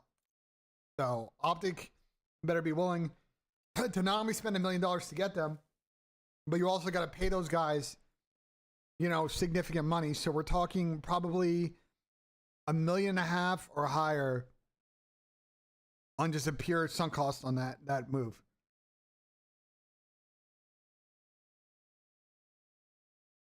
That's a lot of money, chat.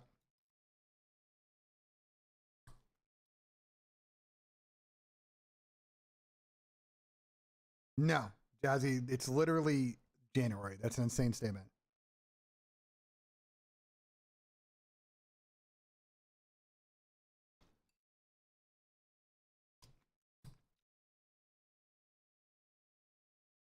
You want to know why I think it's $1 million, chat?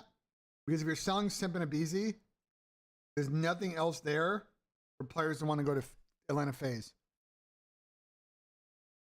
It's just MC and Zach, and they can maybe get a couple of good sub players, but bro, like SMGs are so hard to find, you literally just kill the core of your team. It's GG's at that point. The FaZe would fall in, Atlanta FaZe would fall in the mid pack of relevancy and probably kind of end up like a lot of these teams, and they're just gonna be mid. So if your ownership and like that's the move you're making, like it's literally just gonna, you might as well get as much cash as you can before you get out, you know?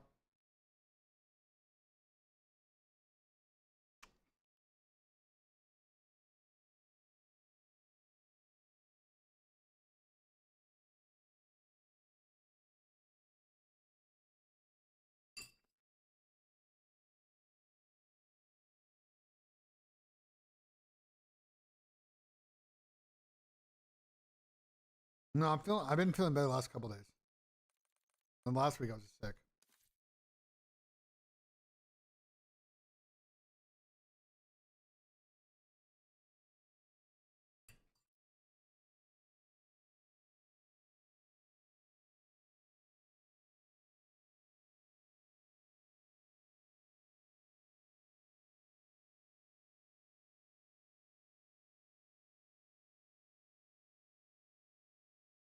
Now FaZe are definitely slumping. They got some shit to figure out for sure.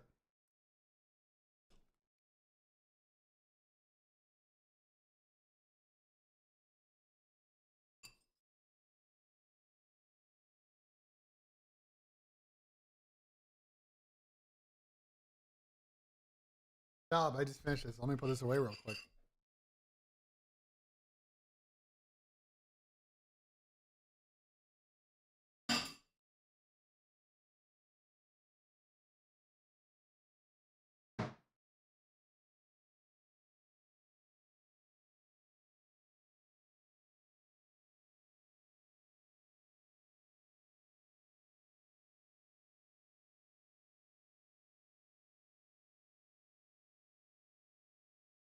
That was good.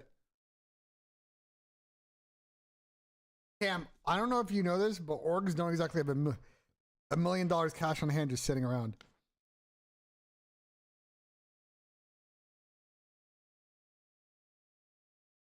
Move that you guys are asking for here is very difficult to pull off. I would both assume that OpTic doesn't have that much raw cash on hand, and I would assume for that move to happen that they would need to pony up their own cash in order to make it work. Not to say that they couldn't do it, because I think they could if they wanted to, but I'm just saying the cost in order to pull it off is just going to be is astronomical. Like I said, what it means for ATL in that situation, so like that would literally be the end of it for Atlanta. You know what I'm saying? That'd literally be the end of it. So.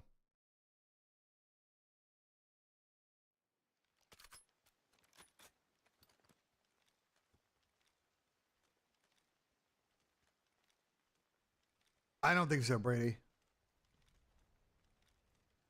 I think Esport orgs have way less cash on hand than you think they have.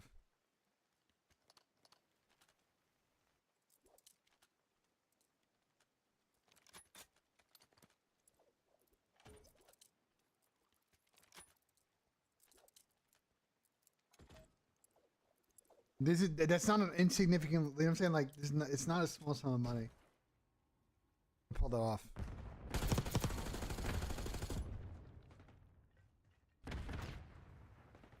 Okay, Brady. So what you're proposing, I just want you to understand this. So what you're proposing is that those two guys pay out of pocket money that they are not going to get back. How are they going to make their money back from the transaction? In what form and how? There is money out. Where is money coming in order to make money back from that? I just want you guys to consider like what you're proposing here. It's not to say that they wouldn't do it, but like they would have to want to spend that insane amount of money of their own cash to like probably pull it off. No, I think risky if that happened. I think they would. I think it would fall apart very quickly, and I think they would be a.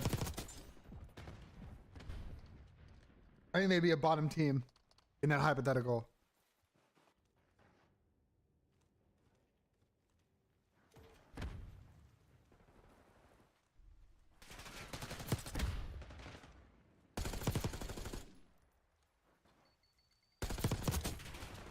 Okay, nice flank, Ken. Oh, it's just tough for the tower pinch.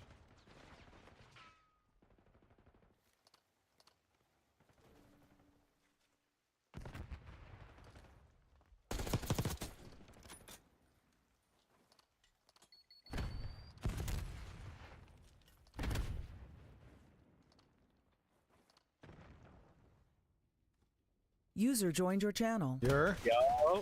What are you doing? What's good, Ben? How you doing? Not much. Watching these OpTic scrimmages. What are you doing? OpTic scrims. You know, I'm not really doing anything. Just shooting bots right now. Okay. How's the scrims going? I've just been splitting maps in Miami. It's been good content for sure. Okay. Are they just streaming scrims from now on? Is that like their new thing? That's what Ant was saying before the scrim. He was saying that like close to the majors are not probably gonna scrim or stream, but like they're gonna do this no comms thing and just see how it goes. Like they don't really give a fuck. Oh, they cool. want to do it for the community, so I respect that. It's a W play for them. That's fire. How you been, Ben? I was sick last week. I'm feel a little bit better now. Oh, really? Excited for COD to get back up. It's just been so fucking boring. Yeah. Were you like flu or cold? Or? Yeah, I got the flu at a New Year's party. Oh man. It was really bad. Well, at least you're better now. I appreciate it, Symbols. What have you been up to? Oh, my dad was over this weekend because my brother just had a baby. Okay, congrats to your brother. Now now I'm an uncle. Uncle Symbol. Yeah. So my dad was visiting, so it was a good weekend with him. Just relaxing, helping take care of the baby. That's good. That's good. You know, you got uncle responsibilities now. You know. Yeah. You need to get these kids. Is it one kid or is it multiple? Just one. This is the first one. Boy or girl? The girl. Ooh, that's. You're gonna enjoy a fucking years of gifts there, brother. Trust me. Yeah. Her name's Naomi. Oh, that's a good name. Mm-hmm.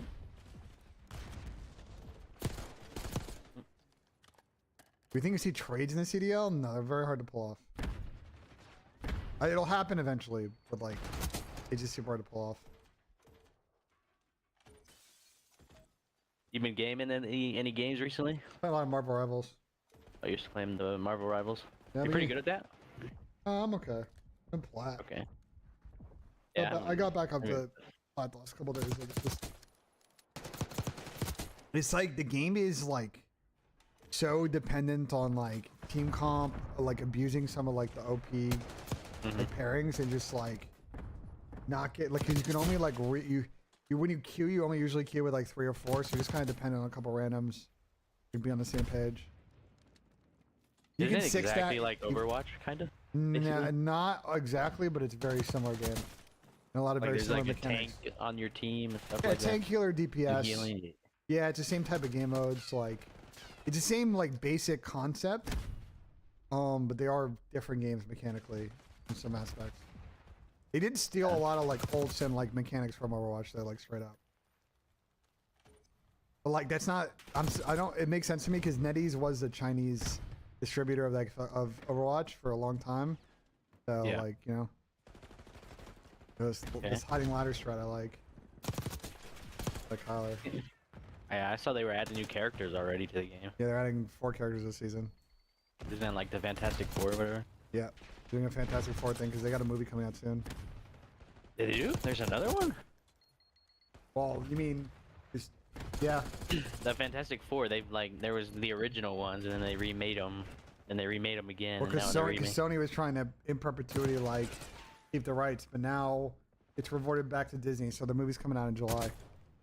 Okay. Jeff's a W character, Fred. You're gonna see Jeff a lot in the MCU going forward. I think they're gonna milk the fuck out of Jeff. Jeff the Land Shark, bro. Great character. Jeff the Land Shark. Jeff the Land Shark. Great character. I don't know how they haven't already made a hell of money off of Jeff, because like he just. All I'm saying is like women would buy Jeff plushies like. I don't know why they haven't done already. Is all I'm saying, but like. The thing with Marvel Rivals is they have so much intellectual property, like compared to Overwatch, so they could just add new characters on whim. There's so many characters. New skins, yeah.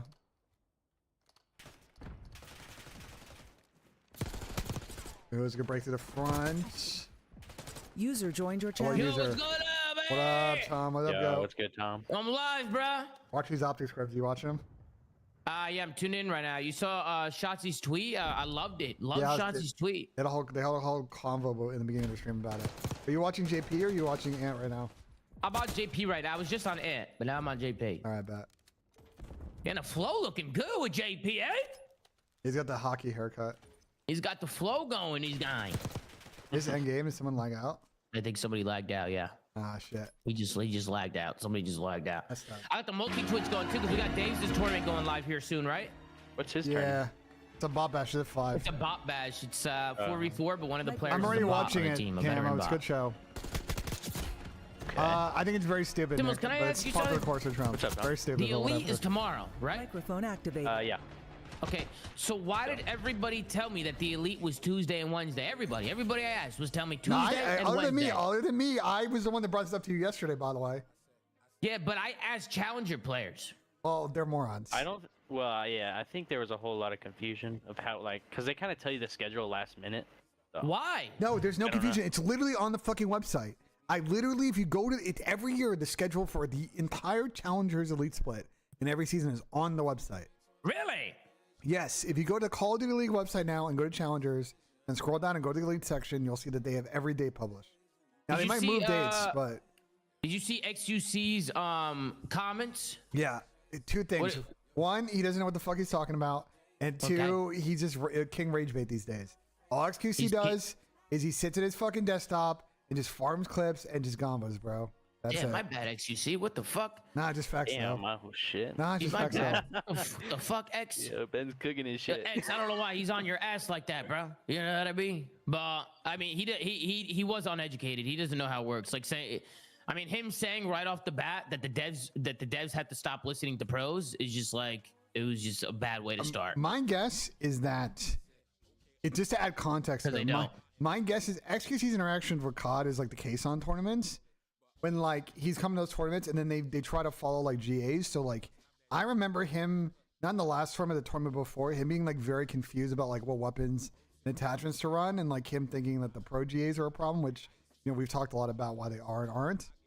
But like him saying that like the developers got to stop listening to pros is just not how it works. You know what I'm saying? If they listen to pros, I think actually shit would be way better. It would be way better. So like I don't know what he's talking about. All the pros together, there wouldn't be GAs. Yeah, that's what I'm saying. Like it would be a way better process. Like yeah, if you got all the pros, that's why GAs are put in place, because you need them to make the game more competitive, to make it more skillful. So. I also think that a lot of people like to add to the narrative that there's no skill gap in COD, which is just not true at all. It's just not true. There's definitely a skill gap in COD. And there's a reason why the best players in the world are always the best players in the world, and the shit players are always the shit players. Like it's the skill gap is there. Like it's not like it's just like random winners all the time. You know what I mean? No, you're not like, wrong. The best players are consistently the best players, and history shows that from the last like 10 years. And on top of that, we play a new game every year with new mechanics, new movement, new guns, new maps, new spawns. Like we're constantly having to adapt and constantly having to learn new games. I also think is also a thing that COD pros never get any credit for, like constantly adapting to a new title, which is you know, when you look at every other esport, they play the same game. They've been playing the same game for years, you know, except for maybe adding in some new agents or some new maps here or there, right? Like they'll just add to the game rather than making a whole new game that has a completely different feel, right? Like COD pros are constantly having to adapt. Do you think COD is more IQ or skill? Chief said it's a good question. I think it depends on the title. I think it depends on the game. I think some games require more mechanical skill and less IQ. I think some other games require more IQ and less skill. Yep. You know, I think it just depends on the game and what game you're playing. And I always think the best COD titles are the games that are a little bit of both. You need mechanical skill and you need an IQ. I think those are the best CODs, you know? But also XQC talking about the sound. I mean, that's part of the reason why like the sound whoring is like a negative thing in COD. Like he was talking about it, like why do, like, I forgot what he said exactly about the sound, but the way that he was talking about it, it was like, brother, the sound is a problem. Like the sound is a serious problem right now. Like the pros have been very vocal about the sound. And if anybody who's watching this that doesn't watch COD, because who knows, bro, make it clipped or put somewhere, fucking in the COD scene, bro, when it comes to like being silent, it just adds more of a skill gap when you're completely silent, because having awareness in COD is an actual thing. Like counting players on the map, yeah, like 100%. making sure you know where people are coming from, like where people are spawning, like having certain timings. If you hit this, they're gonna be here. Like knowing where they're gonna be and knowing the timings around the map and where you're gonna catch people slipping is one of the biggest skills to have in COD. And that's just, I guess to sum it up, is awareness, right? Like awareness is a big skill gap in COD. And when you take away dead silence and you can hear everything around you, it just takes away that skill gap. It takes it away. People just sit in corners and just bump their headset, and then all of a sudden these guys are good players. They know where everybody's coming from because there's no skill anymore. You don't need to know where people are. You don't need to actually learn the game. You can just sit in a corner and just like use your sound. So it's just kind of cheesy, right? If the pros are sitting in a room with the devs and we're telling the devs what to do at every given time, I actually think COD would be fucking phenomenal. It would be insane. The maps would probably be godlike. The guns would all be balanced. I mean, hold on. I think they would listen to the pros, but I don't think they would take everything they say as the gospel, though. There's always going to be like a balance of what the vision of the game developers want with the pros. You know what I'm saying? Oh, 100%. We're not going to get everything we want, but I think you would resolve a lot of these like early game issues. You would get pros in there a lot more, like really to kind of help add more polish on launch and like resolve some of these like early issues. You know, like yeah. I just think X's like experience with like Comp COD is just like through the Kson tournament. So like that's just going to be like those are not to hate on Kson because I don't think it's his fault, but those tournaments are like very chaotic. You know what I'm saying? Like you've been in those calls. Those tournaments are a fucking mix. So like if that's his, they're very chaotic. I mean, it's part of the appeal. To be fair, like, you know? I mean, it's fun. I mean, yeah. I mean, if his whole stick though is about the attachments and shit. I mean, listen, XUC was definitely just cooking to cook. I mean, the pros could definitely be morons as well. So, and we've seen that with the GA process. They could definitely be morons. But I think he's just a little uneducated. I don't think he knows everything about the Call of Duty space because he's not in the Call of Duty. He doesn't really understand like how some of these things work. You know what I mean? But what are you gonna do, Benjay? What are you gonna do? It is what it is. That's why we on the flank have to educate people, Benjay. We gotta educate people. I agree. You know? Hey, Bowman, are you live, Ben? You're live? Yeah, I'm live. Listen, Tom, follow up on a conversation from yesterday. My friends are not happy about this Friday situation. Yeah, all right, what they're mad at you? You keep saying this, that they're mad at you. Yeah, they're upset that I'm gonna miss going to this game with them on Friday, and I'm like, well, I have to do a podcast. Like, what do you want from me? Like, I have to produce and appear on a podcast. Like, I can't like not. You know, it's unfortunate the bowl game's on Friday. I'm gonna miss it. And they're like, well, if they lose, it's your fault. And I'm like, okay. Like, what do you want me to do here? But I'm gonna be honest with you, I don't give a fuck. No, I know you don't give a fuck, but I just wanted to follow up that conversation yesterday. Like, I mean, whatever you're doing with your friends, you know what I mean. Yeah, but they might not unfriend me. Tom is the problem. I think they're so upset about it that it might be an issue. I mean, what do you want me to do? What do you want me to fucking do, man? What do you want me to do about it? You know, if your friends don't fuck with you because of that, they're not your real friends. I agree. All right, bro. I agree with that. I'm on the wrong screen.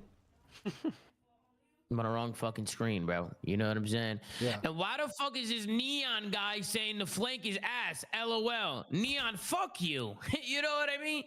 Nobody fucking asked you, Neon. Nobody fucking asked you your fucking opinion. You know what I'm saying, Neon? Crash out. Fuck you, Neon. Crash Fuck in, you. crash out. Crash in, crash out. Crash out. Crash out. No, not you, Neon Teddy. It was another Neon. It was another one. A break from Miami. It was Z Neon Gunner. Fuck you, Neon Gunner. Fucking piece of shit. Fucking asshole. Me personally, I love the flank, but I hate Tom. Everyone else is good. Chino, fuck you, though, Chino. Yeah, I'm talking to you, Z Neon Gunner. Me? Yeah, yo. I'm talking to you.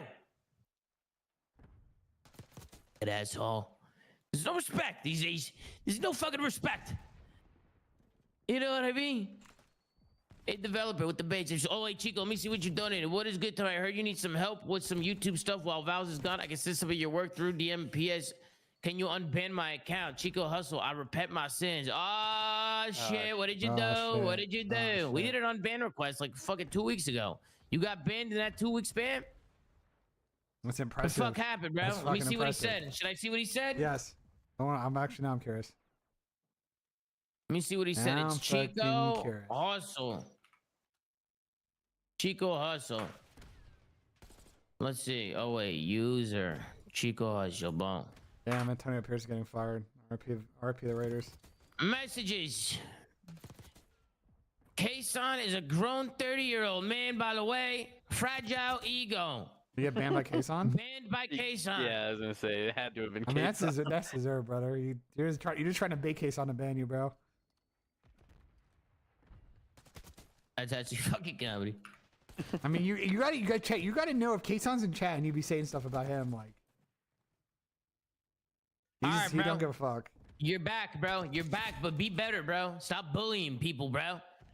Like, y'all gotta stop talking shit about my nose, bro. You gotta think about how it affects me.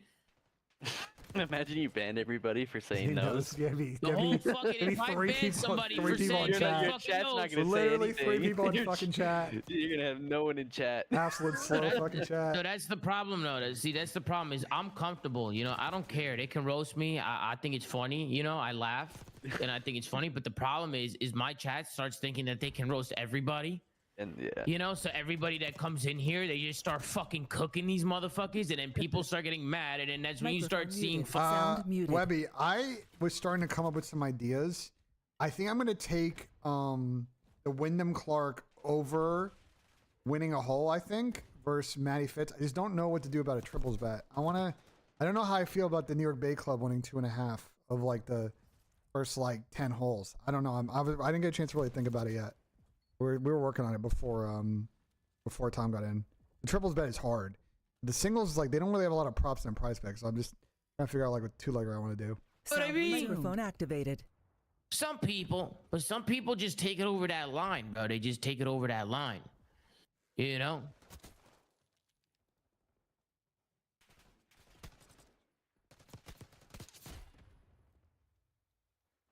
Don't worry, gang. I got a big nose too. So I'm talking about, gang. Shaded replays. First time chat. That's what he said. Don't worry, gang. I have a big nose too. Absolutely shaded. Yeah. Me and you gotta stick together, baby. That's what I'm talking about.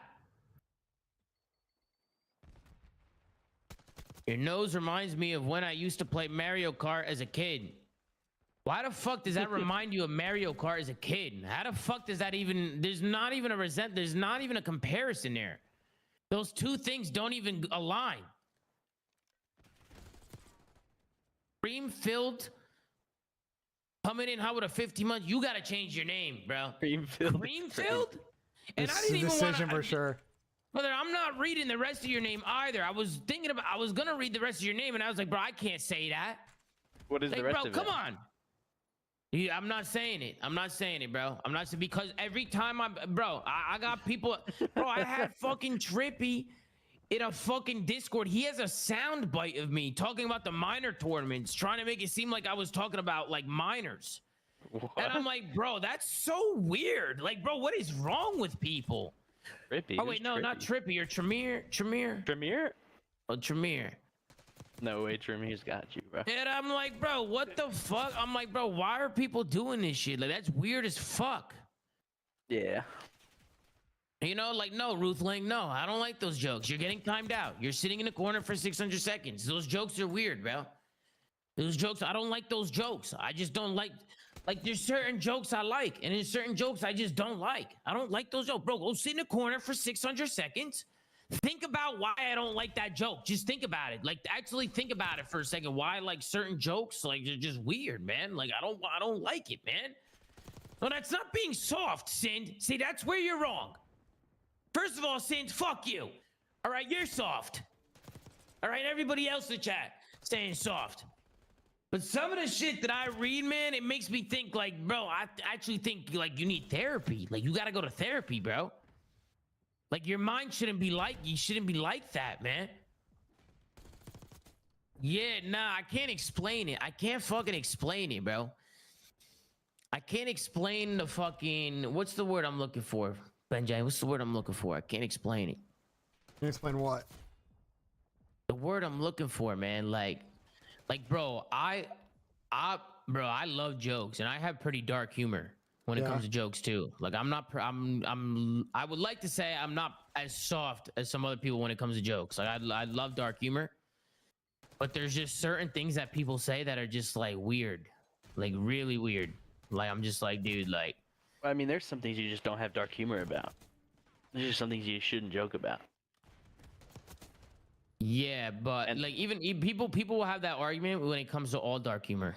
I know, like, but you like, shouldn't joke about that. You I know think what I anything mean? to do with like kids I just or think anything there's like that, it's kind of just weird. Yeah, anything to do with kids is really weird, in my opinion.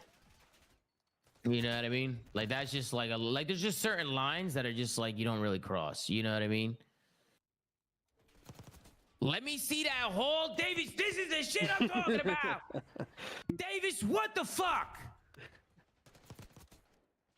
Davis, I'm upset. Davis, I'm upset, upset. because I've been $50,000 on my lied head to. is disrespect. Why? Davis, I've been lied to. Davis, I've been lied to.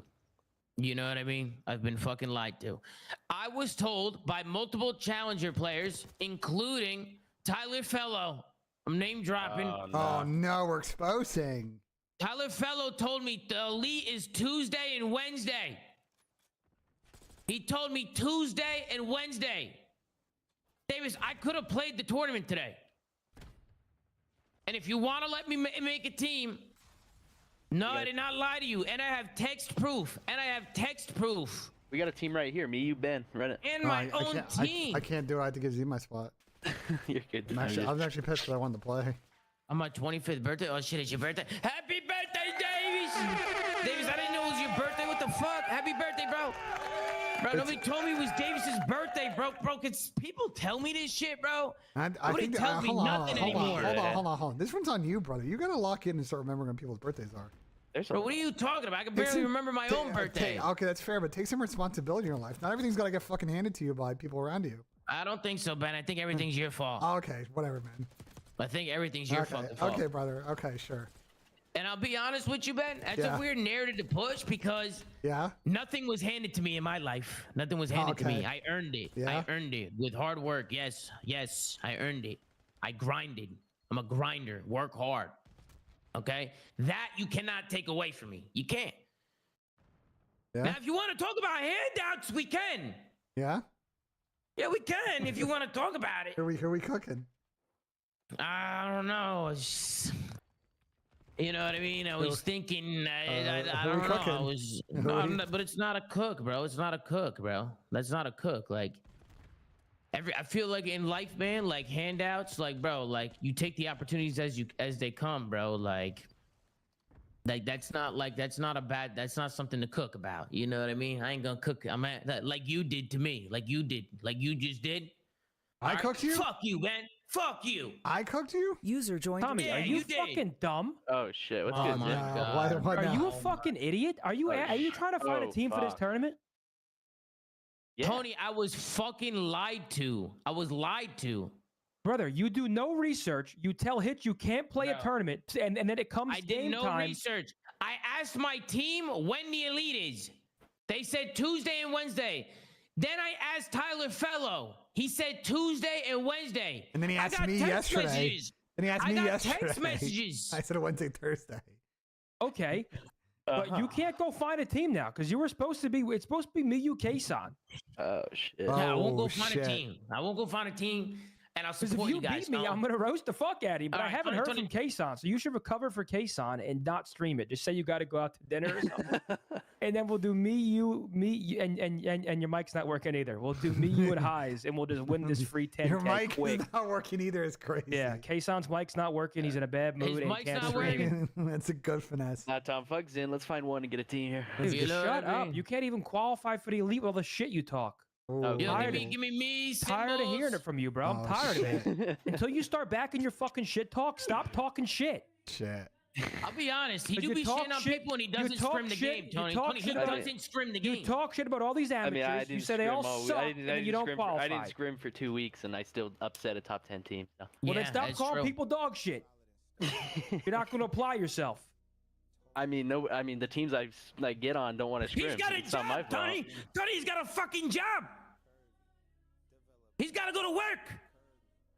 Yeah, that's a good point. A lot of these guys don't work. You see, you're Come on, man. you're at a He's got these disadvantage. guys I mean, on I'm work, trying here. I Tony. mean, I haven't really been talking that much shit, so.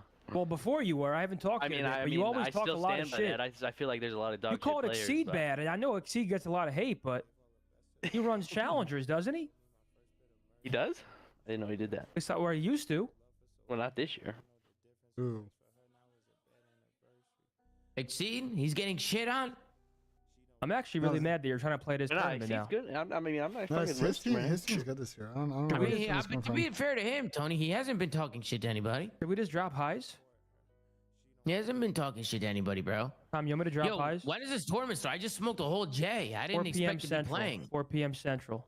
No, I 4 can't p.m. actually Central? drop them, but maybe you can ask Hitch to find you a new team. Nah, I can watch it. Can I coach you guys? If you want, but I can't have you checking out Kason. I actually haven't even heard from Kason, so I hope he's playing. Davis, but I are literally coaches allowed? I have not heard from Kason. When was the last time you talked to Kason? Listen, he said coaches are allowed, and I feel like I can coach you guys to greatness. I'm gonna be honest. Like I won't talk during the game because that'd kind of be cheese. But I feel like I can. I feel like in between games, bro, I could give us like good strats and like I could really help us out, bro. The only problem is I don't. Oh, who's in this tournament? We got stream snipers, bro. No, we have no. So we have. Oh, like you can't be in Codcast if that's what you're asking. Oh no, no. Everyone has a delay, but no. Delayed on their stream. Yeah, everyone's gonna have a delay, so you can. Yeah, I'm gonna be watching from your streams. But we have one of the best teams, me, Highs, and Kason. There's also a good team. It's Fatty, and Mo Cryptic, and I believe that's actually a good team for this type of tournament. There's another team that I saw that I thought was really good. Who? Blake, George, and Tupac. Blake, George, and Tupac is really good. That's TST Cheese. Hitch always does this for. Is it S&D only? He always makes sure he gives Blake and George a heavy hitter, and also Scump always has a God Squad. You got to ignore the Davis Cheese. So yeah, TST obviously has a good team. I mean, it all depends if Kason's going to be better than your veteran bot. I mean, Kason's probably one of the better shooters in this. I mean, he can shoot. Kason can shoot. You never know, he also bro. has a lot of reps. He just has no confidence in Search, bro. Every time you start Search, he's like, "Can we play Hardpoint? I don't know Search." See, I'll be honest with you, though, Tony. I'll be honest. You're hard to play with in Search, bro. You're hard to play with. No, I dropped 14, and your retarded ass was high as fuck. fuck. No, listen. You were high as fuck. You were doing a good job. Like, I'm not saying you were playing bad. I just said you're hard to play with. That's all I said. I mean, but he's saying when you're off of the 10 THC fucking joint, then yeah. No. I fucked up one round. Did you watch the chat? Did you watch the chat yesterday, Ben? Tom, I asked you verbatim. Let me talk. Hold on, before you say something, Ben, I dropped double digits for 3 hours yesterday. Okay, then what is your response to that? And then he faced the joint, and we didn't win a single map afterwards, which is a fact. Is this true, Tom? No, it's a fact. And then, but here's what happened. Last round, it sounds like it was your fault. No. Last round when Zuma died. Last round when Zuma died. This was my exact comm, and this is an absolute fact. I said, Tom, quote unquote. I said, Tom, do you want me to watch over your P2 or go watch mid from top windows? And I said I'm going P2. Yes, his reply was, I'm going to go chow P2. So what did that tell you? What do you... I thought that means you have P2 and I get mid. If I ask you, from my perspective, I ask you if I should watch your P2 or mid, and you say I'm going to go chow P2. Ben, from my perspective, Benjay, the whole fucking map, we're playing for mid-map instead of just watching over P2 and getting into low A the whole fucking time. And we're looking at useless kills in the middle of the map. I've been trying to tell him this whole fucking time. And what do you know? Me and Jay Lito are playing bottom A, and I'm getting pinched from P2 because nobody has my fucking P2. Wrong. Here's exactly what happened. Well, Tom, I think that. Go ahead. Fuck up. He gives up my P2. Tom, here's what happened. Tom, okay, no, Tom. 3 rounds. Let's in talk. Let's in talk. And then I get a kill. Okay, I'll wait. And I see Tony and Fatty. These 2 fat bastards. No. Fat fuck when Hellion did nothing. Fat fuck when Hellion did nothing. Window looking at mid-map, challenging useless shit, while me and Jay Lito are fighting the whole fucking team in bottom A. Yeah, okay. As we're getting pinched from P2 and you're hitting bunker. Hold on, I'm not done yet. Keep going. And the same concept applies to every map. Rewind. How they just kept hitting A. Just kept hitting A over and over and over again. Wait, you posted that. You got blooded 5-5. We had 3 kills. 5-5, but the only reason why we brought it back, the round's over. The only reason why we brought that map back is because I started making calls and calling strats, and we actually started finally countering A and doing what I was saying. We started winning rounds. My IGLing was bringing us back. Yeah, wait, but Tom, okay, but you can't hold on. You can't cost round 11 and say, "Well, I brought us to round 11," and then throw round 11 and say the only reason we got that was there. But let's go back and no. But that was my one mistake for the 3 hours that we played. That's cap. Let's go to protocol. Impossible to get you guys to look at the right shit. I'm gonna walk you through protocol. I'm gonna walk you through protocol real quick. Here's what happened on protocol. The beginning of protocol, I was watching over your P2. You would hit big door, Jay would go spiral, Fatty would go right. I was watching over that the first couple rounds, at least the first one for sure. Nothing was there. You got him big door, whatever. It was fine. Next time, because nothing went P2, instead of me immediately watching your P2, I would go up the zip. I would shoulder the closest window to zip.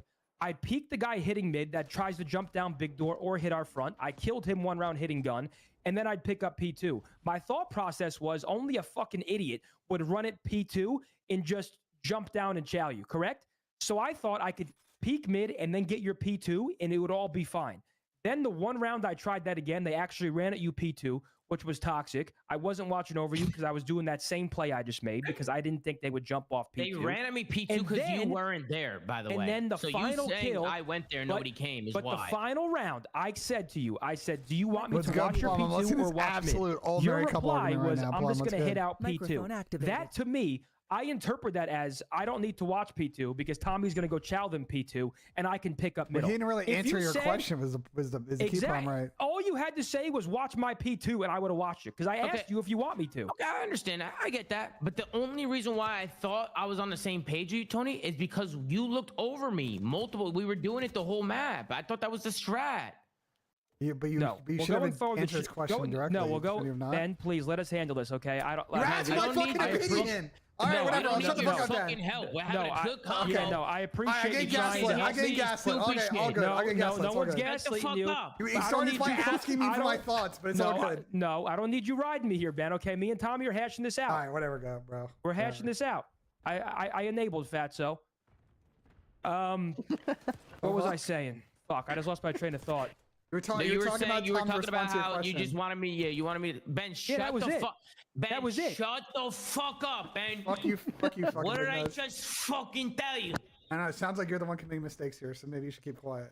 No, I'm not. First of Jesus. all, we all made mistakes yesterday, okay? And Tony could agree to that. We're having a mature convo right now, and you're 100%. making these side comments right now. We all made mistakes. Ben, you're dog shit and can't even shoot straight. Okay. Okay, so And you don't look like fucking Fatty. start telling And you me. look like Fatty a little You look bit, like a kind of. grandma. So stop telling me what I'm doing and not doing. Tony, let's get back to our convo. Yeah. Okay? We all made mistakes yesterday. All of us. We all made 100%. mistakes. I got hard costed yesterday for 2 hours. I disagree.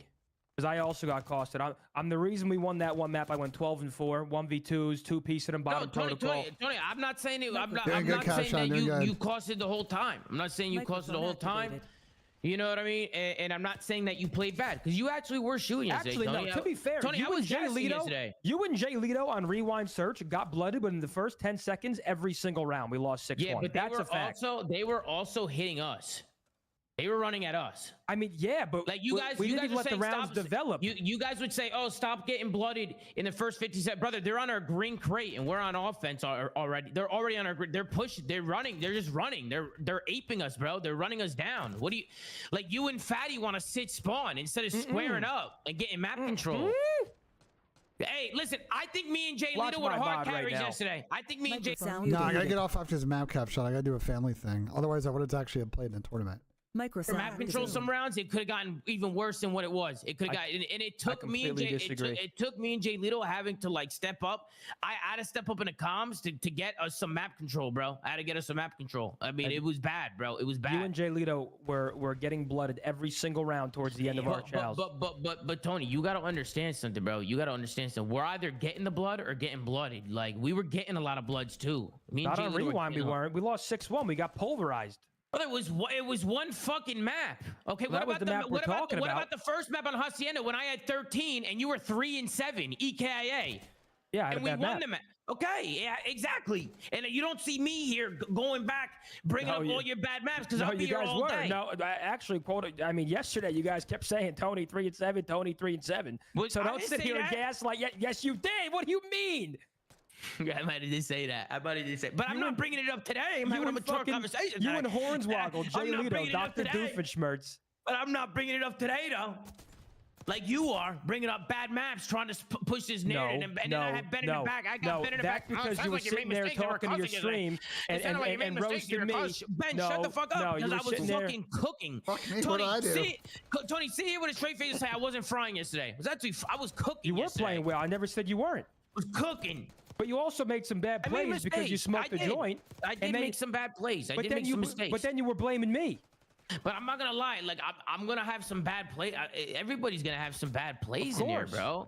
But I wasn't blaming you for him though. I just get mad at little shit as basic as just like, yo, like we need map control. Like, guys, we can't just give up the A site on rewind every round. Like, no, but protocol, we have a bit. You think that we don't need mid map at all, and I think sending someone top middle for info is one of the best things you can do on protocol search. I think it makes zero sense to give up full mid map and give up all your information by just no, I agree, but that's where Fatty should come into play. That's for Fatty. Yeah, but no. See, next time we need Fatso. Fatty. That's where I wanted him. No, I wanted him there. We need Fatso watching left because that's an easier fight, and then I watch mid because I don't trust Fatty to snap on someone mid. I don't. We need Fatty. We need to put Fatty in a one-dimensional spot. We're still cultivating his greatness. We're still curating. He's getting better and better ever since my involvement. He should have been the one looking over me, Jade bullies him. Jade bullies him. I actually cultivate his greatness. There was a couple times where Fatty was looking over me, but I'm still somehow just the guy would flank. He whiffs a couple times. He'll miss a few. I'll die, and then he'll get the kill. But it's just like, yo, Fatty, how the fuck did this guy just pinch around and just have all day to shoot me in the back here? You know what I mean? You remember the one rewind round 11, Tony? The guy hit me outer. I dove back. I ran into Gen. You stunned over me. You looked over me. I slid back. I got the kill. Boom, 2-piece. Bada bing. You remember that? I do. Microphone and we sound muted. Nah, I'm just making a good player. It's just so hard to get. This fucking map is just so bad, bro. It's just so bad.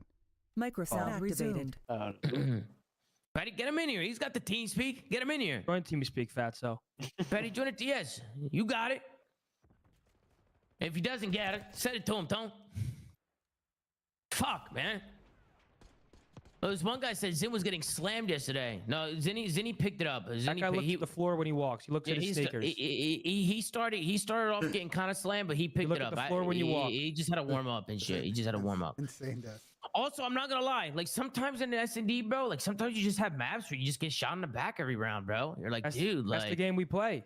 You're like, dude, like sometimes you're trying to make plays and you're just constantly getting shot in the side or shot in the back or fucking like people are just finding good timings and shit. Like sometimes it just be like that. But when you watch me consistently at the top, consistently, yesterday I was consistently at the top of the scoreboard. Hold the fuck on. What am I hearing? Fatty, Fatty, we need to talk, Fatty. We need to talk. No. Listen up here, buddy. Okay. I think I was the backbone. I was just watching over you guys. I look like Dashy on the map. You guys couldn't say the fuck alive. Was kind of pissing me and Tony off. See, the crazy part is me and Tony go play dubs and we win everything, right? That's right, Fatty. Me and you. We win everything. That's okay, right. Well, see, So I can't. we're coming to the You just conclusion, lied straight to my who the face. fuck's You just the lied. problem? I've watched you guys lose 5 times. All right, I've watched you guys lose 5 times. So you're gonna sit here with a straight face. No, you're gonna sit here with a straight face. We were streaming at 1 a.m. Oh, you're tired now. Now you're tired? We were tired. Fatty, that's We were. 12-hour stream. At 1 a.m. That's prime gaming time. Fuck that. I wake up at 12. I'm an old man, fucking 40. I'm older than Ben. We need to get map control. You and Ben need to get one of those relative tests because you guys could be related, dude. He's a little fatter than me, but I think we might. Why do we keep spraying this narrative, bro? Well, I mean, I just see similarities. Stick to your own lane, buddy. No, Ben, I'm in my lane. Boy. I'm just saying, you guys might have some unknown. Stick to your own lane. Zimmy spinning a bunch of bullshit here. It's all good. Ben just be making a lot of fucking. He be saying a lot of stupid shit. We know how to play protocol now. I hold left. I go top windows and the whole map is covered. It made no sense to send someone heli. I agree with that. I'm the one that said that. When me and Jay Lito got bottom bunker and I got flanked from the guy jumping down P2, I almost broke my fucking monitor. Are we gonna forget? Hold on. Are we gonna forget getting 1v4 because Jay kills me with a car and gets shit on in the 1v1? Can we stop giving Jay all this glory like the leprechaun wasn't costing as well? Yeah, Hornswoggle. Jay Lito, he's in the chat right now. I'll be right back. I gotta go to the bathroom. Well, get him in the call. We got 1v4, and also I won the clutch 1v1. We almost got 1v4'd again because the Chuckle Brothers got 2-pieced on bomb. Then I forget where the other person died. And thank God I won the 1v1 to win 6-4 to stop us from going round 11 after being up 5-1. No, you're a factor right there. I'm not gonna lie. Sorry, I got a little excited. No, you're the factor. I just want to say, I know I'm not that tall either, but Jay apparently is 5'3". He is 5'3", a little. But I know I'm 5'8". I don't shy away from that. I never have. Well, you're 5'8", 300 pounds. You literally weigh 600 pounds. Like Like Bro, you could chill, be that's Ben, bro. Ben. Yo, Ben, hey, bro, that- you Yeah. could be don't on my ever 6 call me a midget I'm again. here around. you could be on my 600-pound life, dude. Like you could What? You would eat for free at that heart attack grill in Vegas. Him and his You know mom what- could make my 1,000-pound life. Stop bringing up his mom, Jay. I apologize. I apologize. I thought we're 2025. Oh, we're done bringing each other's moms up. My fault. Well, listen, to boys. stop bringing up his mother, Jay. I would love to hang around That this very conversation, large but I lady. gotta go do family shit, so I will be back on later. We'll You miss guys you enjoy. Yo, bye, Twinsy. Later, bro. They got a 1v1. Yo, Ben, Me and him need to take a have a picture great night, IRL. man. Me and Ben. Later, I need to. Channel switched. All Microphone right. muted. Chat, unfortunately, as I said, I gotta go at 4. I got some shit I gotta do. I was hoping to stay on longer today, but we'll be live tomorrow. I'm gonna try and be not live all day for the Elite on Wednesday and Thursday, so we make sure we lock in that, OpTic scrims, whatever. So I appreciate you all locking in. I'll see you guys on the next one. Thank you all so much.